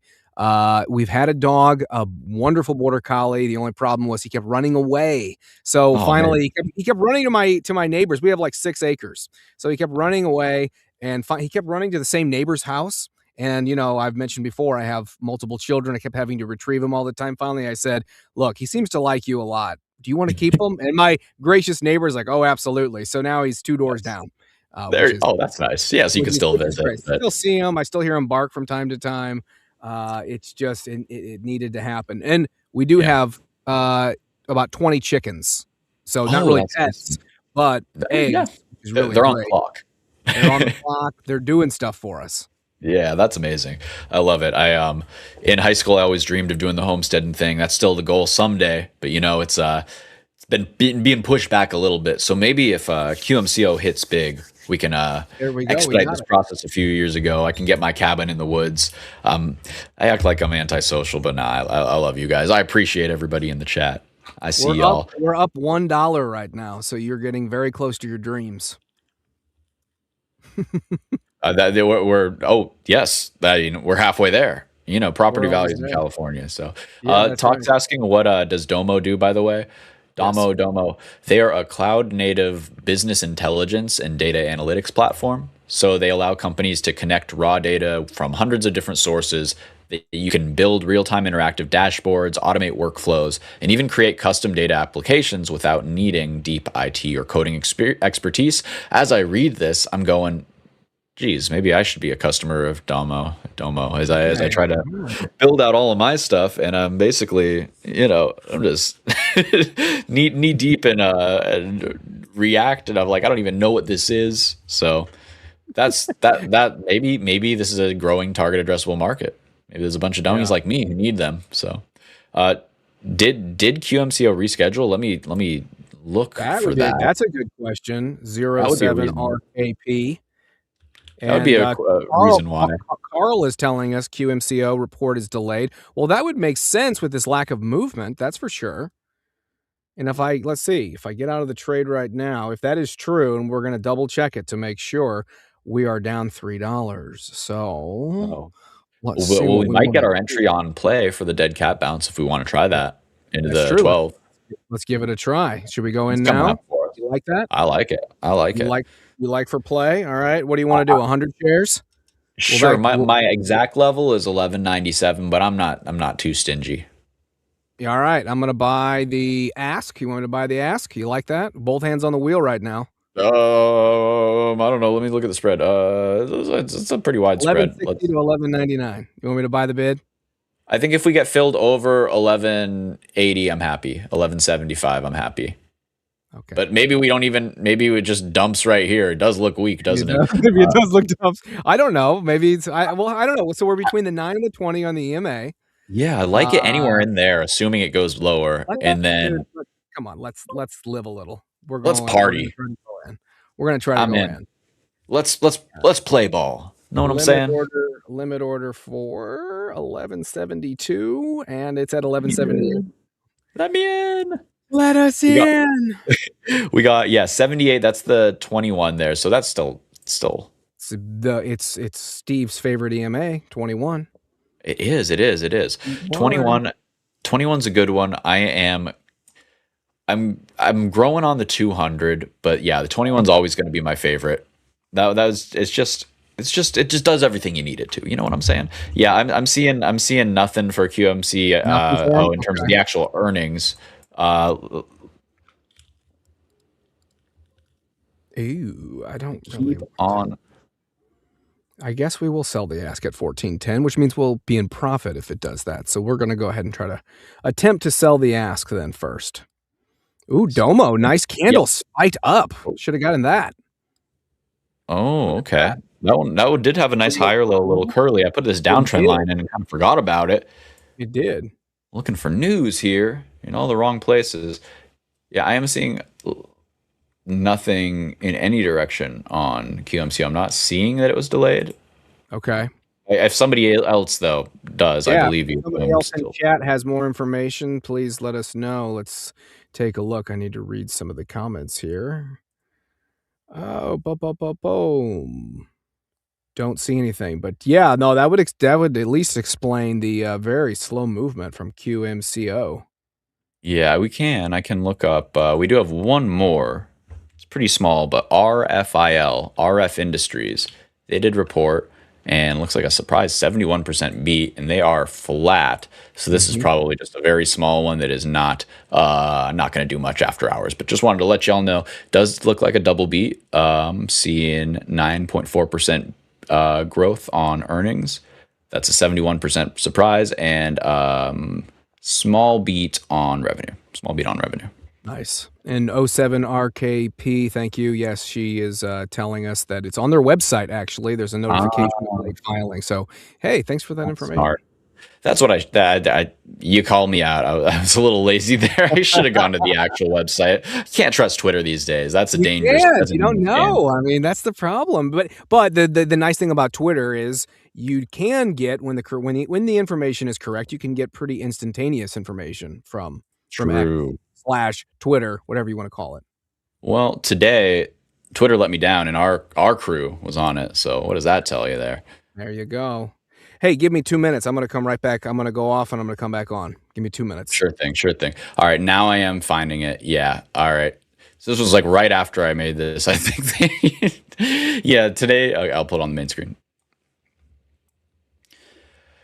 Quantum Corporation today announced that it has filed a Form 12B25 notification of late filing with the Securities and Exchange Commission. Let's see. The company intends to file its annual report on Form 10K as soon as practicable. Okay. And in any event on or before June 29th. So 2 weeks. This is the latest. So let's see. Anything else worth noting? Probably not. Well, sorry, guys. That explains it. That explains the lack of movement there. But that does give us a chance to talk about some other stuff there. I want to see the short play out on play. I don't understand why this thing isn't down more based on those atrocious numbers. I know it's long-term support, but hey, we saw how that can just get eaten through. I'm going to show you an example there of Adobe. What a dog there. Interesting candle after hours. But if we go to a weekly chart, long-term, these things just sell and sell and sell. And then you get a bad earnings print. And it's like, well, why shouldn't it keep selling? If it was already selling, it's still bad. Like, sometimes, yeah, stocks do bottom on bad news for sure. But, man, this thing cannot catch a break. I'm wondering if we're seeing something similar.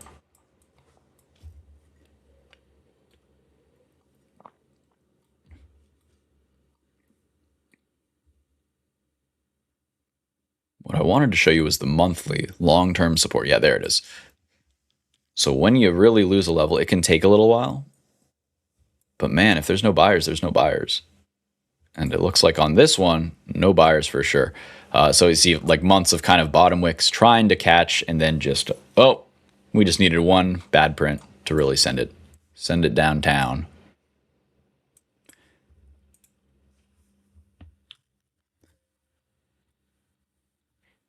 Few 10 minutes, Tax says. What's it doing? Let's take a look. Let's do a look. 192. Nice. We got your back here, Jesse. Cool.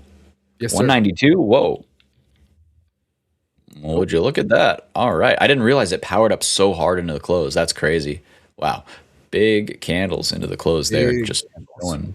This thing is not done. Where do you think this is going to be in just like a week or so? And how many days can it hold this bid? Yeah, that's a good question. I'm looking for over 200 in the next few weeks. Yeah, we're almost. Come on, it's $8 away. Give it 10 minutes, dude. Yeah, give it 10 minutes, and we might hit it today, right? That's an easy number. I think the question is: Are we looking at MU type of drive here, or is this going to go from 190, 200 to eventually 400, 600, 1,000? Or are we going to kind of linger at a certain number and then just start kind of doing the whole wave thing, kind of like Tesla's been doing for a bit now, where we just keep flirting in like the $300 and $400 range, and we really don't break out of it. So I don't. It's going to be interesting, that's for sure. I think I had a stat earlier. Your guess is as good as mine, dude. I don't know. I mean, we have 2 days of price data. Yeah, right. There's not a lot of data. Yeah, Yeah. I'm very bullish on it. I did read earlier today that it rose 14% today. It surpassed $2.4 trillion market cap. So impressive for 2 It days old. is. So I'm curious. I want to go back to another very successful IPO. I want to look at Hood's daily chart and see if I can see. Like, I don't remember any IPO that like sustained a bid for that long, and like this, it took a couple days and then it ramped, and then you had like a really big, like it doubled. Yeah. So like it could get crazy, yes, but I just don't know how many days it can hold the bid. And so when SpaceX is not getting super crazy, I mean, it looks like it's squeezing. Don't get me wrong. Don't get me wrong. But it's just not. Oh, it's already 30% in 2 days. All right, maybe I should be quiet. Crazy, isn't it? It's It's kind of crazy. squeezing. So how far could it go? I don't know. How fast can it get there is the real question. So I just want to kind of keep on looking at these extensions, and then it's probably going to get up to 200, a little overshoot to get the measured move. Then it's probably going to cool off and flag out there. So maybe it does one of these, and then if it does this, well, then we can take our fib and move it from this. Okay, it fulfilled the measured move. Now we move it to this new high. Then we get to project it outwards. Okay, now we're looking at 250 or 300, you know? And as long as it keeps working, we can keep doing it. And that's how you trade these parabolic movers like Micron, where it just keeps on doing the thing. So you keep, you know, if it works, you do it. That's right. That's right. If it works, you do it. I was going to be more like, I don't know, profound than that, but I think that's really what it comes down to. If it Sometimes works, you you don't do have it. to be profound. Sometimes you don't have to be profound all the time. Sometimes it has to just be super simple and simplistic in the way that you articulate, which is really great. We did get in our trade, by the way. I want to point out we are in play. Literally, we are in play, It's in and play, we baby. are $3.25 in profit at the moment. So just keep on going. All right, I'm in. Just gonna buy us some. You know, what was your favorite thing back at Chuck E. Cheese? I liked the super bouncy balls that would drive my parents crazy, and I liked the sticky gooey hands that you'd slap on the walls and drive your parents crazy. That's For me, it was the suicide sodas. You remember doing that? It was the one place you could go to between that and Taco Bell where you could get every single flavor of soda, and that was the Yes. place that I would do it at. Chuck E. Cheese, I mean, we're talking orange soda, Dr. Pepper, mix that thing with some iced tea, Diet no. Coke, regular I mean, everything. And as a kid, I loved it. One of my kids came home the other day from Taco Bell. They said they did that, and I went, "Oh, that's disgusting." But oh yeah, I remember doing that, and I loved it when I was a kid. That's crazy.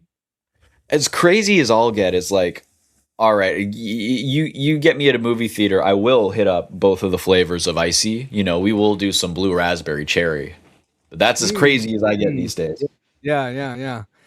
Crazy as I get is just an extra cup of coffee.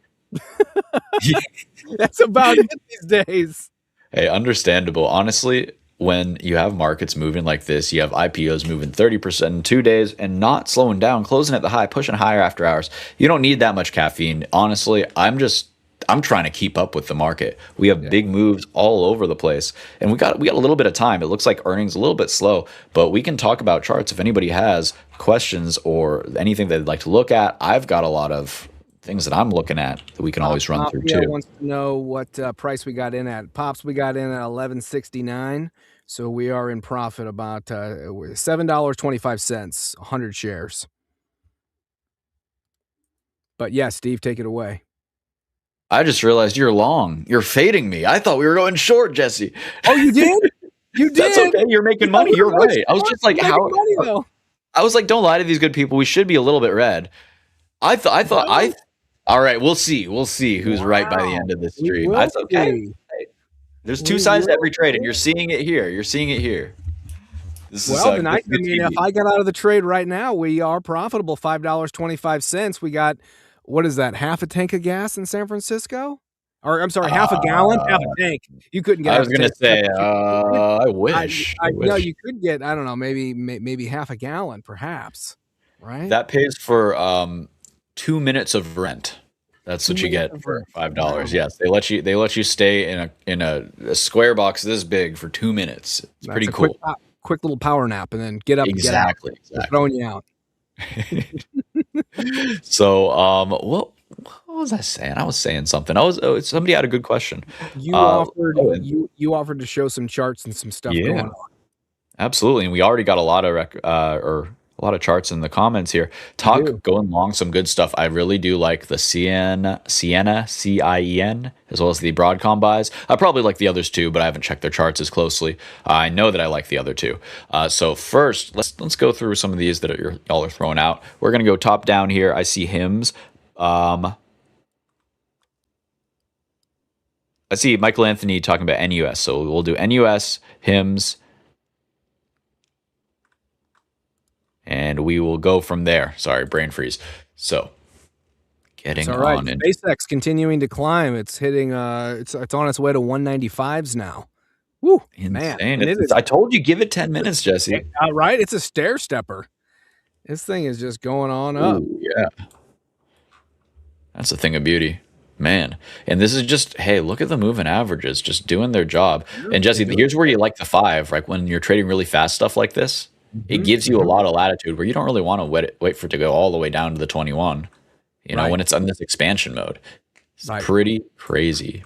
And we were seeing this earlier in the day too. It's just like a systemic bid, like an algorithmic bid. Like every time it transacted a moving average, it's just eating on up. Really cool stuff. And then it like pressure releases, but as long as it holds the previous base, and usually it tests it very cleanly, I've noticed. So like, all right, we come up, we come down, up, down, up, down, up, down, up. And we kind of work through this neckline where like that wick was, and then you pop above it, you back test, and then you start pushing and really grinding up. So it just comes back and says, hey, the buyer that pushed us like here, are you still there? They go, hey, I'm still here. I'll buy more. They buy more. Right. It goes up. Beautiful. Exactly. So they come back. Where are they coming back? Well, it's the same place. It's the same buyer, really. It's just this kind of area of extension, really. So I love this. I think it's going to keep going. Beautiful stuff. Yeah, absolutely. And just want to make mention at least one more time. If we get 50 likes on the stream, just 50 likes, okay? We're going to give away a 25K eval. All right, tonight. So we are literally almost there. So if you have not already, please hit the like button. We're going to give away a 25K eval. We got to be pretty close. We're so close. 29. Come on, guys. You got to pump them numbers. We got half an hour, 20 likes. You can do it. I believe in you. We can do it. All right. So, let me get into some of these charts here. We saw, I think HIMS was next. No, there was one in between there. See, I'm getting distracted with all these great deals everywhere. NUS. New Skin Enterprises. Cheap with a PE of 4.5. The question is cheap good or is cheap bad? Cheap compared to what? That depends. New Skin Enterprises. This sounds like something that would be in Silence of the Lambs or something. I don't even know. New Skin. That's right. Oh, that's creepy. New Skin Enterprises, brought to you by Hannibal Lecter. The name escaped me, but there you go. Hannibal Lecter, New Skin Enterprises. Oh, so is it cheap relative to its historic range? Yes, absolutely. Question is, I'd way rather buy it up here than down here, to be honest. And I know this wouldn't be a good buy either because it didn't reclaim the equilibrium, that yellow. But hey, at least it's showing some life. It's showing some heart. This is showing zero heart, and I know it's cheap, but it could get cheaper. I don't. Cheaper. That's the scary thing, especially if you're swinging stuff. I know this from experience. It can always go lower. Can always go lower. Yeah, and this is what it looks like before it goes lower. I'm not saying it will. It could definitely catch somewhere below this. I mean, it still has got 20% to the all-time lows, and it could sweep that and go higher, but I can't bet on that, So I gotta say, there's a lot of good charts in the market. This ain't one of them. I do respect that you're a fundamental investor and looking for it cheap. If you like the company and you know your price, by all means invest, but just know that it might drag you for a little bit. Going on down the line, we We have 07 RKP. Any potential breakouts I'm watching this week? Yes, absolutely. I'm going to wrap up with those because I want to get through as many questions as possible, and I'll fill the time with stuff that I'm looking at. But absolutely, in general, just semiconductors. I got a cat who's trying to climb my curtains. Look at this troublemaker. Look at that guy. Look at her. Look at her. Troublemaker.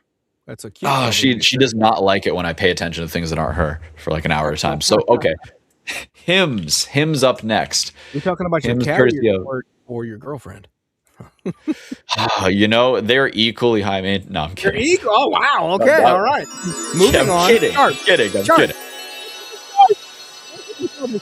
Juliana, I'm kidding. I love you.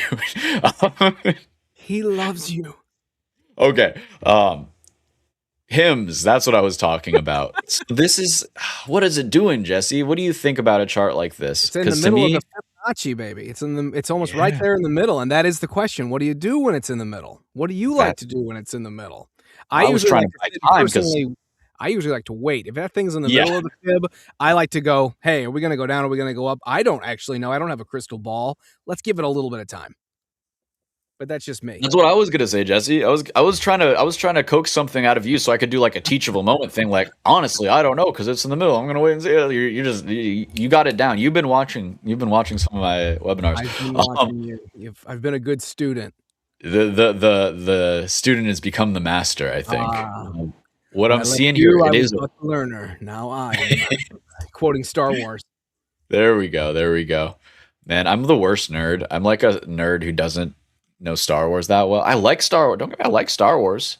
Sure. Like the whole hand signal. I'm sorry. I'm kidding. Oh, there he goes. I knew that was a joke. You know the difference. I've bothered people with that one. Anyways, hymns. Jesse, I think what we do is when it comes and shows its strength off the 50, we got to assume that is a sign of strength. What I can't do though is just buy it like right here in because this was the equilibrium of the range.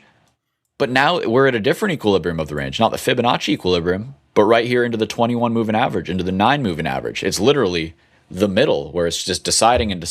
And I bet you if we put a fib, we're going to take our big fib, drag it up to this little pullback, and see we're right at the equilibrium there too. So that's whenever it's not a coincidence, right? So that they're all like kind of lining up and we're stuck in the muck here. So we need big volume through 31, 88, 32 to be bullish this. And I think that even then it'd be poor structure a little bit. Mm-hmm. And I would want to back test to get involved. And even then I'd be thinking maybe it's a look above and it still needs to go down. What I'd really like to see. Yeah. What about that, Jesse? Like come back. I like that. I like that a lot more. I like that a lot more too. So that's what I'd like to see on hymns. I do think it's going higher. I don't think it's time to buy quite yet.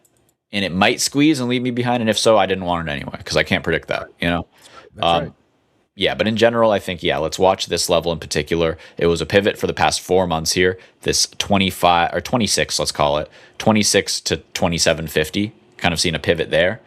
And we can basically say, if it can hold that, it can try the squeeze. I think it wants to come back down to this more meaningful pivot right down here. And one more thing we should be looking for on this chart, which I was bad, I didn't have it on here. Shame on me. We need our volume profile because we need to see where the chunky levels are. And usually it's pretty close, but in general, you want to just double check and make sure that the levels that look intuitive horizontally also, you're confirming that with the volume here. So this was definitely a major level right at our major equilibrium. That's why there was a big buyer there. It's caught the bottom of the shelf. So now the question is, can it push above this shelf? So 30, that's really the level. This wick, less important than this. And the wick is kind of like, this is the zone that's like trying to flip right now. If we were going to immediately be bullish in the next month or so, it needs to not lose 25 and it needs to really show volume through that. 32. I really think it needs to come back down again once more though. So I'd be a buyer at this low volume node right here at 1770. That'd be really nice if it gave it to us for a higher low there. But I don't think this is one you need to rush into, especially because if you want exposure to this kind of stuff, just buy Lily, because if Lily goes down a lot, you don't have to worry about Lily going out of business. You just buy more Lily. If Hims goes down a lot, you might be stuck with Hims forever. And it might die. I don't know. It's just not the same caliber of company as Lilly, which is amazing in building out this. Oh, look at that. I haven't looked at this chart in a while. Didn't do this, but it still is grinding up this upward trend line. And eventually this is a big megaphone, which will break out massively. I have pretty high conviction in, and that would look like. Boom. See? Oh, it's so pretty. It is pretty. So pretty. Yeah. And then you get to drag it all the way up here and go, I'll sell some Lilly at 1600. Easy. So these are the long-term swing trades. This is like, hey, I believe in the GLP stuff. I believe in the GLP stuff. I have a couple shares and I just don't think about it. If it goes low, I'll go, oh, time to buy. Same with Costco. It's like Costco's such a great company and the shares are so expensive that I'm just like, oh, it's time to buy it. I'll buy it. So my level was 9. I said 950 and I think I missed it. Yeah, 950 was my level. I was talking about it. Oh no.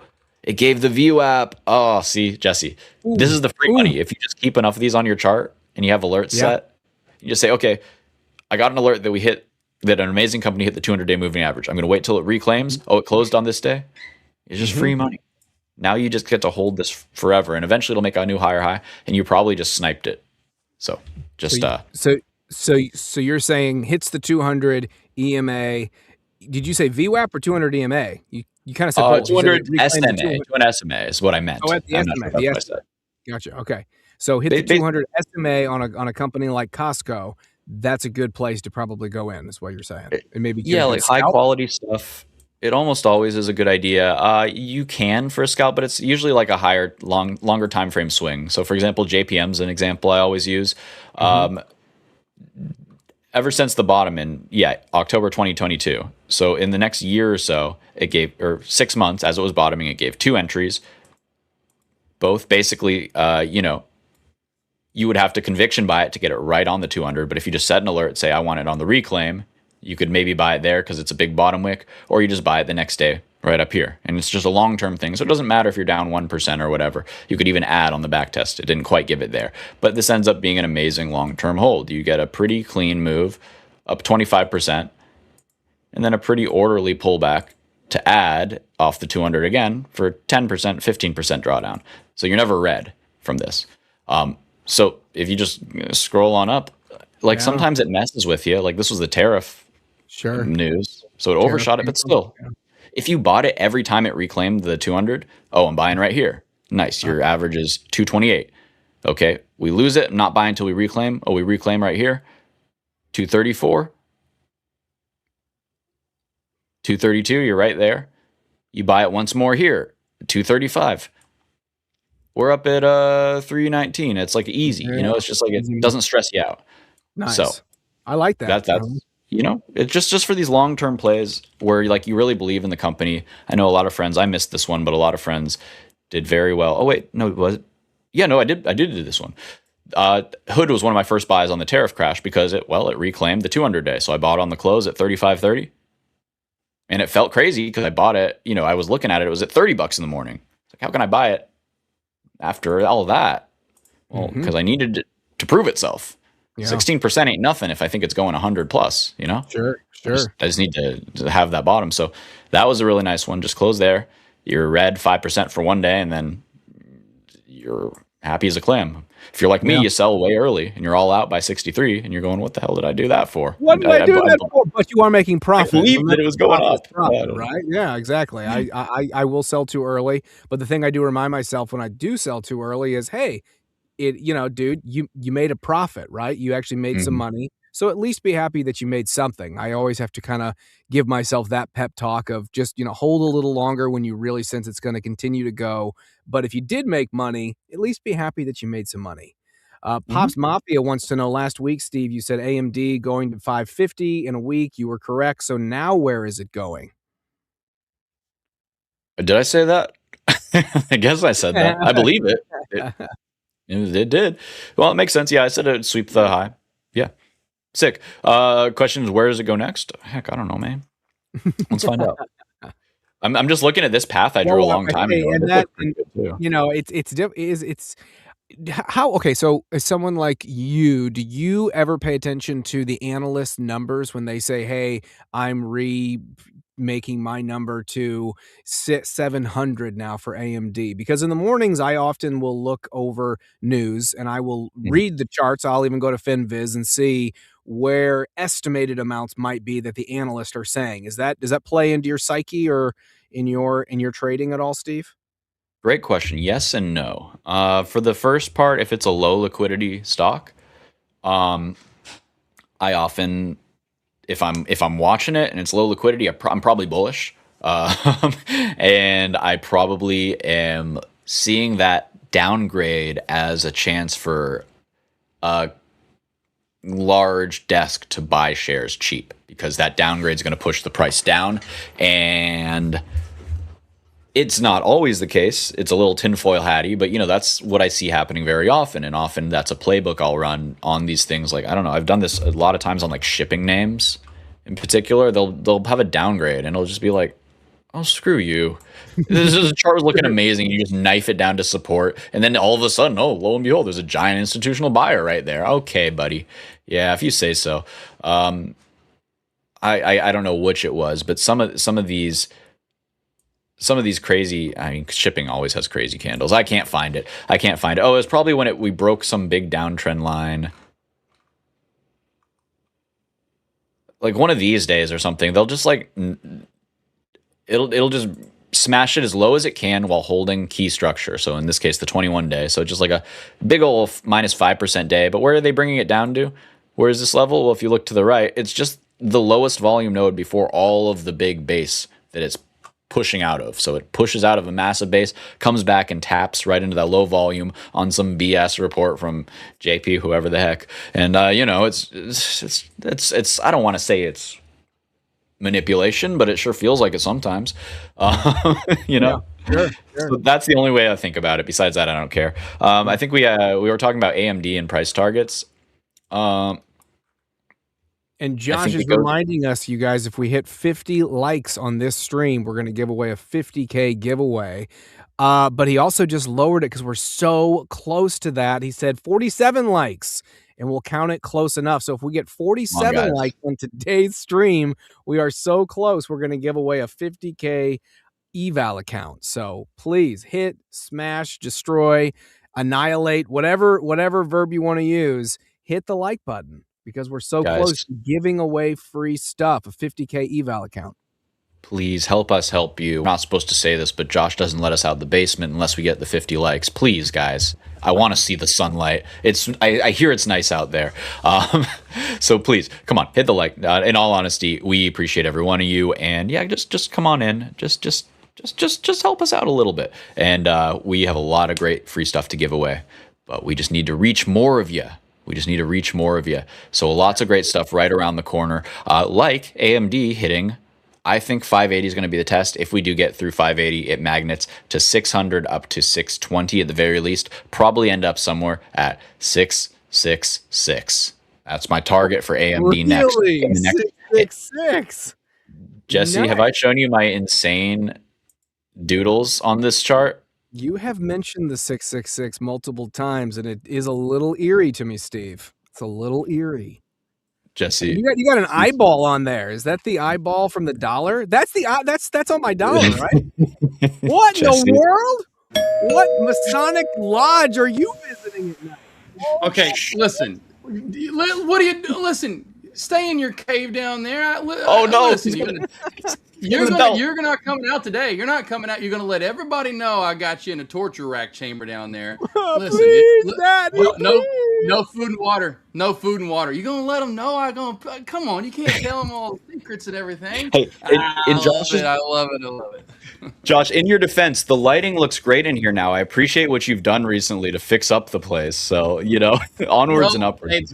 You can think all those you can think those worker bees. That would be the mice and those cockroaches that I'd be feeding you every day. I see that you've trained them now. So yeah, and then you guys look. I let your cat come in. I let your cat come hang out with you. Okay? You hear this? You hear what he's doing to me, Josh? You told me that was protein powder. I don't know what to believe. Daddy, please more. Oh no, more, please, more. Oh, I love it. You guys are killing it. Right, hey, we're going off the rails, guys. Let's get to 47 likes. and we'll get. I'll just kind of lower in the number. Of course, I go by AK-47. Wearing the AK-47 shirt today. All these random AK-47 shirts. Yeah. So let's get to 47 likes. Smash that like button. We'll give a 25K eval. I've had to jump in. I just was getting out of my last work for the day, and I heard you guys yapping it up. Hey, yeah. By the way, Josh doesn't let us get out unless we give away a 25K eval. So if we can't help you give away, then you're not helping us, because then we're stuck in the cave, for the next 24 hours, and then maybe I can get out tomorrow. But no, I love it. Love it. Dudes, how we doing? Tack. Lots of triangle on his background. Illuminati confirmed. Lots of triangles in the back. I love it. Dude, I just keep staring at this thing. So I drew this as a joke. I'm not actually insane, guys. This was a fun arts and crafts project that we were, I had people watching me on stream. We were all drawing new lines together. But there was a rhyme or a reason, and I do believe that AMD, it's destined for greatness. I believed that when it was down in the trenches of the Eye of Providence here, and it did the thing. It broke new highs. It came back to the eye of the tornado, the eye of the hurricane. Now we've got the real extension. I don't think it's done. I think AMD's $1,000 stock, and I know we're not ready to have that conversation yet, but hit me up in a few months and we'll get there. That's my call. How about that? All right. I love it. Hey. You heard it here first. We heard ARM to 300. It's only at almost 500. So that means NVDA to 1K. That means we'll see about 1,700. All right. Got it. I don't make the rules, Josh. 4 likes away. We're 4 likes away, Josh. 4 likes. 4 likes, and we're going to give away the eval account for free. Love it. Love it. All right. So, that got Katana. All right. Thank you, brother. We appreciate you. We just got to beg a little. Love it. Awesome. I'm gonna go walk some of these dogs real quick. Yeah, I'm gonna walk some of these dogs real quick. When I come back, I know we're at 47 plus likes. We'll be giving away a 25K eval. How about that? Absolutely, and I'll sing for myself, or I'll earn my keep here too. So keep dropping charts. I know now's up next. I'm gonna make sure I didn't miss any after that. But give me some more charts. I'll hook you guys up. Free 99, just free. No, even 99, just free. Baby. Free 99. Did hit the like button? Oh yeah. Did the host? Oh yeah. I have mine hit over here. I've got mine hit on my side, so I hit mine as soon as I pull up the live stream every day. That's the first thing I do, is I hit that like button, whether it's this live stream or it's the daily live stream. Yeah, that's the first thing I do, is I smack the like button, then I hit that share button, then I share it across the globe. Yep. I shared my X account and hit the like button. Yes, Pops. Did the host hit the like button yet? They better. Come on now. Hey, I'll be back. All right. I'll be back in just a few, boys. Sounds good, brother. So now we got now, and then we're going to look at Peloton, and then we're going to keep going down the list. So if you got charts you want us to look at, just throw them on in. I know this is a little bit crazy here. It's a little bit wild, but this is a well-worn chart. We have been watching this one for a while, and we think we know what's happening. If I did take the trade where I mentioned it, I thought we would come down here, catch off these moving averages. It's overshooting, but I didn't hear no bell.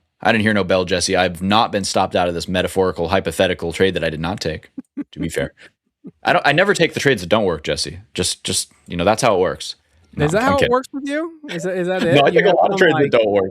You have some Illuminati type of way of trading to where you actually never lose on any trade, because I just need to move to San Francisco and sit over your shoulder then at this point, since you are a perfect trader.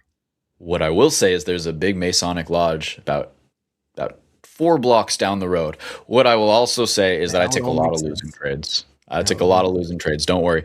This is just one that I did not take. I might be interested now, though, because I see that it came back to this big yellow level that we have. What I'm seeing is basically a magnetization of this kind of pivot right here. So I'm going to draw from the very peak where it's thickest down to the bottom of the shelf where I'd really like to see it hold. If it goes under there, it needs to hit this and come back really quick. And that would represent a reach into this gap, a reach into this low liquidity node. And that's why we got to draw that. Got to draw this a different color so you can tell. There you go. Nice and easy to punch through there. So that's the kind of playbook. If it finds a nice buyer here, that might be the low. I'd really like to see it find the buyer over this 50-day moving average, that blue line right there, right about 99, 100. See, that'd be comfortable, right? If it holds 100, bases out there, gets to this nice, we got the one push down, put a nice high or low, another bottom wick hammer candle. Close over 103 is going to be your signal. Close over 103.50. It's going to be the signal to look long on this one again. And then you're kind of cheating a little bit ahead of the reclaim of these moving averages. But if it claims the meat of the volume, you can probably expect it to claim that. The idea that we're looking to see play out is essentially an inverted head and shoulders. Just like that. Then we take the measured move from the neckline to the base of the head there, and we project that up and outwards. I know we have a lot of lines going here, guys. I'll hold your hand. Don't worry. A lot of lines. 167. It's overwhelming. I know it stresses me out sometimes looking at this. So you know what? Actually, we're doing it live. Who needs those? Who needs them? We're gonna do our X's and O's. John Madden's here. It's the head and shoulders. The inverted head and shoulders is what we really want to see play out. Then we take this neckline, roughly right there. We're gonna project that up and out. So I'll take this wick there, drag it down to the bottom, and look at that precision transaction. Came up and tested. This is where it's going to fail if it's going to fail. Didn't quite get there, but that's a sign too. That's a sign too. We can also look left and see why did it fail there? Well, it swept this liquidity and then failed. So what we are looking for is if it can break this prior swing high, that'll also be the break of the 200-day moving average. It's not going to be easy. It is a downward-facing 200-day, but all stocks, if they're going to bottom and make a move higher, they have to do it at some point. So we're looking for the power to come from this pullback here into the base where it's the highest volume, and then looking to power on up and out. And that'll look something like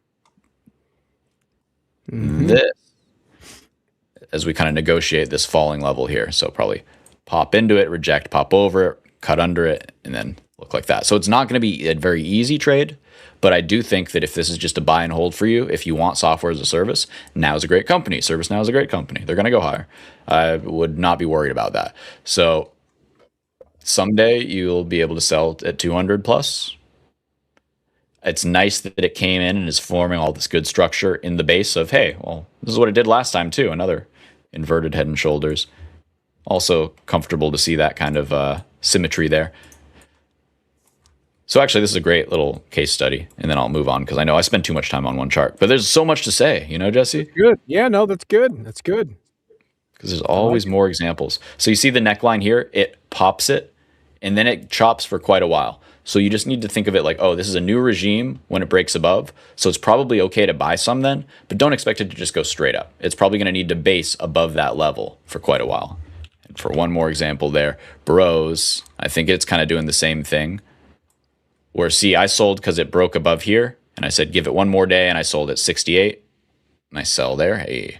And now it needs to kind of chill and go sideways for a little bit, but probably it does chill and go sideways above the neckline. So the neckline's right there. Probably gonna, oops. At least I'd like it to do something like that. And then I can look for it to tighten up and get in there, yada, yada, yada. So that's all to say. I think ServiceNow is okay, but watch those moving averages. Watch that the 21 and the 9 in particular. The reclaim there, they're coalescing right at 107.50. So over 103.50 gets you 107.50. Over 107.50, we can still really start rocking and rolling up to first real resistance is 120. And Tyler Smith says Apple's gonna burst through $300 tomorrow. Pops Mafia says, can you look at TQQQ? We are $9.25 positive on our trade with Play right now, and we have over 47 likes on the stream, which means we can give away a 25K eval, and Josh will let us out of the basement. Let's go, baby. Excited. We get to eat solid food. So, a round of applause. I'm going to do a speed runs here for on the remaining charts. That sound good, Jesse? Sounds good. Awesome. So you can feel free if I'm missing any to throw them at me, and I'll just deal with them real quick here. Let me just make this very quick announcement. So with this giveaway with the 25K, tomorrow we're going to select the winner during the J&J show for the 25K account. So that is 10 a.m. Eastern Standard Time. So come back live. Josh and I will be on here, and we will do the giveaway then for the 25K eval. So love it. Boom. So, who are you, Emerald Gassi? I love it. We should do a cooking show. That'd be fun.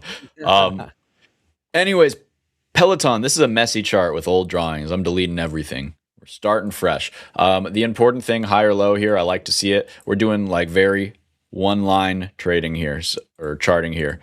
So keeping it simple. The one downtrend, that's going to tell the story. That's the river of this consolidation base. We want to see it break above, and we want to see a double bottom. There it is. We want to see this high or low respect. We can look for a reclaim of the 200-week moving average, and that's going to be pretty much all she wrote. If it flips that, off to the races.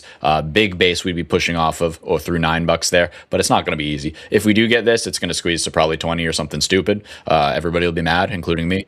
That's what I think about Peloton. Next, we have LPTH. This is a really fun one, Light Path. I'm in this one very small, runner shares, and I'd love to size back in. This is on my focus list today, James G. Willikers. So great call there. You should probably mosey on in. I know, I always like his name too. I like G. Willikers. That's a good one. That's a good one. He should come on into my server because we probably trade pretty similarly, and you might get some ideas there. And I might get some ideas from you, so you're more than welcome. I'll drop that link in just a sec. So what I'm seeing for Light Path is the long term. You can see how marked up this chart is. I've been trading it, doing quite well. I want to show you what I'm seeing on that. Also, by the way, there is my Discord server. So Light Path, it's choppy, it's boppy. I'm going to remove all these drawings because we don't need them. The important thing is this thing has very good fundamentals. It is basically consolidating up and to the right. It has been for about, since last September. I mean, yes, it has doubled in price since then, but guys, this is still consolidation. It's upwards, strong consolidation after an incredibly strong base break, right? I'll call it there, something like that. Anyways, what we're looking for is big markups here. We think that this thing can keep going. I don't know why I deleted all my levels because I did a lot of work to find those. I believe 24 to 25 was a notable area. I'm going to zoom into the left side of the wall here. 28 to 29, 28 to 30 definitely is, but there's another level. Yeah, I mean, 20 is the round number. Let's do it. I forgot lightning round. 20, lightning round. It's going to 20. Buy it off of the daily moving average. It looks really good on a daily. The last trade I took on this was almost identical. It was on this hammer candle right here, reclaiming the 9 moving average and pushing up into the 21. And then it was just scared me for one day and then boom, off to the races. I think we're doing something very similar. We closed over the 21, but not over the 9 this time. So the inverse of this situation, I'm looking for one more wick down and a reclaim of this 9 at, we're just going to call it $15, a reclaim of 15 on volume, and I'm trading this as a swing up until $19, $20, holding a trim for even higher because we're going to put the little Fibonacci ratio extension right there. 25. All right, next chart. Boom. Look at you just whipping it out. What's up? Look at you just whipping it out. Bam. Boom, boom, bang. There we go. Throw the fib up, give some numbers. Next chart. Bam. Bam. Boom, boom, bang, bang. All right, we have CIEN, Sienna. Small pullback here. This is a chart where it's a leader for a long time and it lost that leading trend, or did it? How do we find out? We look at the weekly, we look at the 9 moving average. It is still under that. It did hold the 21 though. A reclaim of the 9 puts me back in. That's $500. Sienna reclaims 500 odd volume. It's a buy. It's probably still a buy here. Talk's probably just front running. I hate when he does this. He's always right. So next, Netflix, Fox Mafia, Netflix. This was my buy level. I didn't buy. I got scared. I said I wanted it all the way back here, and now I don't know if I'm going to get that. So that would be nice. I think it's trying to base here. I think this looks like it's probably almost done. Let's look at the weekly, see if we can glean anything here. I think this will be our last one. I think this will be our last one before wrapping up. Okay, sounds good. So over the 9 moving average gets me interested. You could buy it there. I would rather see a little bit more constructiveness, pushing up, reclaim, push up to the 21 here, come back down, and basically form a higher low on the flipping of this 9 moving average, a higher low compared to this one here. Until then, it doesn't have proper structure. This low is lower than this initial range break push down. That's what I got, the big level to watch. 81.50 pivot there. Alrighty. Beautiful, beautiful. And our trade for play, we made $1.25 today. So there you go. Amazing. So that's enough. That was worth all of the time and effort there. No, but it actually was a blast, guys. I hope you guys have been enjoying it. And I'm seeing a lot of chart requests in the chart or in the comments. I want to get to all of them. We do have to leave you wanting more, but guys, this Friday we are starting a new segment where bring us your charts. Bring us your charts. BYOC. You bring the charts, and we'll trade it for you. We'll do a replay from the place you want us to start it. We won't look at advance. We can take it from there. You can bring us the chart where it is right now. We can get your opinion on it, or you can get our opinion on it like that. So whatever you're working on, come on, bring it in, and we can work on it together and help see things through. I won't call us professionals, but I'll call us experienced traders' eyes. And so that's what's happening. We're going to be doing that, trying that out. I'm not sure exactly what time it is. It'll probably be right after, maybe right before our lunchtime review. And that is 1 o'clock Eastern time, 1 o'clock market time on Friday. We're bringing more stuff to you guys. Yeah, and really quick, while I'm here, I might as well. We're also doing the Friday morning stream now. Me and Alejandra are going to start hosting every Friday morning from half an hour before open to an hour and a half after the bell. So 2 hours for you. Come on, hang out with us. We'll chart the markets to prep for that bell. We'll take some trades, maybe in the future side. She trades futures. I do a little as well. Maybe, or definitely on the equity sides on that trade of the pool account. So be sure to tune in. We are now live Fridays. We're expanding, Jesse, and I can't wait. Beautiful. Yeah, that's wonderful. And make sure you guys do come back to the J&J show tomorrow, because we will be giving away that 25K eval account. We did hit the likes that we needed. So thank you guys very much for showing up today. And as always, Steve, it's a pleasure. Can't wait to do more earnings with you. I really have a lot of fun. Awesome. Me too, man. Yeah, it's a good time. It's never a dull moment. Even when we get a dull chart or two, we'll always find something to look at, Always especially fun. with you guys Always. in chat. Exactly. Yes, sir. Exactly. Thank you to everyone in chat as well. It's been a ton of fun today, as usual. Yes, sir. All right. Till next time, you know where to find us, and be sure to tune in bright and early tomorrow morning, because just always more giveaways, always more great stuff, really good content coming right around the corner here, because we are right in the middle of our World Cup or World Cup. It's Trading soccer. World It's Championship. football. It's soccer. Woohoo! There we That's go. right. All right, and whatever it is, we're doing it and it's fun. So you should come on in and join, giving away lots of free stuff. And yeah, come on in. The water's fine at Trade the Pool. I'll let y'all go now. Jesse, it's been great trading with you. See you next time. See you guys tomorrow.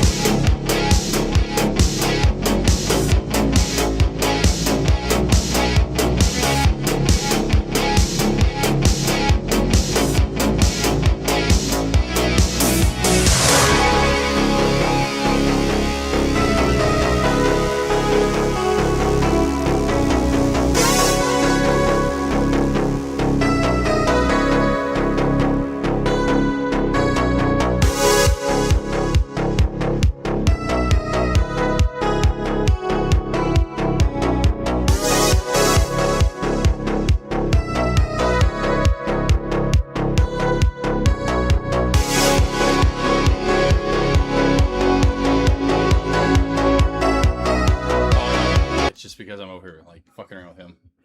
It's Emilio! Emilio!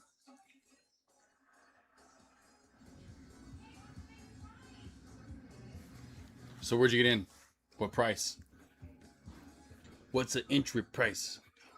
You should have got in with me on Friday. I told you guys just get in right away. I told you on the live stream, I said I'm just jumping in right away, didn't I?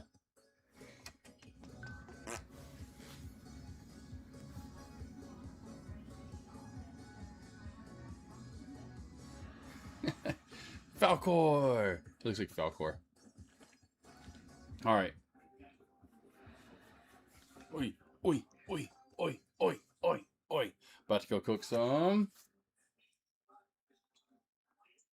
carne asada tacos.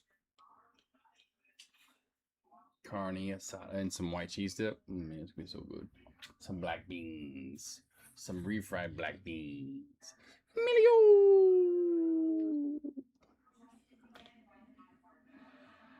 What have you? Did that not sound like someone was just saying something? Yes. How about this one, though?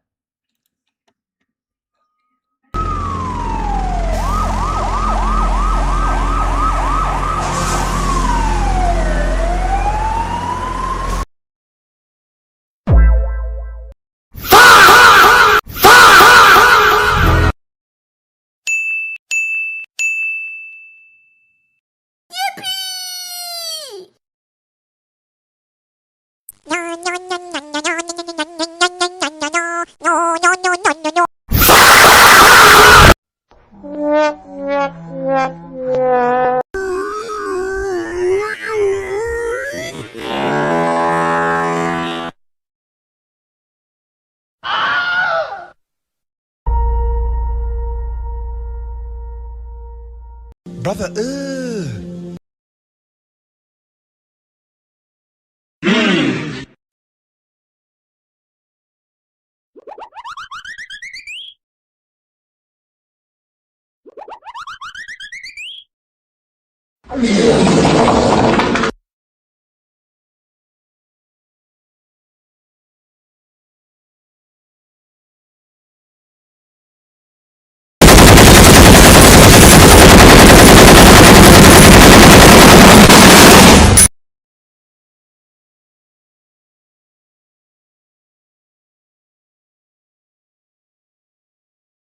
Huh? Huh? Huh?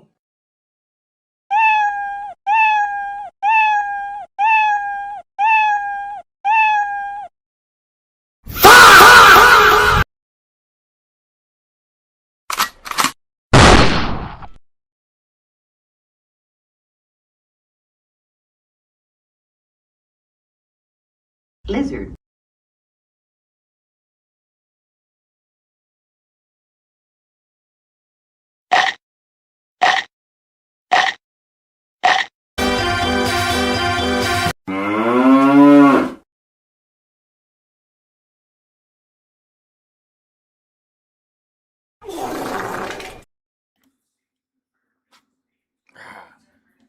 Look at that. We're getting there, Aussie. Look, we're getting there, aren't we? Look at that. Look at the definition.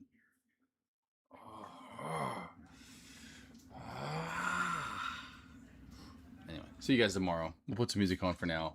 The doggy cam is coming off.